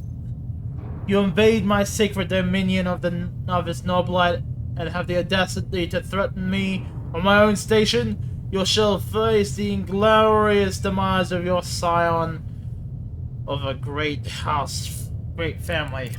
Gods, it does not matter anymore. To arms! I'll make an example out of you. To the death!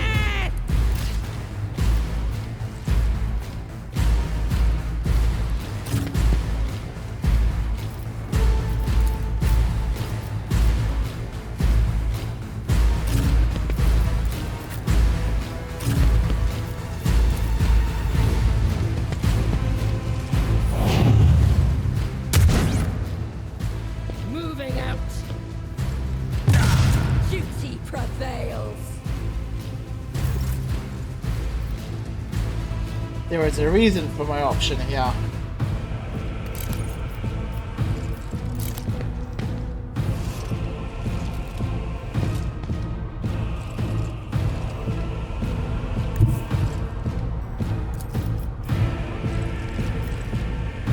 The enemies of the Emperor will be undone!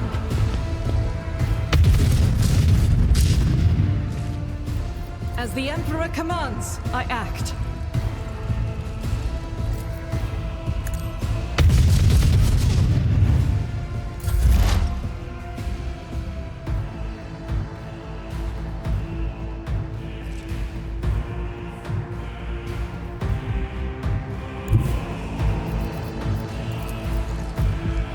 They who discern the future own the battlefield.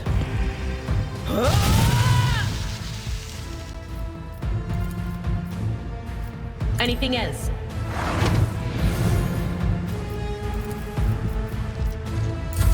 I must not falter. I've suffered worse. Weapon at the ready. brush this off.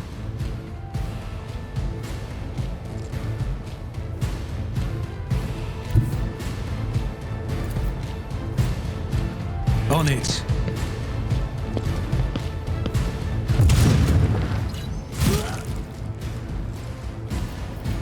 I'll see to it personally.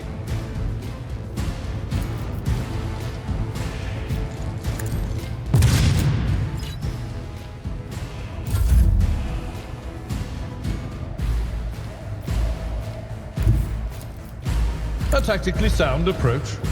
Reduce to dust.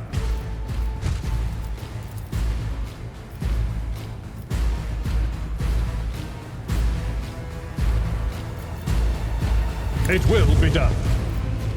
Victory is imminent. Onward!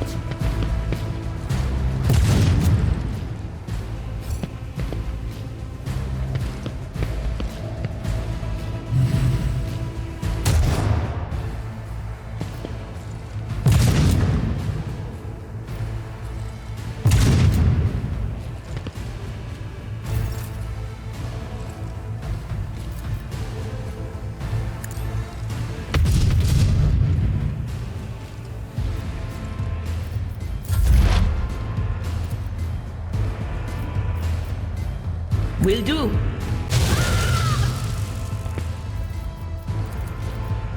But of course. Stay vigilant.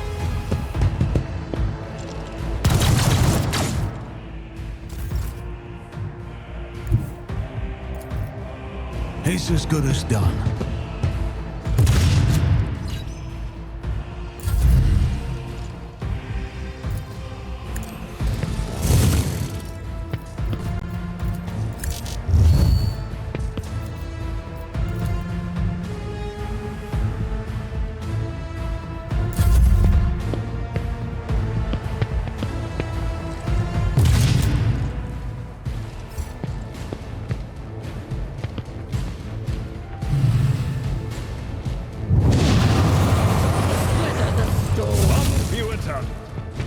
Follow my lead. The whispers call to me.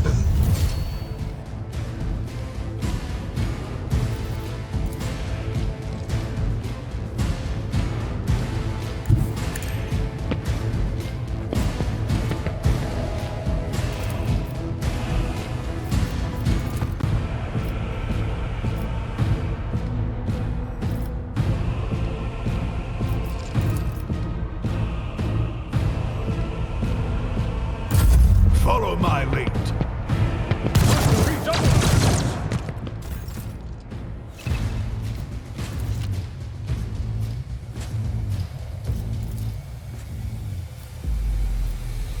Indeed.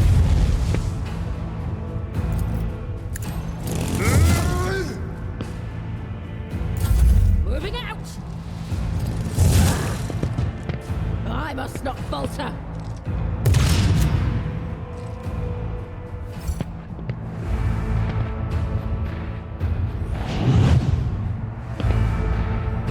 The witch has fallen. Leave her to rot.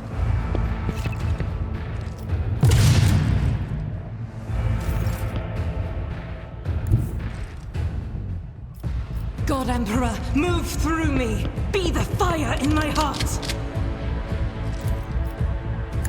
Can escape the Emperor's judgment. Pain and duty go hand in hand.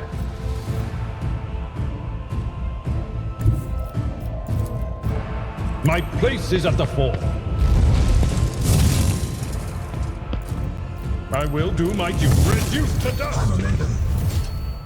For von Valencius! I've seen worse battles than this in my time. Victory is mine. Took care of this one.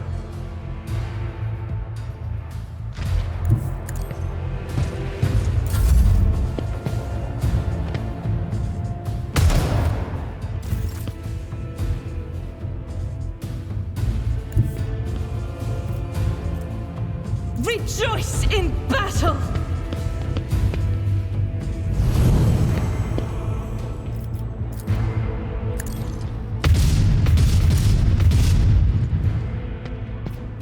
sport is for the weak.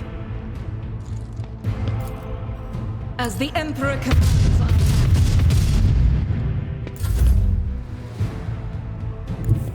Tried and tested tactics are the best ones. At your beck and call. Indeed.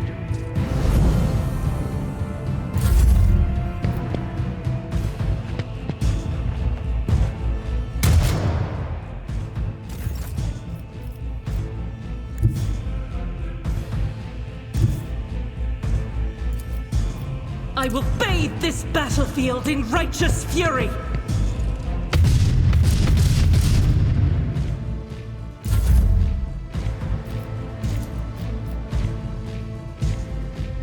At your beck and call. Victory is reduced to dust.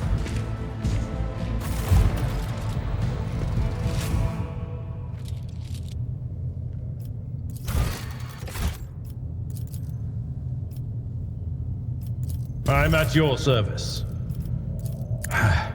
The healing is much appreciated. Broken ribs. Strength and toughness are reduced by 20. Action points are reduced by 1. Hit trauma. Intelligence and perception. Intelligence, perception, willpower, and fellowship are reduced by 15.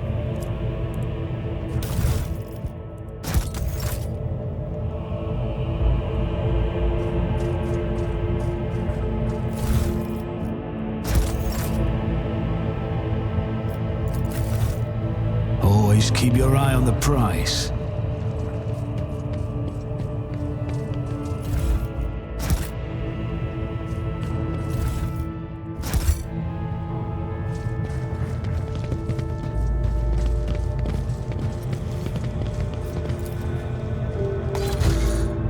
Elevator's power is out. Examine. That's how it's done. These corpses were mauled by a force far beyond any mortal capacity. Fuck's sake. The faces twisted in pain and their hands are fused with improvised weapons, tools, scissors, blah blah blah.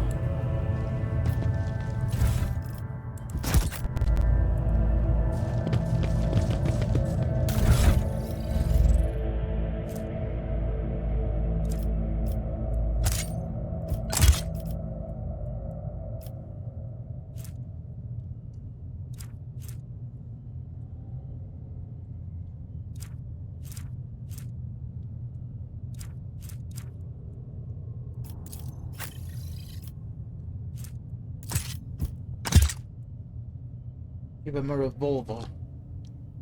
Giving the stopping power of a madman.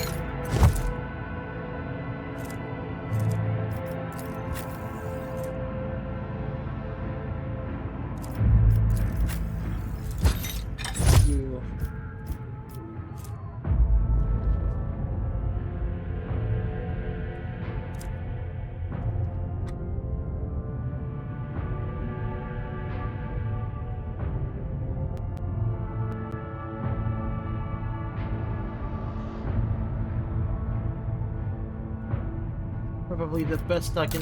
Why did I do that? There we go.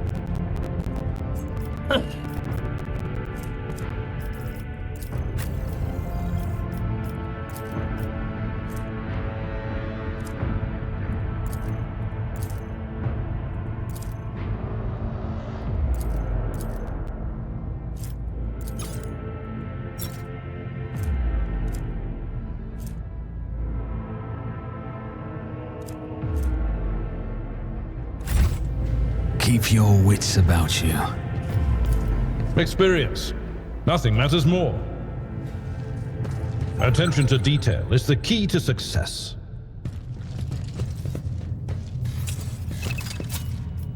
Never doubt me. Never doubt me. We should deal with this. The Emperor favors me today.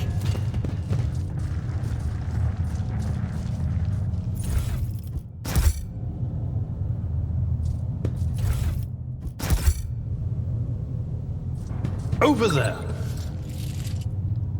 Stand firm, we must not let the miscreants defile House Orsilio. Cry wolf for House Orsilio. Your arrogance will be your downfall. Stand your ground!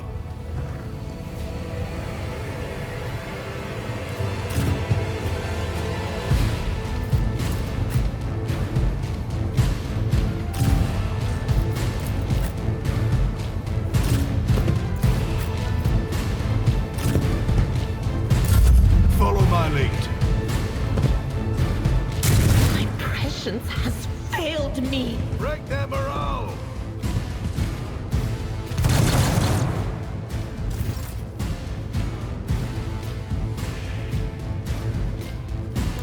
Taking calculated risk is in my second nature.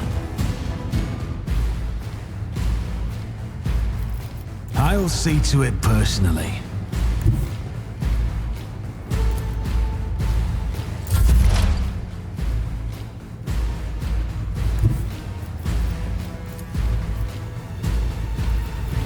On it. What an unfortunate turn of fate.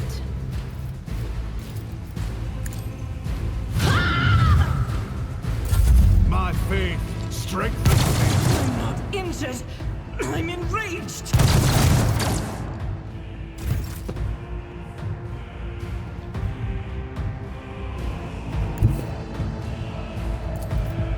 Guided by faith.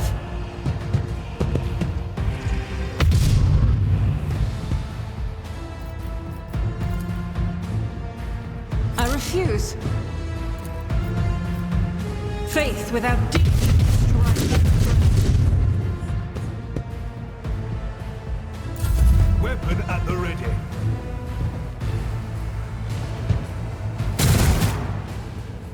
Stay vigilant.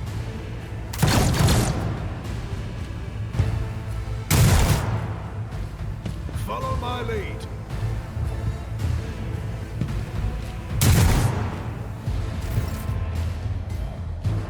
Follow my lead.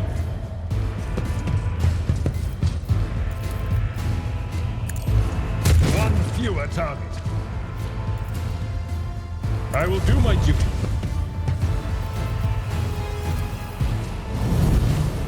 At your beck and call.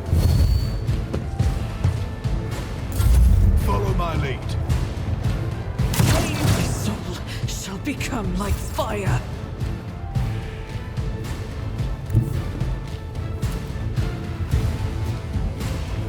Don't let your guard down.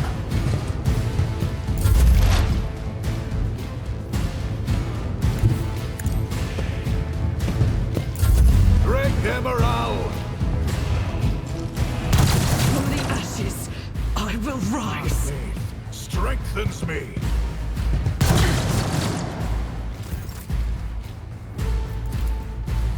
Ministration is a holy task.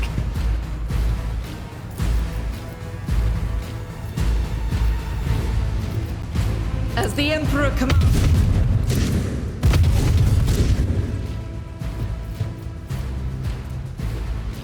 Doubt is for the weak. Weapon at the ready. Stay vigilant. Follow my lead.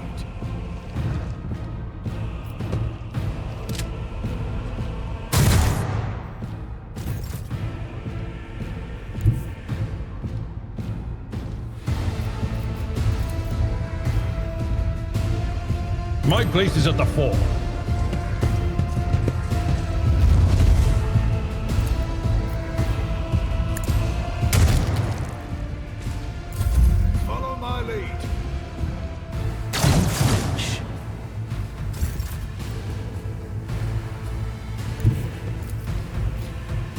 Who if not me?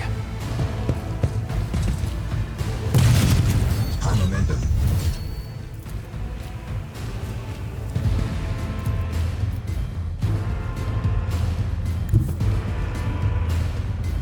I won't stand for it. I'll make it happen. Your end was inevitable. Accept your lot. I'll see to it. You never stood a chance.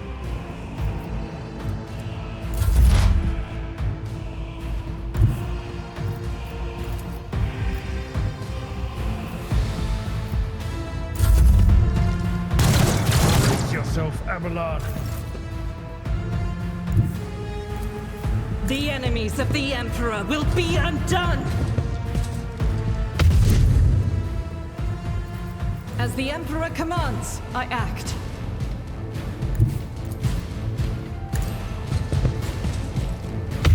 None can escape the Emperor's judgment.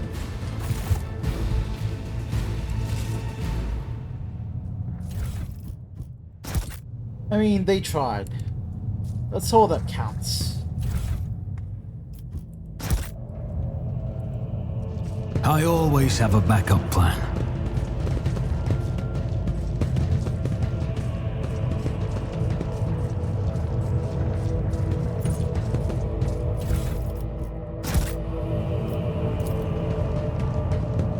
I always get the job done.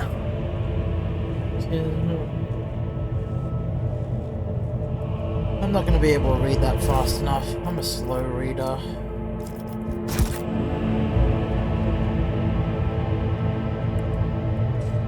So if you guys manage to read it, that is perfectly fine.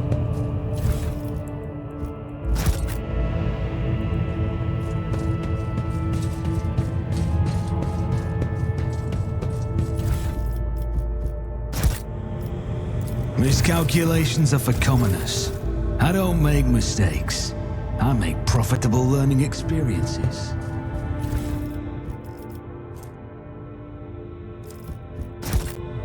Oh, grenades.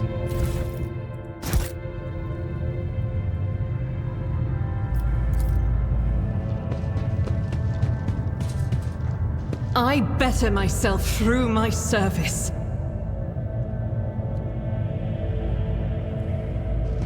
Rise to the top or get left in the dust.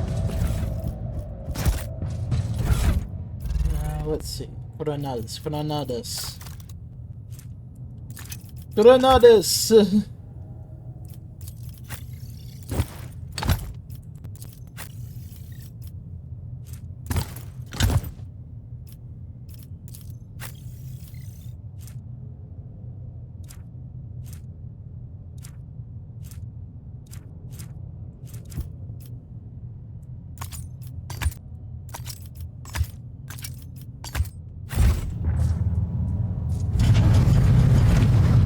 Attention to detail is the key to success. Duty prevails. The crew continues to mourn Lady Theodora. I fear it may affect the performance of their duties in service of the Lord Captain. Let the people grieve. Lady Theodora was with us so long that we started to believe she was immortal. Compared to naval service, that was barely a challenge.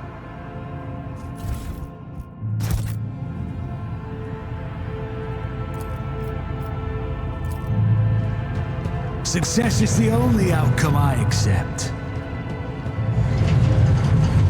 I always keep my options open.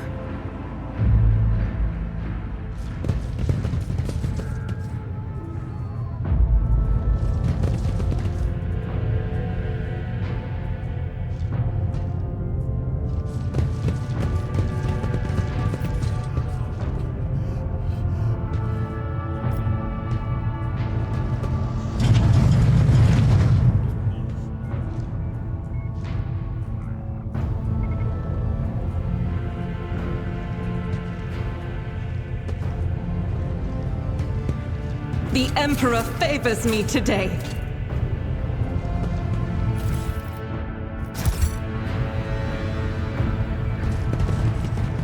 Always keep your eye on the prize. You hear screams? Move! Sir, are you alright? We can't hear anything.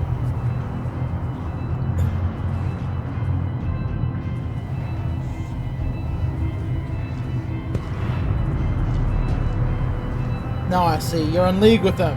This is an insurrection. Yes, indeed. Death to the traitors.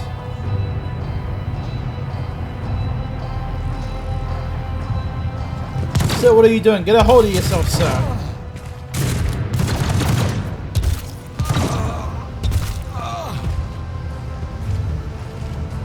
I know you're all traitors. Traitors, all of you. They told me. They whispered.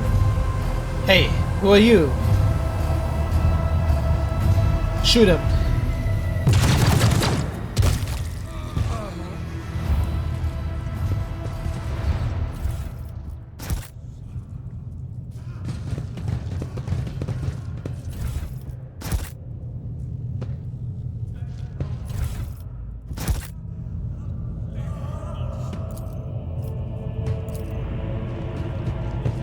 Failure is just a temporary setback.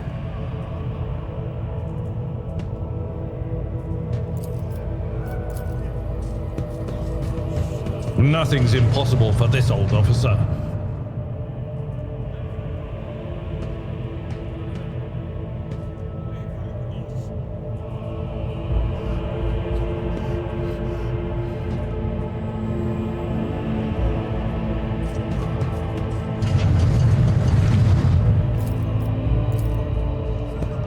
That's how it's done.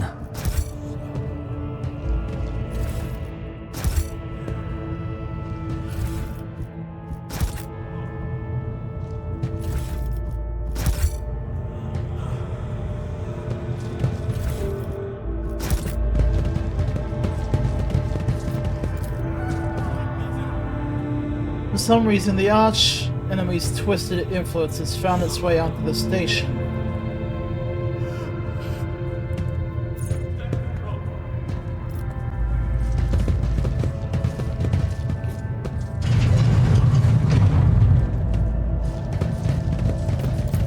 Awaken the cogitator spirit. You turn a few of the remaining dials and pull the activation of the cracked vid screen of the sacred engine flickers. The cogitators inside emit creaks and groans. The lumens oscillate at random. It takes a while, but eventually the machine spirit do grant you access to the cogitator systems. State of this. Yeah. There is a restless hum in the sacred machine spirits. Yeah. By the perform felt like Orcelio deceased, Theobald Orcelio alive, Calamoria Orcelio dead, Alexis Orcelio dead. Rasmus Estevan Orcelio dead.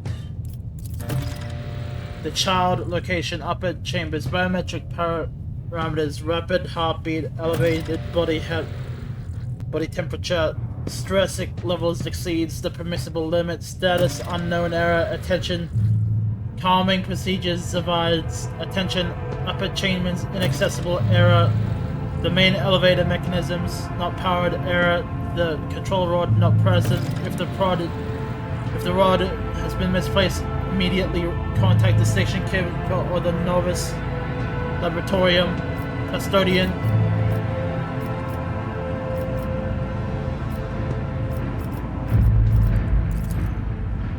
Activate the elevator. Processing confirmed. Power is back to the area. Open all doors to the level.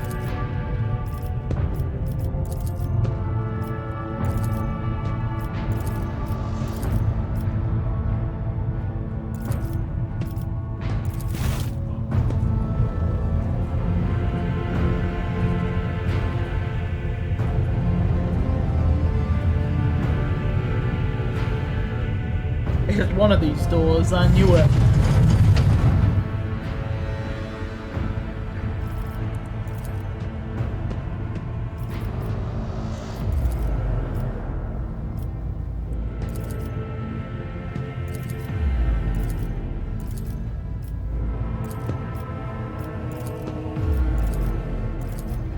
I'm not reading through a lot of this, I'm sorry.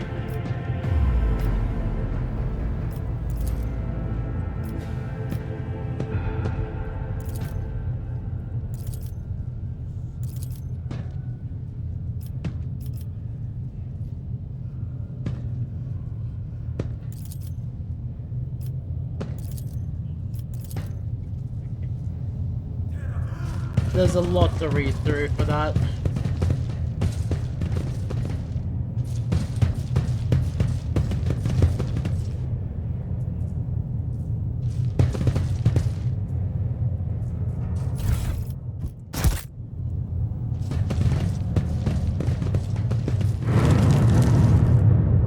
And now there's war pies.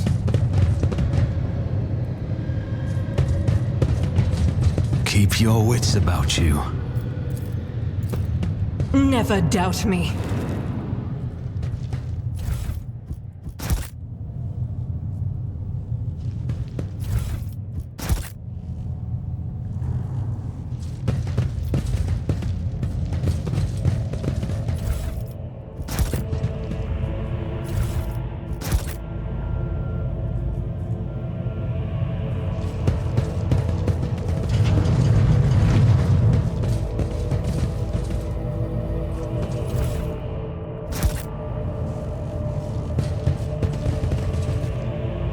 They all just lost their minds. Please, don't kill me.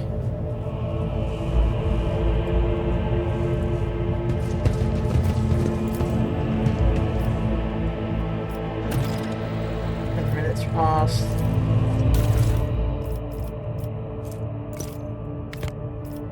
This is intriguing.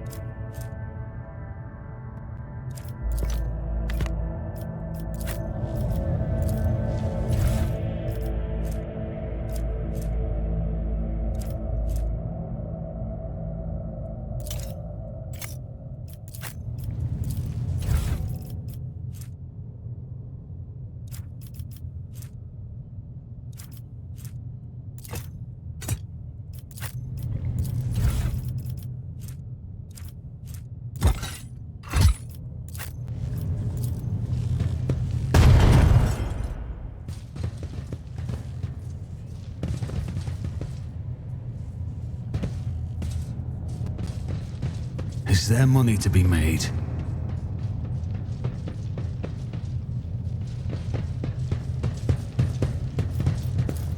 Experience? Nothing matters more.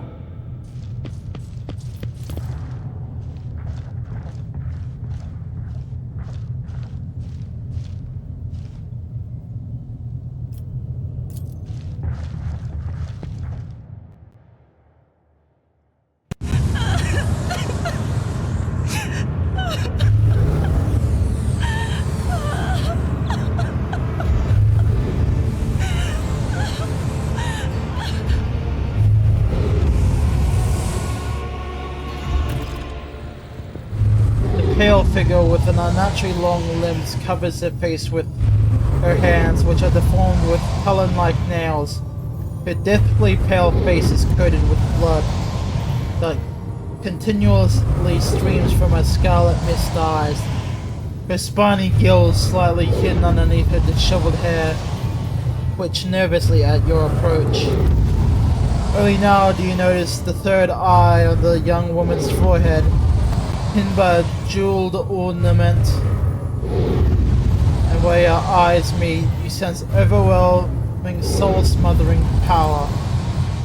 As otherworldly creatures gaze slide over you, your entire core shudders in terror.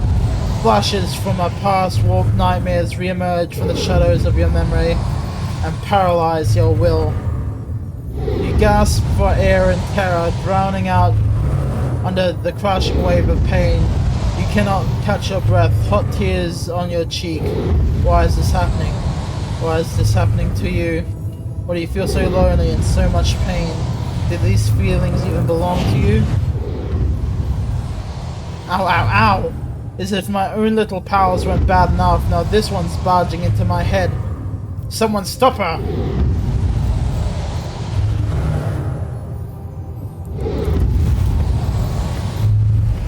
Lady Cassia. What is happening? Was someone calling my name? Are you all the betrayers already dead? Who and who you? Blah, blah, blah, blah. And you? Who are you? Outback from Valancius. Pleasure to make your acquaintance. Pardon my manners, Outback. I did not expect to make such a gracious and quaint in such time of great sorrow for our house. What is this? I feel faint. The child, Lady Cassia. Where are you? Sacred child, throne preserve. You. The old man shifts, revealing his face to you. It is threaded with jet black veins. His bulging, milky eyes are bearing a striking resemblance to those of dead fish. A sickly sweet scent assaults your nostrils, as if the old man's flesh is rotting inside his decaying husk. My eyes fail me, for now they are unable to make you out as either enemy or ally. I'm warning you, one wrong move will bring the wrath of House of Celio down upon your head. Watch out, Lord Captain. This one is so deranged, it's making the whispers shriek like crazy. You might open that third eye of his. Threatening the head of the dynasty is a grave offense, esteemed whoever you are. At present, I am trying to determine what is happening at Eric 5. I'll grant you do not look like the pirates who have come coveting the riches of Eric's stature, or like scoundrels in Felix service. Who are you? Outback from Valancius, rogue trader, another rogue trader in our corner of the galaxy. How interesting.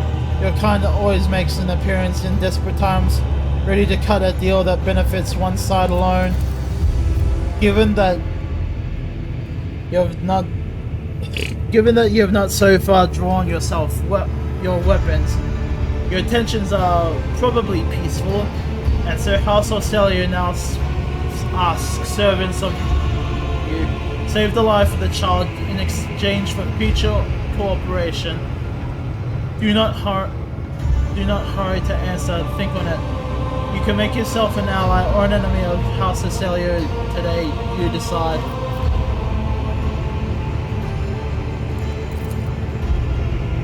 Save the sacred child. Take her away from the station.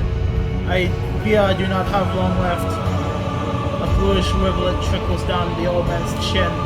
He wipes away the mutated blood brusquely away with his sleeve. He glimpses strange burns covering his flesh under his clothing. The slightest movement must be causing him unbearable pain. Save the child and deliver her safety unto Regent Oranto, acting head of House of Celio in the Coronis Expanse. Rest assured that the reward will be worth your efforts. I know we came here for a navigator, but out of everything we've seen, I've got some reservations about this girl. Argenta looks at Cassia with a painful furrow appears on her brow. Such a fragile thing, with such a heavy burden upon her shoulders.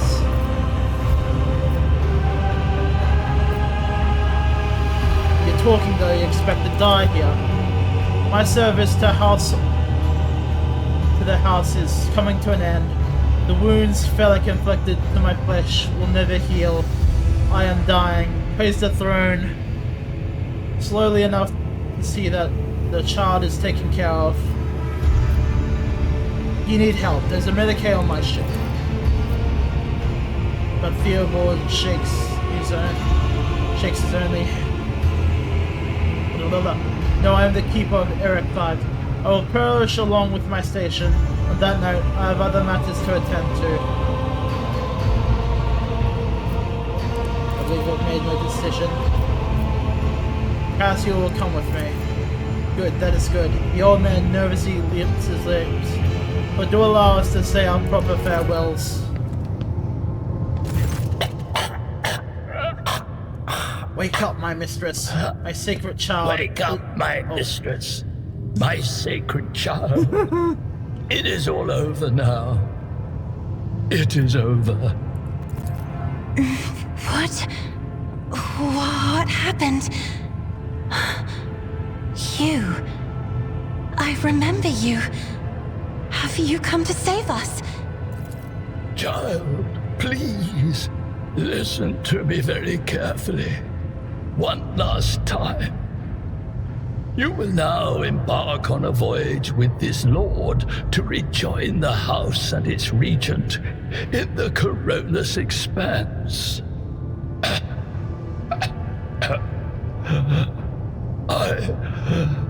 I will not be able to accompany you on this journey. No! Not you too! Don't leave me alone in this violet-brown haze! You're coming with me! Your mistress is giving you an order. Do you hear me? Mistress, I fear this will be your only order that I dare to disobey. I am the keeper of Owlcat 5, and alas, I have less than a day left in me. Allow me to serve you one last time and honor my final duty to House Orselio. I will remain on the station and destroy the secrets it holds. Oh, Theobald.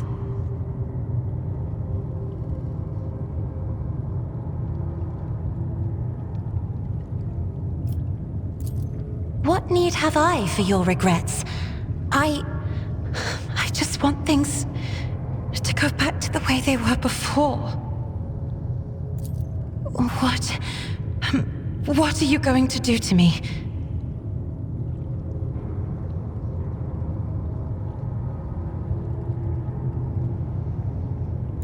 Do not fear what is to come, child. You are ready to guide any vessel. I know this because I taught you myself. And it is difficult to imagine more worthy company than a rogue trader. But remember, your safety is of paramount importance. Get to the Great Regent and fulfill your destiny. I beg your pardon, but what about my servants? Owlcat 5 is still full of people loyal to House Orselio.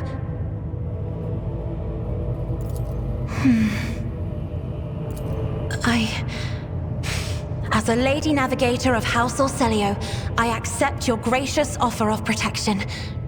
Please, take me to your vessel. I can no longer bear the pain of this place. Of course, Lady Orselio.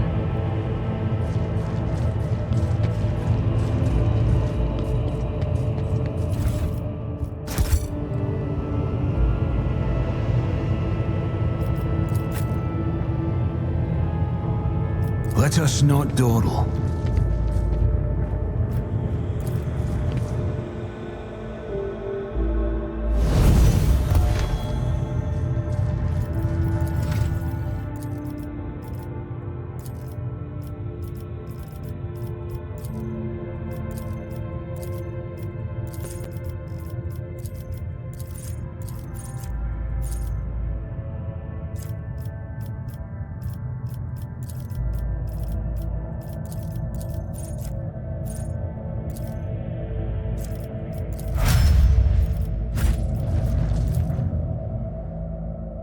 With that, leaving this place, I will end it here.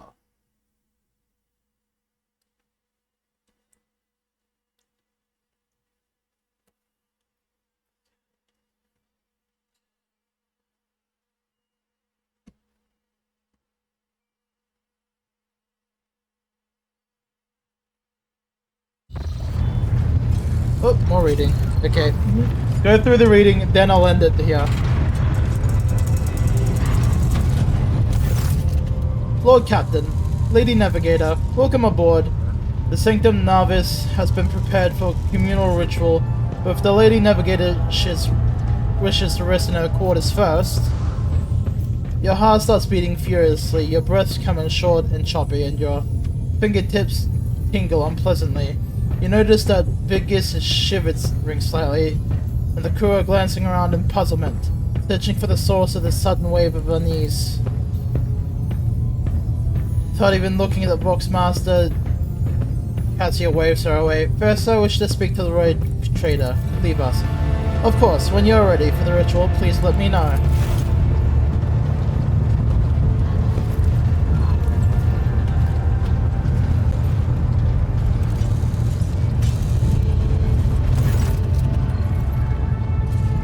Cassia sweeps her pensive gaze over Vigdis, then lowering her lashes slightly as she turns to you. What do you wish to speak about? After a few seconds of hesitation, Cassia lets out a small exhale, then raises her pointed chin. I've not thanked you for saving me on the station. My thoughts were clouded with so much mournful ash when Theobald Hart stopped. But you acted honorably and did not exploit my wretched position. For that I am immeasurably grateful. I'm also deeply grateful that you saved my servants, especially my valet, Uwe, served me on the station for more than 5 years, much longer than any who preceded him. He knows how to properly attend to me during my journey through the Immaterium, and what to serve me for breakfast. His presence envelops me in a cloak of amber. But now I am ready to go to the Sanctum Navis and perform the sacred rite. I require brushes, canvas, and the best paints you possibly have on board, but no red. I shall ensure the necessary supplies are delivered to the Sanctum Navis. I shall take my leave of you for my duration of the rite. I ask that you do not follow me. You can survive the gaze of my warp eye when it's opened. Fair enough. And someone else, apparently more talking.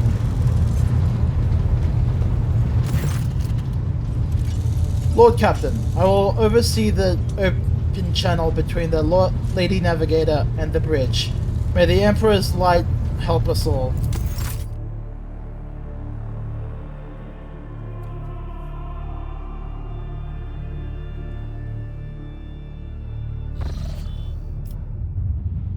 The box cast and the Sanctum Navis picks up the susurration of closed pious chanting, the metallic clanking of implants.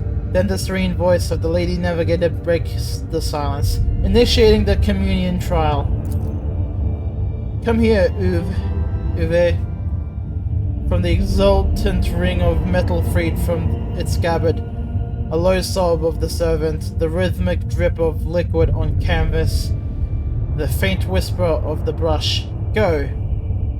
Footsteps hurrying away. I see violent vortexes lashing an ocean with a million flails, and an umber shadow is spinning over the surfaces in a fiery dance, a storm rising above foam waters, armadas drowning in fog. The path from one end to another cannot be seen, and here, beyond the wall of glass, a daughter forsaken by her father yearns for a brother, and sun's pale disk goes in tireless pursuit of her? No, of me. Its frozen rays live that spring is here. The light is deadened. The great ruler is gone. The Voxmaster recorded Cassia's words and accidentally snaps one of the cogitator's levers. The panel beneath her fingers emits sparks and the Voxcaster falls silent, then quickly flips a series of switches and bows guiltily. My abject apology for cutting off the broadcast, Lord Captain. I never heard the warp speaking through a navigator before. The connection is restored and now it will not happen again.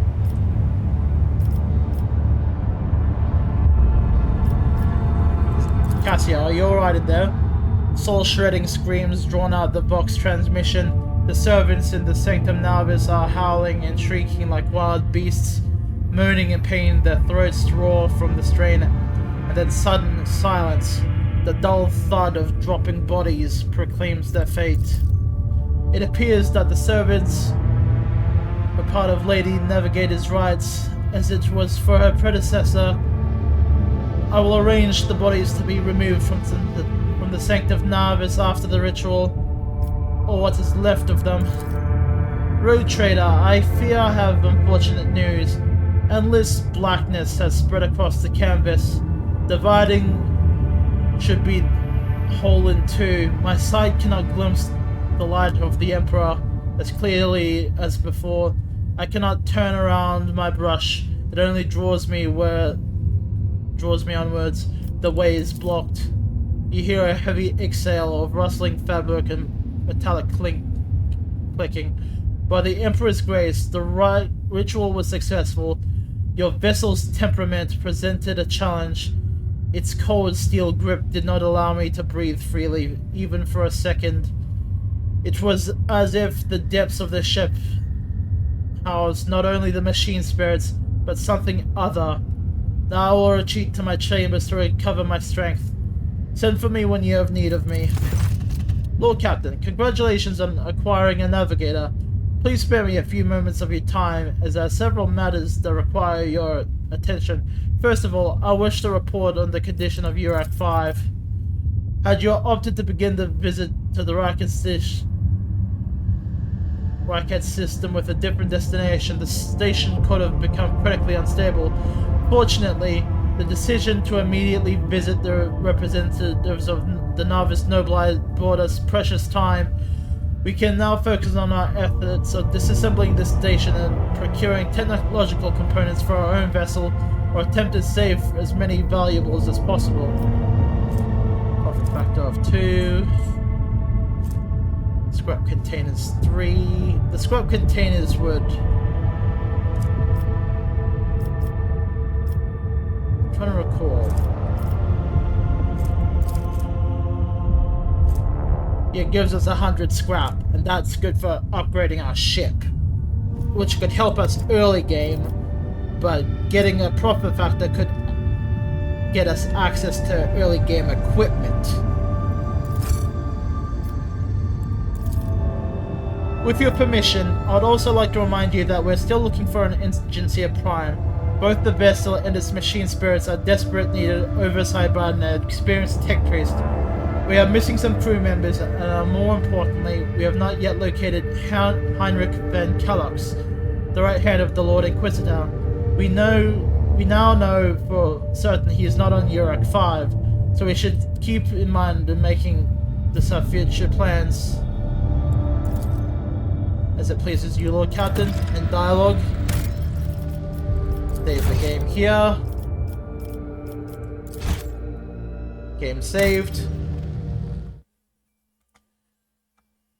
So there we go. I shall end the recording here. But first, if you made it to the end of today's video / stream, thank you so much for staying a while, relaxing, and hopefully enjoying. Until next time, Outback-Zero, out.